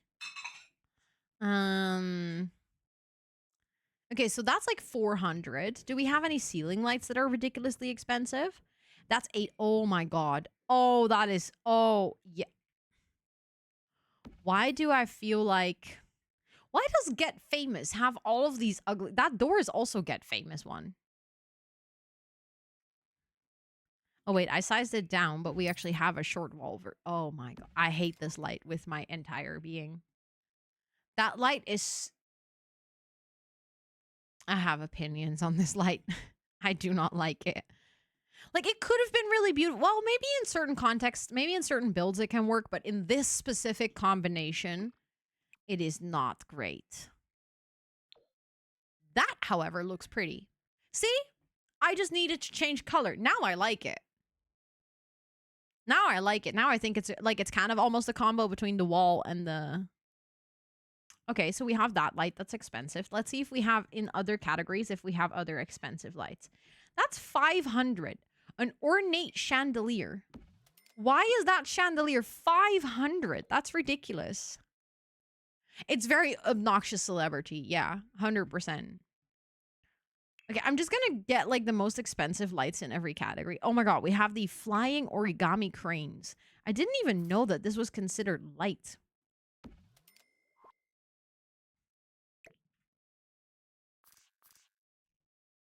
Why does that low-key kind of fit perfectly with this being a round room? Like, this can be like an exhibition space of lights. Because why do we have so many weird lights in this game? Please tell me. Like, what is up with that? Oh, true. She does have 5 of that in every room. That is very Judith Ward, to be honest. And she doesn't have a bathroom. Let that sink in, by the way. That lady has those lights, but no bathroom. No, she has a bathroom. She doesn't have a toilet. And her house is potentially one of the ugliest Sims builds I've ever seen. And I don't even mean that with respect. I just mean that exactly as mean as I'm saying it. That is the ugliest Sims build ever. She can use the toilets in the heaven and hell room. It's fine. Oh my god. Again, so many like so many weird lights. I don't even...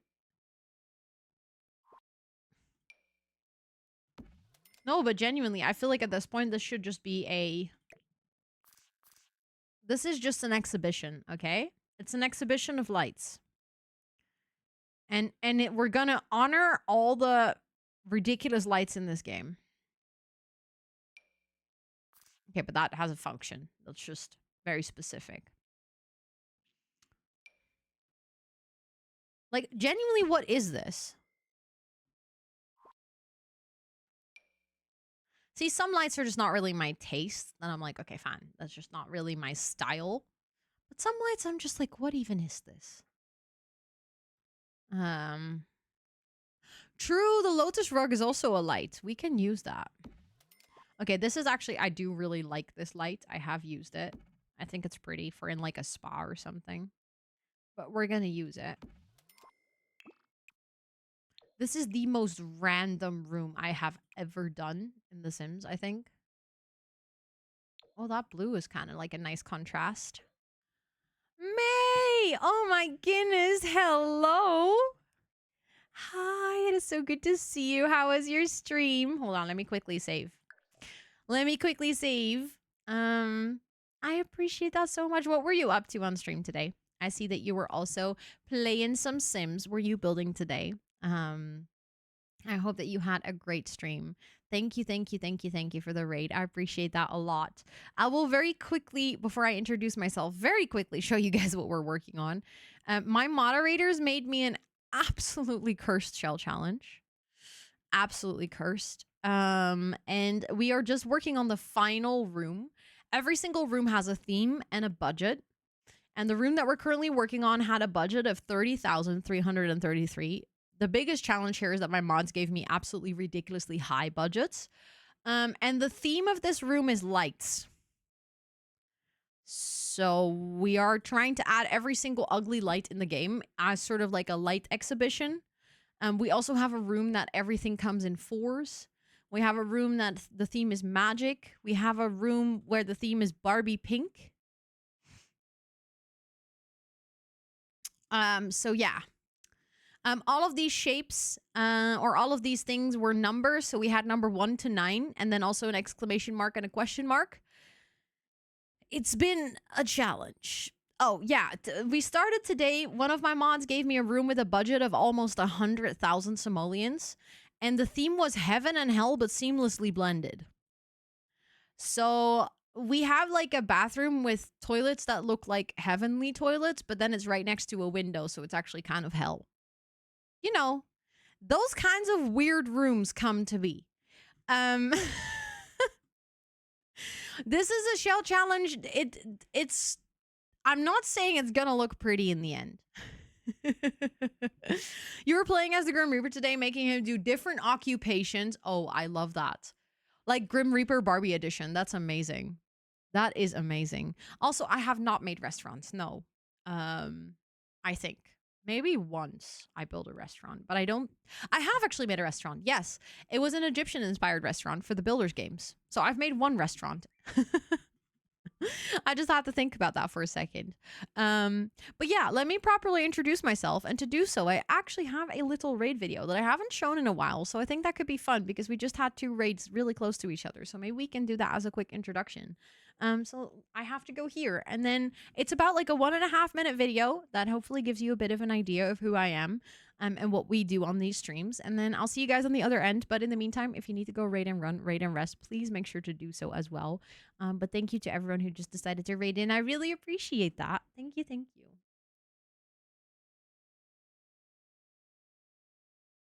Welcome in. My name is Rosanna, and online I go by Rosannatxt because I'm quite the chatterbox and I have a lot of text. See what I did there? I'm a full-time creator and Twitch ambassador, and on my channel we do gaming. Wait.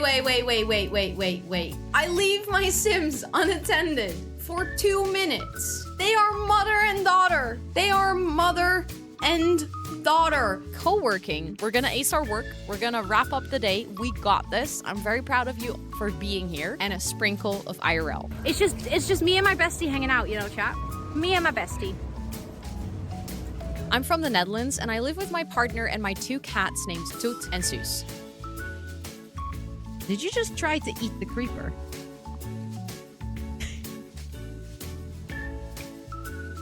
I'm neurospicy, chronically ill, and some days I seriously wonder if I should be allowed on the internet with a camera and microphone. She is doing the partner pussy. I didn't mean to say partner pussy. Let me tell you, lube does wonders. It's like more slippery than soap. And yes, I have actually used it. I have been to that point. I love to use my platform to raise money for charity, and my community is champion of coming up with silly incentives and goals. I'm a lemon. Wow! I'm gonna find a spot that's not too dusty.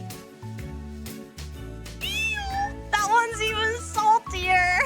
I'll feed you mayo. Chat, don't worry. I never realized that you don't chew on mayo. Our community is named the Jungle of Planties, a space where everyone is unique and yet we grow and thrive together. And you are more than welcome to hang out with us. But don't forget to stretch, take a sip, and take some time away from the screen. Because like we always say here, self-care is very sexy. That was the raid video. Fellow Dutchie, let's go. I was already wondering. I saw your name. I was like, that sounds like a Dutch name. Welcome in. I hope you're doing well. Thank you so much again for the raid earlier. And yeah, like I said, we are trying to finish the shell challenge. Once we're done with the shell, we are going to play some Not So Berry challenge. I started playing the Not So Berry challenge in December of 2021. Yeah, you heard that right. December of 2021. I'm on generation 6. I am by no means a fast Sims player. I love to do in-depth storytelling and cause chaos. And also, I tend to take extended breaks from the challenge. The longest break I ever took was 6 months. I don't think I will want to do that again. That was a time where I was very burnt out on The Sims. Luckily, I got that back because I think I would have missed it if I hadn't played The Sims for anymore forever. But we actually are going to do a big storytelling session today. Because I'm doing a 12-hour stream. So I'm trying to finish this shell. And then once this is done, we're going to play the Not So Berry challenge for basically the rest of the stream. So yeah, if you guys if you want to hang out, you're super welcome, of course. But that's the plan for today. Okay, at this point, I'm like, I actually don't want to add that light twice. Also, someone, I don't remember who said it, but someone asked, these lights are from Silly Living. That long is impressive. I'm kind of impressed with myself. I'm not gonna lie. No, please do. I mean, honestly, I love it. Just playing at your own pace with The Sims. I think is the thing that is gonna keep you from getting burnt out. I think this is the thing with Minecraft as well. Like we've talked about this at one point about like Minecraft Forever Worlds, and people are like, how do you keep interest in a forever world? And I think it's very similar to having a save file for a long time in The Sims is you have to play at your own pace. And for some people, like I know one of my moderators, Chris, actually completed the Pack Legacy Challenge in like 2 months. That's 30, well, at the time, I think it was like 29 generations or something. But that's because she just played for the goals. She didn't do a lot of storytelling. She didn't do like super in-depth characters. She just played. She just played for the goals and she ticked them off. And she was very much enjoying it. Hi, Chris. I love, see, don't even know what to say anymore. I was like, haha, you're not here. I can gossip about you. I was literally just saying how you completed the Pack Legacy Challenge in like 2 months, 3 months, very fast. Very fast. And here I am sat like struggling to complete the Not So Berry Challenge in 5 years. But I think in the end, my point is, the most important thing is that you're playing at a pace that you are enjoying the game. And I think a lot of people are trying to match their pace to whatever they think they should be doing, how fast they think they should be playing in any game. And that destroys your enjoyment for a game. Same. I love telling stories way too much. Also, Scott's gonna vacuum. So if you guys can hear that, then just deal with it, I guess.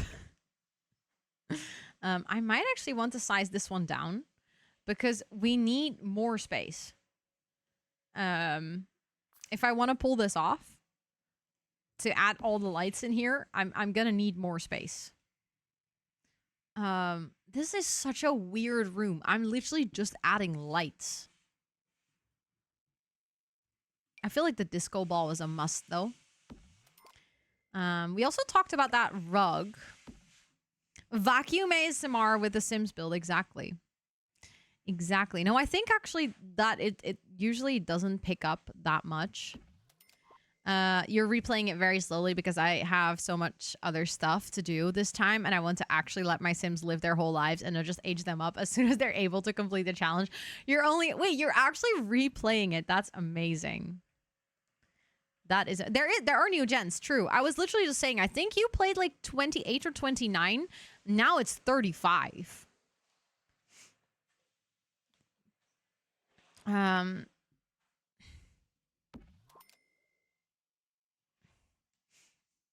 For Rent was the last one. That's wild. It's wild that that is already such a long time ago. See, another really ugly light. Oh, I didn't mean to do that. Okay, so we have 20,000 left.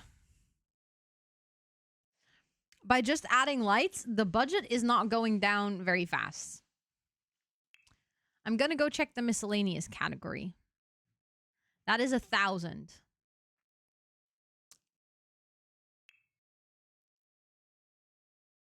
Yeah, a lot of packs. A lot of packs. It's wild. It is wild.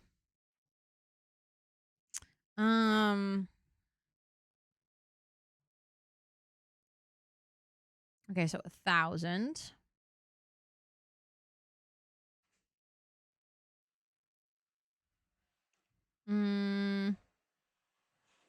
Hanging lights. What is the most expensive? Oh, most expensive ceiling lights are only like 300. That's 400. Oh, this one definitely has to be in here. Hold on. Okay,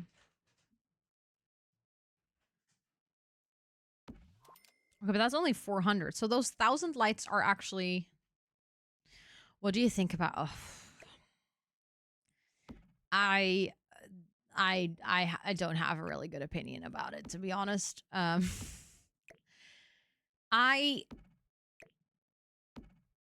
no, I don't like it. That's a very short answer. I not only like even apart from what you think of how much creators are going to get paid or whatever, I just think it's unnecessary. Like, we didn't need a marketplace. We didn't need more. Like, that's the thing. I think I don't even. A lot of people are reacting from like a place of, what? Oh my god, it's so bad. And I'm like, yeah, I kind of expected it to get added.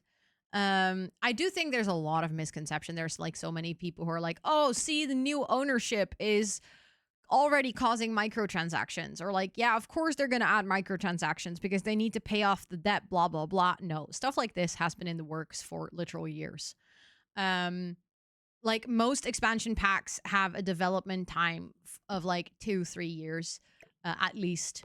So I think a lot of people get their timeline mixed up. I think a lot of people are making assumptions on what this means for the future of The Sims. I just think it was unnecessary. I don't think we need a marketplace. I don't think anyone wants a marketplace. The only part that I can be happy about is that console players will now have time. This is the last one, Nora. This is the last one. That console players will have access to custom content, but the problem is the whole point of custom content was that it was free and that you could support the creators if you wanted to. Now you're going to have to pay, and your support's only going to go to the creator for 30%. But that part just does not sit right with me. That just makes me pissed. So yeah, not a fan. Exactly. They hinted about microtransactions in a Sims 3 like 3 years ago. This was a long time coming. This is completely unrelated to the buyout. If anything, it is related to EA wanting them to make more money, which obviously it doesn't make it right. Like, it's still annoying. No one wants this. No one asked for this. I think like it is good that it will be available to console players. At the same time, the way and form that it will be available to console players does not sit right with me. I think they did target console play, or like, sorry, CC creators that were in a position of needing this partnership, maybe because they, are financially in a less secure place, or just because, they really want to do this as a job. I also feel a huge double standard, and this is just something very personal to me. But I have noticed a very, very big double standard where obviously the Sims community can get really strong opinionated sometimes. And when this whole EA buyout was announced, so many people had absolutely visceral and rude reactions towards CC, like content creators, right? Like I've had people leave comments on my YouTube channel that were absolutely not okay.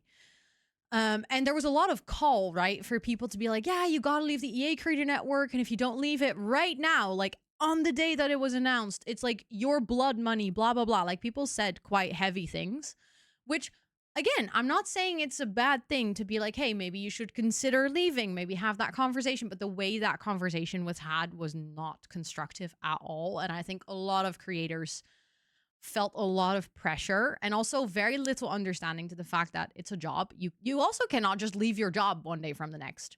You kind of have to prepare things. You get things in order. And even then, you might not be in a position to leave because, we talked about this earlier on stream. People with disabilities, stuff like that, are already not in a privileged position of usually having an easy job that they can just leave and just find another one. So I think there were a lot of people who were trying to communicate like, hey, I would like to leave, but I cannot do that right now. I need to like figure things out, or maybe I want to leave, but I cannot do that at all until I have other forms of income. And people have been really rude, not just to me, but like also to other people. Those same people are now saying you cannot blame those CC creators for getting involved. If you want to support them, you should go to their like page. And then people are like, you shouldn't make Sims content anymore because that's promoting the game. But they are also saying, yeah, but CC creators are doing great. And I'm like, they're also making Sims content. And that's, again, there's like no hate to Sims CC creators because I love what they're doing. But there is such a double standard in the community. If someone can give you something for free, aka like people that have been rude to me then did tell me to update my challenge trackers. Like, it's such a weird double standard where people are like, oh, all people that still play The Sims are bad people. While at the same time, like, oh, but if I can get something for free out of you, I will all of a sudden condone your behavior. Also, sorry if you can hear that vacuum really loud. In what is there going to be a marketplace? Oh, in The Sims. There's going to be a marketplace, which is like an online platform where you can, and it's going to open up like later this month. Like I believe from the top of my head, 26th of March. And they're going to add kits and CC created content. So like CC creators are going to create content that's officially compatible with the game, which I've also heard CC creators complain about because apparently it has a lot of restrictions, meaning that the CC that you're going to get there is not going to be the same quality as the CC that they are offering on their website. But yeah, yeah, exactly. People expect way too much, also don't really understand how things work. Don't understand, that people that are gaming creators, just like any other person, have a livelihood. Like, yes, of course, it's related to gaming, but that doesn't mean that we don't have bills to pay. Skyrim creations, I don't know, because I don't play Skyrim, so I cannot make that comparison. I'm sorry. Also, thank you for the follow. I appreciate it. Yeah, exactly. You can only make base game compatible stuff. So like an object in The Sims has a certain, I don't know the exact term, but let's say like a particle count or like a pixel count. So it's very low. So people that made CC are going to have to adjust their CC to be literally a lower quality version. Then they're going to have to put it on the marketplace. Then people are going to have to pay for it to get it in their game. And then the CC creator gets paid 30%. The Sims takes 70% of the work that is not done by them. So what are they taking 70% for? Like if they took 30%, I still would have been like, okay, not really great. But like if they took 30%, and that was for like, okay, but we're hosting the marketplace and like we're hosting the storage and we want to do like the quality assurance and blah, blah. But 70%, exactly, should have been the other way around. So in general, I think this marketplace is very much leading to a position of um uh like transactions that I'm just not excited about. At the same time, the kits were already doing that. Um, I don't know if it's officially confirmed or if it's just speculation, but as far as I am aware, with the introduction of the marketplace, we are also no longer going to get expansion packs, game packs, or stuff packs. I think that was on a Sims blog even, so I'm pretty sure it's official. And we're just going to get kits, you know, moving forward. There's not going to be any additional expansions for this game, which, to be fair, I don't mind. I think there's enough in this game. There's things that I still miss, but at the same time, I also feel like there's already so much in the game that I don't know if I need more, you know? Like there's, I would have loved a pack for bands. I would have loved a pack with more music. But at the same time, there's also already so many other things. Um, Maybe it's also okay. Maybe it's gotten to a point. Like we literally talked about this game being over 100 gigabytes on your computer. Like I don't need more. um, is the only EA game? Oh, 100%, 100%. I think the reason for that is because the types of people that watch Sims content. And again, like types of people sounds negative. I don't mean it that way, but generally speaking, I think people that are interested in life sim games and especially in The Sims, it's always been a community that's been very diverse. It's been very vocal about diversity in games. It's been very morally aware. Like I specifically staying away from the term correct because there's also a lot of people in this community who I do like just strongly disagree with, but at least morally aware. It's something that the Sims community, I think, in a way also prides itself in. It's like everyone wants to tell the other person that they know better or know the best, which is just not existent within the sports games. Like the Madden basketball games, FIFA, people just play the game. They don't care. Like also there's not really a community around FIFA. Like yes, people play FIFA and they play FIFA together, but the community you have around FIFA is with your close friends, with your bros, like when you're playing FIFA. That's it. There's not like some big online community that's all like, yes, they will rage out if their favorite player is not added to the game or if there's like inaccuracy or whatever, but it's not the same. So I think therefore the Sims community is also just a really difficult group of people because it's so diverse and because it's people that all feel very strongly about needing to stand up for what is right and wrong, which can be a very good quality. Like, don't get me wrong. I mean, I'm very much a person who tries to use my platform to do right things in the world, right? Like, I try. I cannot really say if I'm succeeding because that's not up to me to decide, but I think sometimes the Sims community takes that a little too far, where they almost leave no room for empathy for people because they have decided something is wrong. And that just does not sit right with me. Like, I love this game. I love playing this game. I think it's a very silly game and you can do very fun things with it, but sometimes the community around it is very tiring, which I think you also notice more as a creator. I think an average Sims player, like if I look at my best friend who just plays The Sims, like she literally just plays The Sims. I think she kind of got strung along in this whole Sims community because I am now part of it so actively. But before that, she just played The Sims. She does not. She's like, she just exists. But yeah. The Sims open for loot boxes. Oh, 100%. 100%. That's also something that a lot of people are critiquing with this marketplace is they have added, you cannot just buy things with money. You have to get a digital currency called moolah. Yeah. What do you mean, Fortnite? And with moolah, you can buy these things on the marketplace. And I think that's something that a lot of, like, I'm not surprised. I think that's an important note to make here. I'm not surprised that they added digital currency because it is unfortunately the way of games in this era, right? Like 2025, 2026. That's just kind of where we're at in the gaming space. I'm not saying that I'm happy about that. I think it's not great that we're there, But unfortunately, it is where we are. Almost every game has a digital in-game currency, and if you think about it, it's very much just monetization. It's just capitalism. Because if you buy in-game currency, it becomes harder to understand how much money you're spending, which is just predatory. It's predatory behavior. But everyone is raging because EA is doing it, while ironically enough, most of those people that are very pissed about it have bought a Fortnite skin at one point. And I'm like, you bought coins then, didn't you? But because all of a sudden it's touching The Sims and your precious game, it's like the worst thing that a company could have ever done. I don't hear you rage the same level about any other game that has digital currency. Like, generally speaking, it's bad. But I've seen people who have been really pissed where I'm like, I know for a fact that you play Fortnite. I've seen you play Fortnite. What do you mean you're pissed about this? Mm-hmm.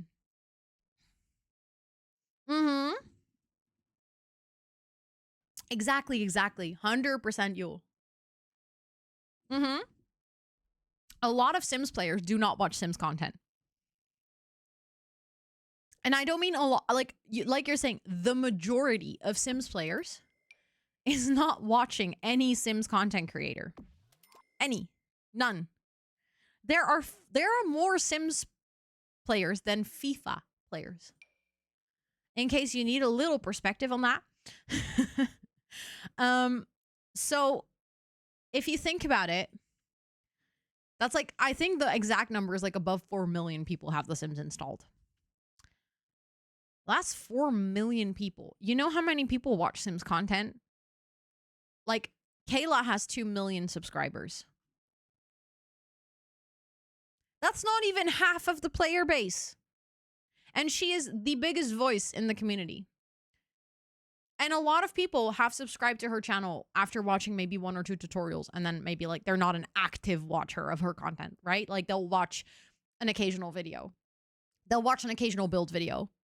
They're not like super invested with where she stands on, you know, the political spheres around The Sims. They just want to watch her build.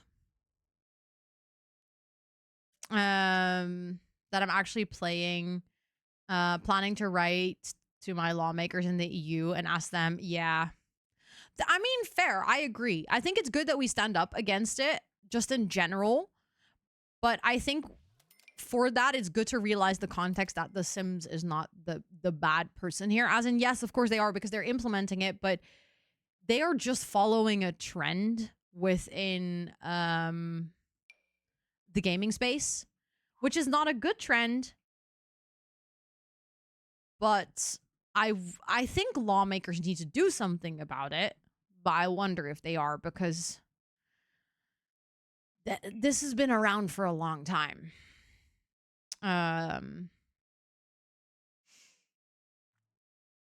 Both ways around. So also what you said about people buying a skin, then criticize it in The Sims.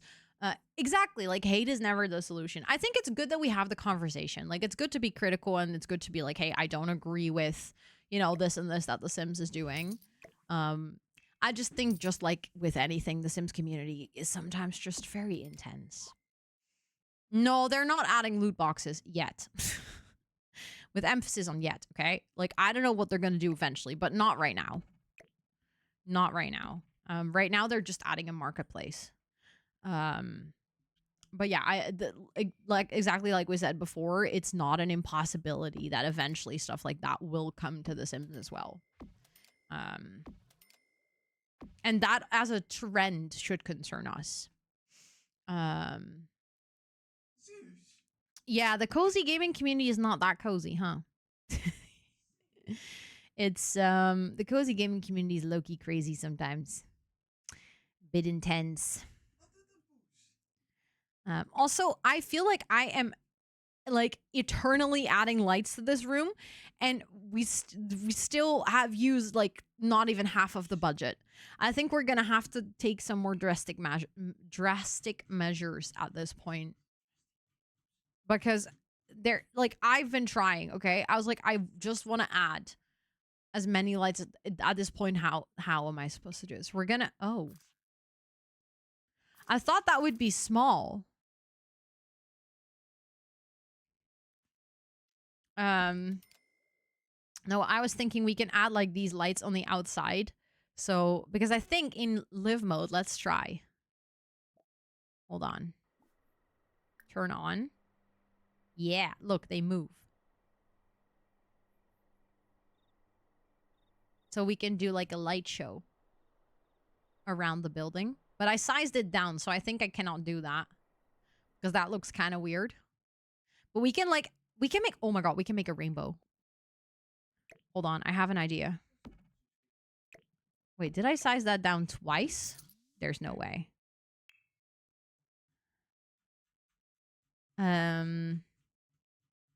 Lighting? Don't really know if we have anything related to lighting in The Sims. Lightning, sorry. But wait, if we do a rainbow, what if, hold on. We go like this, and then we first have red, and we have orange, and we have yellow, orange, we have yellow, we have green, we have darker green, we have blue. I think this actually is going to look really cool in live mode. Then we have dark blue. See, this is good for the budget. Then we have purple. And then I might add the pink one on this side, actually, to balance it out a little bit.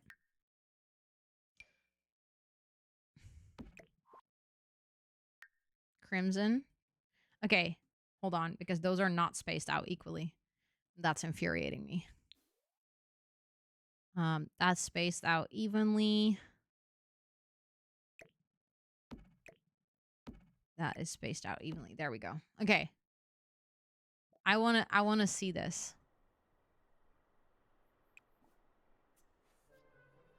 Where is the light?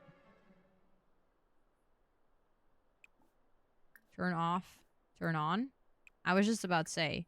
Oh, but now the color is gone again. I think that's because they are animated. I'm gonna have to set the light color. Here in live mode. But listen, this looks weird now, but like what if we... Ah, that's why. Okay, so yellow. Set light color. Green. Blue. Aqua. No, that one should be aqua.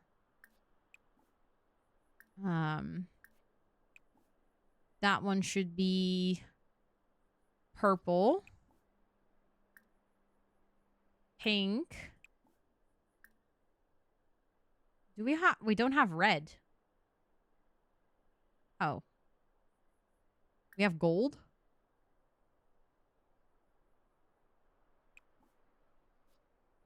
That looks kind of cool. Yeah, these lights are from Get Famous.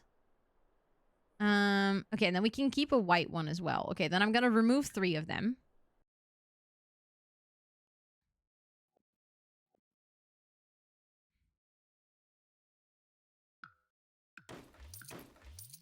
But that's actually really nice. It's like rainbow lights. That just looks cool. Then it turns off again. Okay, so I was just gonna try and space them out so that they actually line up a bit better with the build.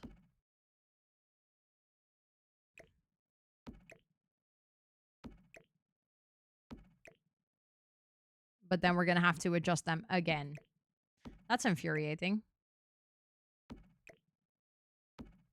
But now they line up with the build. Okay, one more time. One more time.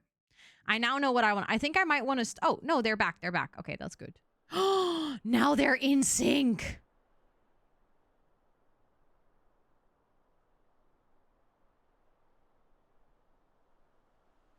Oh, that is highly satisfying. Could put them on the roof. Hold on. Hold on. What if we just quickly move this out of the way? Hold on. I need to make sure that I can see where the roof is properly.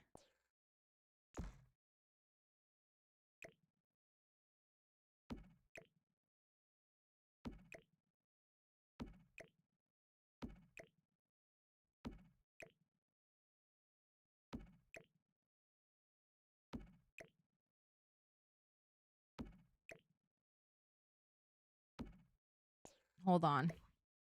I feel like this is going to be cool. I just realized I didn't change the roof texture on that part. Okay, it kind of pokes through here. Oh, but I didn't place this roof right anyway, so hold on. Needs to go like that. Oh, they're perfectly hidden. Oh, that's very satisfying. I'm trying to grab that roof trim, but it doesn't allow me. Hold on. There we go. Okay. Oh, wait. I just forgot the roof trim on multiple parts of this. That's awkward. Okay, let's see if they shine through.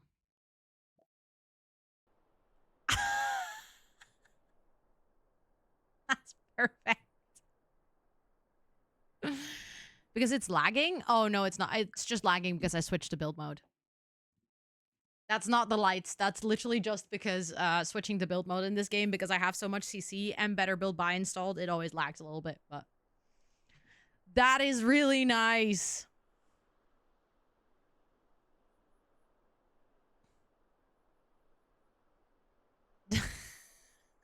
This is so stupid that I like it. Okay. I think Abu's gonna like this as well. I think this room, ironically, just fits perfectly with him as well. Okay, so now we have our little museum of lights. We have 8,000 left. The white light is 1 tile off. You might be right. It's half a tile off, actually. Hold on.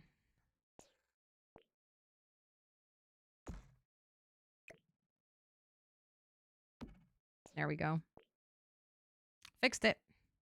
Now it just needs to really quickly go into live mode for it to turn on again. Oh no!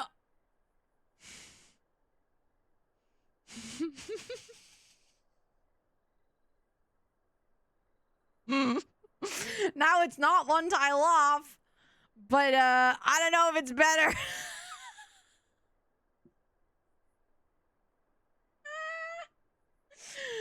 Oh no, I think if we go into build mode, and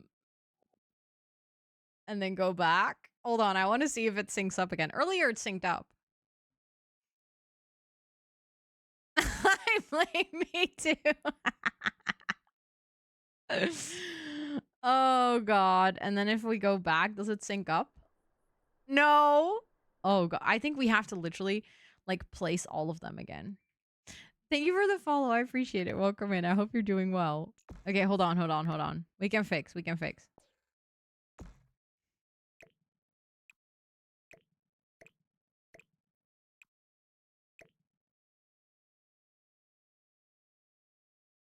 I can't reach that one.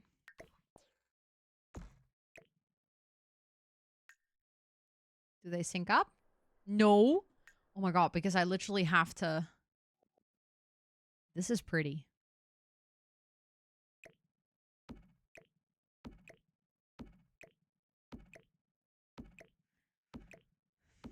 It's worth it, though. It's worth it. This is gonna be worth it. She said confidently.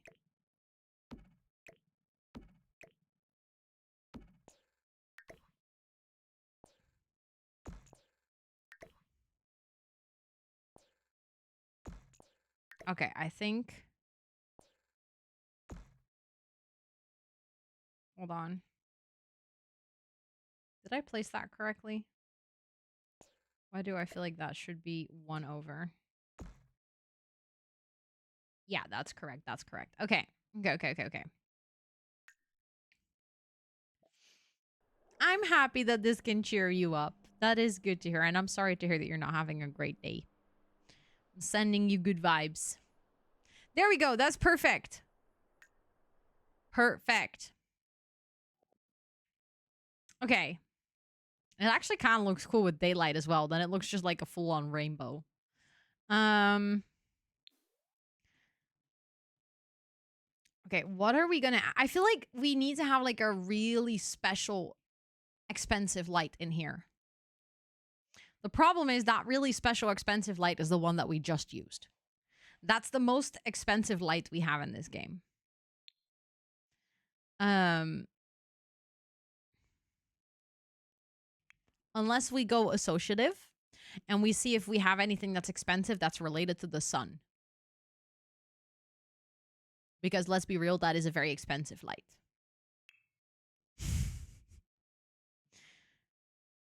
Let's see.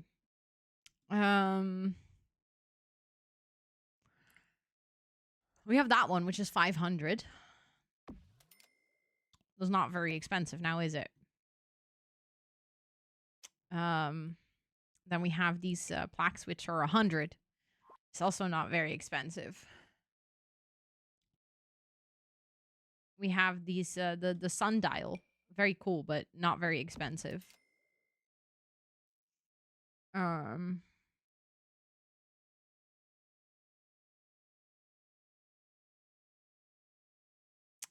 Yeah. There are too many things in this game that are either too expensive or too cheap. No, not enough things that are really expensive or really cheap. That's what I meant to say. I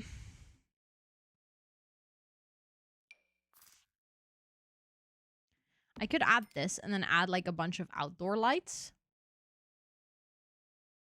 Maybe that could work. Now we have just 5k left. That's already going somewhere. I still like the idea that this room is like dedicated to the sun though. Because that's a big light. There we go. I really don't know what this room is. Ooh, one tile challenge. That sounds like fun. Ooh, sorry. I did not mean to smack those things hanging on my mic. That probably was a shitty sound on your end. Let's see. Outdoor lights. We have these string lights. Do we have expensive string lights? We do. We have these ones. They're not like super expensive, but expensive enough. They just size really awkwardly, but luckily we have tool. So we can go 0.7 or something like that. Oh, more. 0.6. 0.65.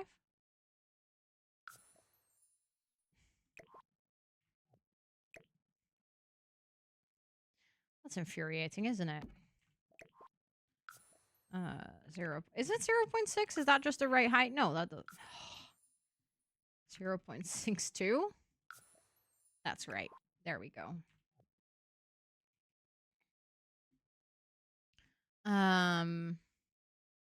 You can add very small lights. Oh, that's a really good idea. Yeah, I'm definitely allowed to change the size of items. That's actually a really cute idea. I like that. Let's do that after. Hold on. We're gonna make like a little walkway to the door.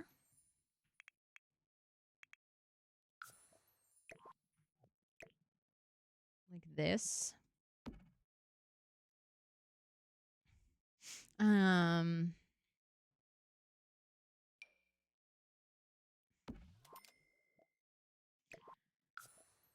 0.62. Okay.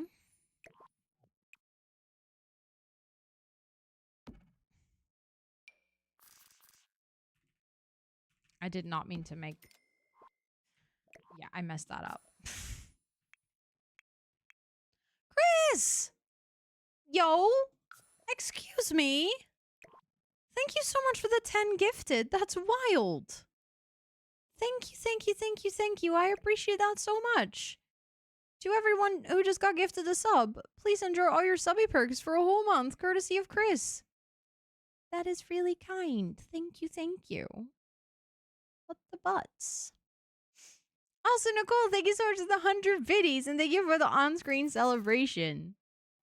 I appreciate that. You guys are so sweet. Thank you. What the heck? What the heckies? Ah! That's still selected by tool, isn't it? Yeah. Pastel, thank you so much for the 5 gifted. Excuse me. What is even happening? And thank you for kicking off that hype train with that. I appreciate it. Thank you, thank you. Already at level 4. What do you mean? That's ridiculous. That is insane. Thank you so much. What the heck? To everyone who just got gifted a sub, please enjoy all your subby perks, courtesy of Pastel and Chris. And thank you so much again, Nicole, for the biddies. It's Safari Sunday, apparently. Yeah. For the rainbow lights, some rainbow biddies, Faye. Thank you so much. I appreciate it. Thank you, thank you. You guys are so sweet. I really appreciate the support. What the heck? What the heck? So kind. So incredibly kind. Thank you all so much. I don't even know what to say.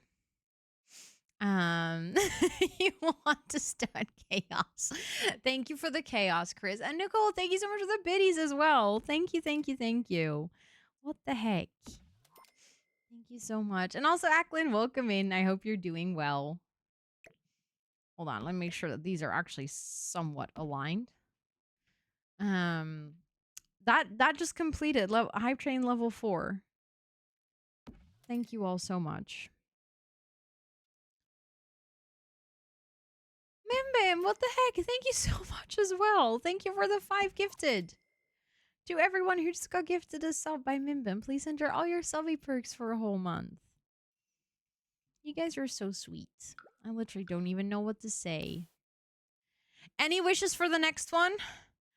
Please get rid of the budgets. The budgets are a nightmare. Okay, there's a fence from, I think. The rest is fine. I love the themes. They're very enjoyable. But the budgets, I think you actually got me there. I think you actually got me there. That was definitely something I didn't even expect that would be that difficult. Did I not just select the white swatch? I was just about to say. Look, we have a fence with lights as well. Debug babies over budgets, okay? That is a wild statement to make, but I make it. Debug babies over budgets. I hope you guys have been enjoying, like, for anyone in chat, I hope you guys have been enjoying this challenge so far, though. Like, I hope that you guys enjoyed to see me suffer, basically. Yeah, the extreme highs are making it very challenging. Thank you for the follow. I appreciate it. And thank you, Ruby. Thank you. And thank you guys so much again for the hype train. I really do appreciate that. Thank you, thank you. I just realized I think the light is accidentally stuck on pink. The rainbow lights got stuck on pink. But thank you all so much. I really have no words. Today has been such a fun stream. Like, I don't know, just the fact that we have a long stream and that everything's so chill. There's not like a very tight schedule. We're just vibing. We're just having yaps, you know, important conversations are being had while we are building absolutely cursed rooms in The Sims. When you started and now you're almost done, I need to get myself to your YouTube channel at some point to see whatever you've done. Yes, I think if the plan works out, I think I should be posting this next week. I'm gonna edit it or try to edit it tomorrow. The Mimbim, thank you so much for gifting that sub to Ruby. That's really, really kind. Ruby, please enter all your subby perks for a whole month, courtesy of Mimbim. That's super sweet. I wanted another level. Thank you so much for completing level 5. Let's go. Let's go. Let's go. Thank you guys so much. This is really kind. Literally so kind. As I was just saying, like, I feel like this stream, I don't know. It's just been really nice and really relaxing and really vibey, and I'm just enjoying it. And you guys are all being really sweet and kind, and I don't even know what to say. That was my speech. Enjoy. I hope you enjoyed it. Yeah, girl needs to sleep. So fair. So, so fair. Also, I'm trying to figure out um like what lights I can add around the suns. Because a lot of the lights in The Sims, I'm like, oh, I could size that down, but I feel like that just wouldn't work. Like it wouldn't look good. But apparently we only have the very arched ones. We don't have the bottom version of those. Look. Or is this no, this is the right one. Hold on. I wanted to just make a circle around it.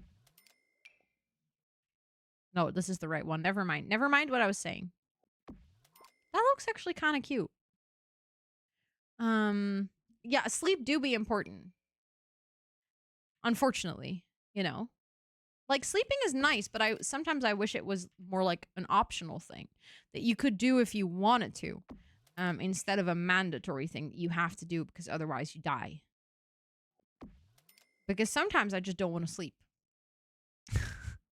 But I have the same with like eating, you know? Like sometimes I'm just like, no. I love eating and I love good food. But sometimes just the timing is inconvenient. Um exactly. Exactly, Esther. You do wake up for crazy hours. Like Chris does you work very early. So I feel like you just have a different sleep schedule.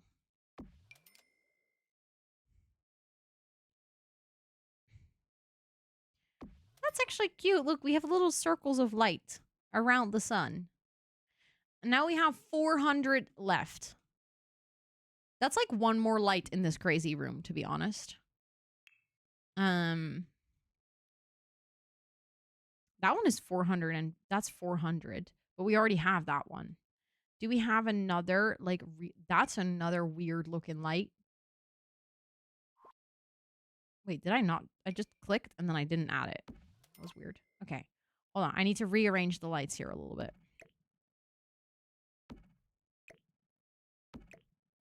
Okay, we have 82 left. I almost feel like a good saucer light can just not, you know, we can just, you cannot do a build inspired by lights and then not use the best light in The Sims. Yes, Mimbim, I totally get this. No, that's such a good description. I fully understand. Okay, we have 32 left. Do we perhaps have a plant that has lights in it that we can afford? Not really. I need to sneeze.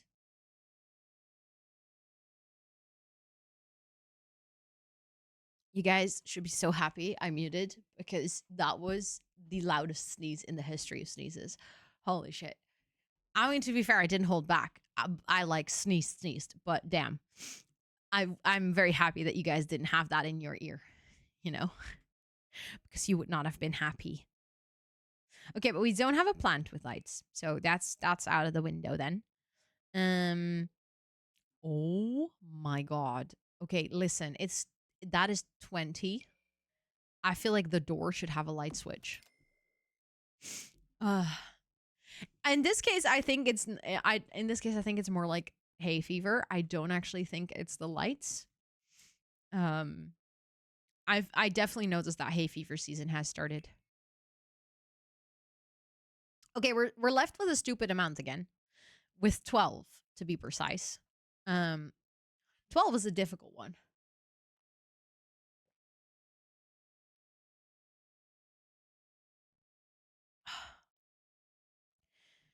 Hello? Didn't I just click on show all? Oh, it did show all. It just started with the plants. Thank you guys so much for the hype train. Thank you, thank you, thank you, thank you. I really appreciate it. You guys are so incredibly kind. Um Literally the support today's been wilding and I really don't even know how to say thank you enough. I appreciate it lots. Do we have a painting of lights?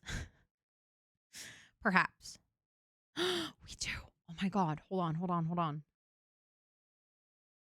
These are 10. We can definitely add that on a wall. Hold on. That's a neon light, technically, right? That works. Okay, and then we can do the paw prints. for the last two simoleons. I feel like here they should probably be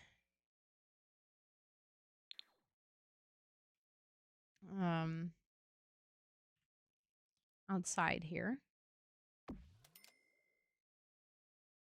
There we go. We did it. That was the last room. Based on the theme lights. Absolutely wilding. Absolutely wilding. Okay. That works though. I like it. I especially like what we did with the lights on the roof. I think that was the perfect finishing touch for this room. But that is actually all the rooms done. I'm going to save. Then I'm going to delete these expensive things that we put out here so I could easily find them again. And then I'm going to do the last bit of landscaping. I'm going to try. I'm really, really going to try to see if I can do that before the ads run. Because then I'm going to go take another bathroom break. And it would be very nice if at that point we're actually done with the build.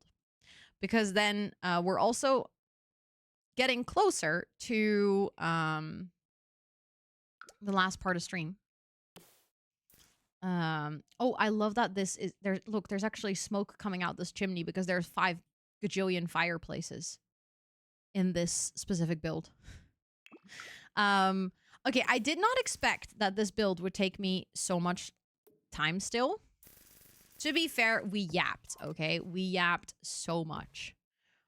So I'm not surprised. That it still took quite a while. But I'm happy that we can then start playing Not So Very Challenge. Because I'm also very excited for that.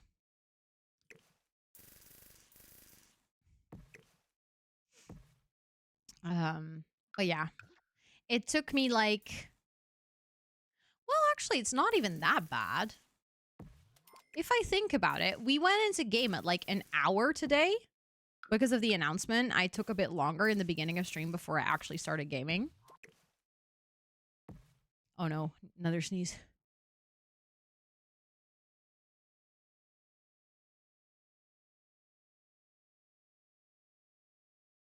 Never mind, no other sneeze. Oh, this one is bad. I hate it here. Not here, as in chat. I hate it here in my nose, I mean. But we took like 4.5 hours, and that includes all the wild yapping. If I had like locked in, I would have been able to finish it in like one normal gaming stream. But I mean, I didn't lock in. I got distracted. Thank you for the follow. I appreciate it.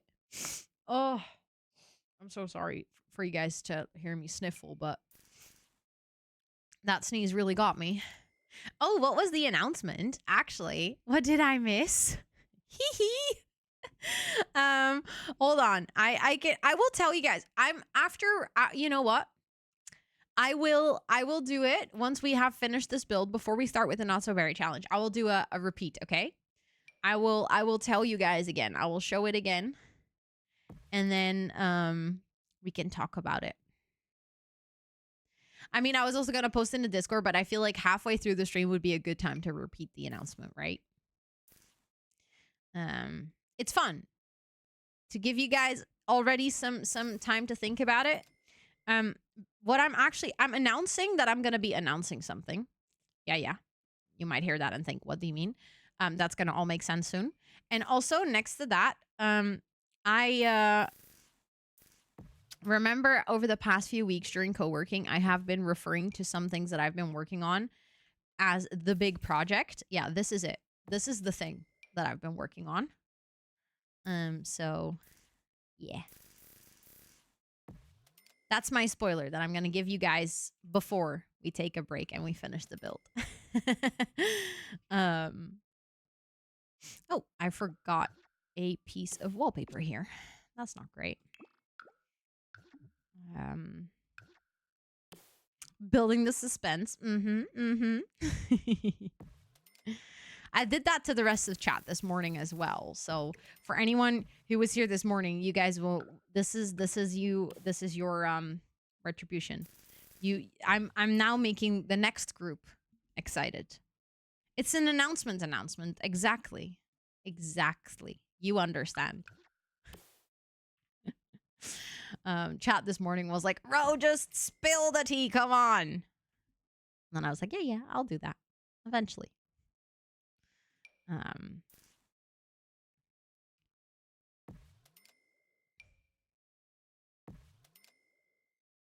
Okay. Just gonna. Luckily, the landscaping was not that much work still. Because to be fair, I think around the perimeter, I'm just gonna add some trees and stuff. But I'm really gonna try and let this be the build where I don't like over landscape and try to fill every inch of the lot with plants. I'm really trying to keep it a little bit more natural. I do think, yeah, it might be nice. Landscaping makes so much of a difference. It is actually wild.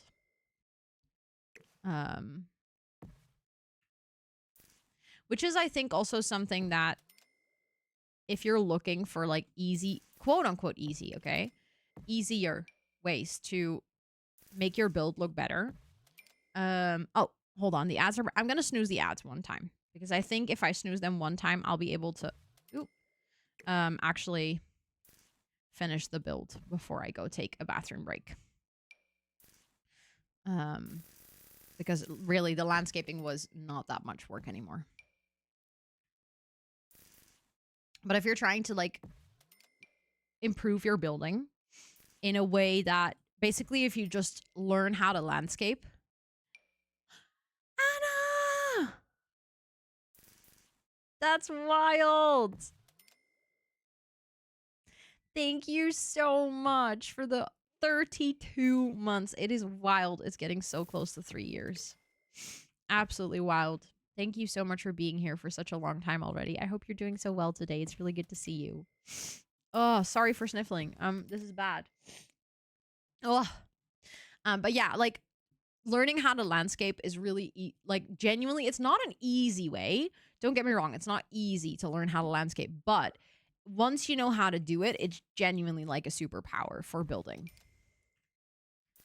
Because it can transform a build so much if you landscape.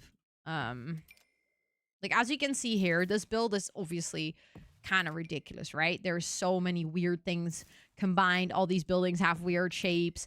The colors and everything combined kind of look silly, but adding the landscaping and like doing the pathing and stuff, and then if we add some train paint, it somehow makes it seem at least a little cohesive. It makes it feel like there was a plan to the build, which, you know, there wasn't really. I just worked with what I had. Let's add some terrain paint, and then we're going to add some final trees just around the perimeter of the lot, just so that it looks like, you know, this space actually was meant to be here. I feel like especially this part could do with like a bigger tree or something. Just gonna have to figure out. I would like to use, wait, I can probably find that in debug from Cats and Dogs. That specific tree is very pretty. I don't know if it's this one. Yeah, I think it's this one actually. Although that I think it's sized up, but not that much. Hold on. If I do like 1.2, there we go. Then I'm going to have two different sizes of the same tree. We can put the taller one in the back. And we can put the bigger one a little bit more in the front here. We can just make sure that they're not rotated the same way exactly. I might add one over here. And then let's get some rocks. Another, I feel like, great way to landscape sometimes. Let's see, what kind of, is there any rocks around here? Yeah, it's mostly gray, so maybe I should go for the gray rocks. But if I turn on debug and live edit, I think I should have what I need. Maybe even turn on the pack again. Yeah. Oh my god. This sneeze is like still, it's like edging me. Oh, I don't like it. I do not like it. Thank you for the follow. I appreciate it. I hope you're doing well. Okay, that rock's too big. Hold on, we can add that over there. You know, just having like some rocks in the landscape, I feel like just makes sense. Maybe we can add just a little bush. You know, there's some flowers growing in there, not too much. Okay, that's not a pretty one. Okay, the ads are starting in 5 minutes. That I should be able to do that, right?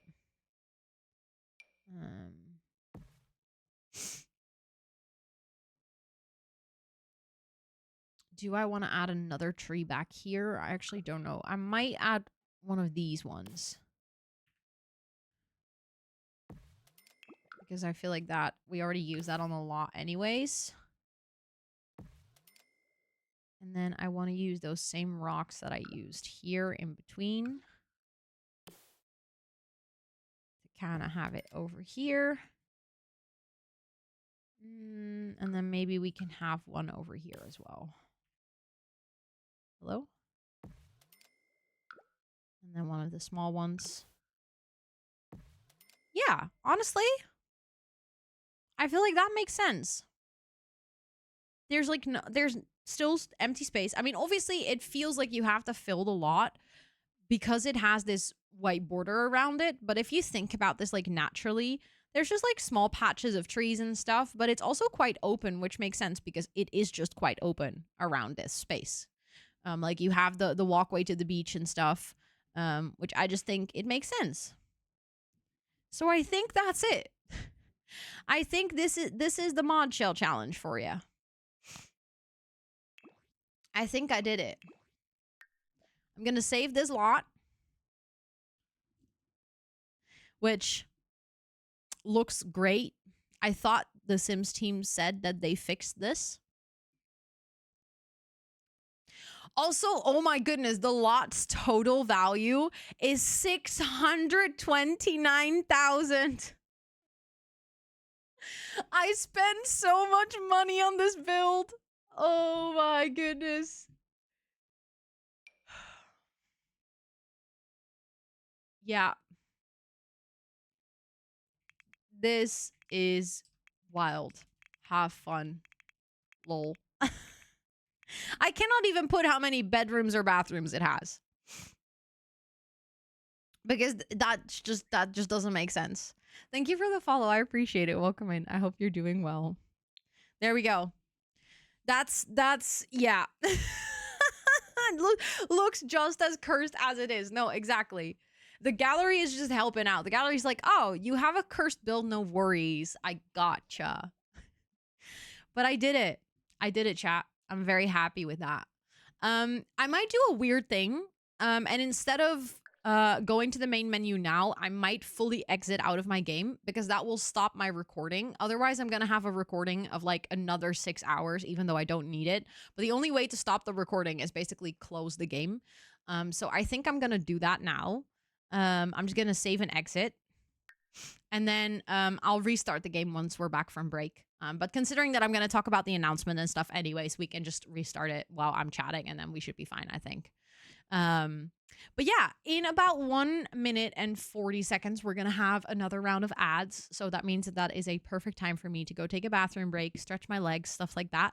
And then I'm gonna crack open my Red Bull and we're gonna talk about the announcement, which I think is gonna be very fun. I mean, I've talked about it this morning, but for anyone who hasn't heard it, I'll share the announcement again. And then we're gonna play Not So Berry Challenge. I'm very excited for that as well. But yeah, enjoy your break. Make sure to stretch and hydrate and all those good things. And then I'll talk to you guys in about 5 minutes, okay?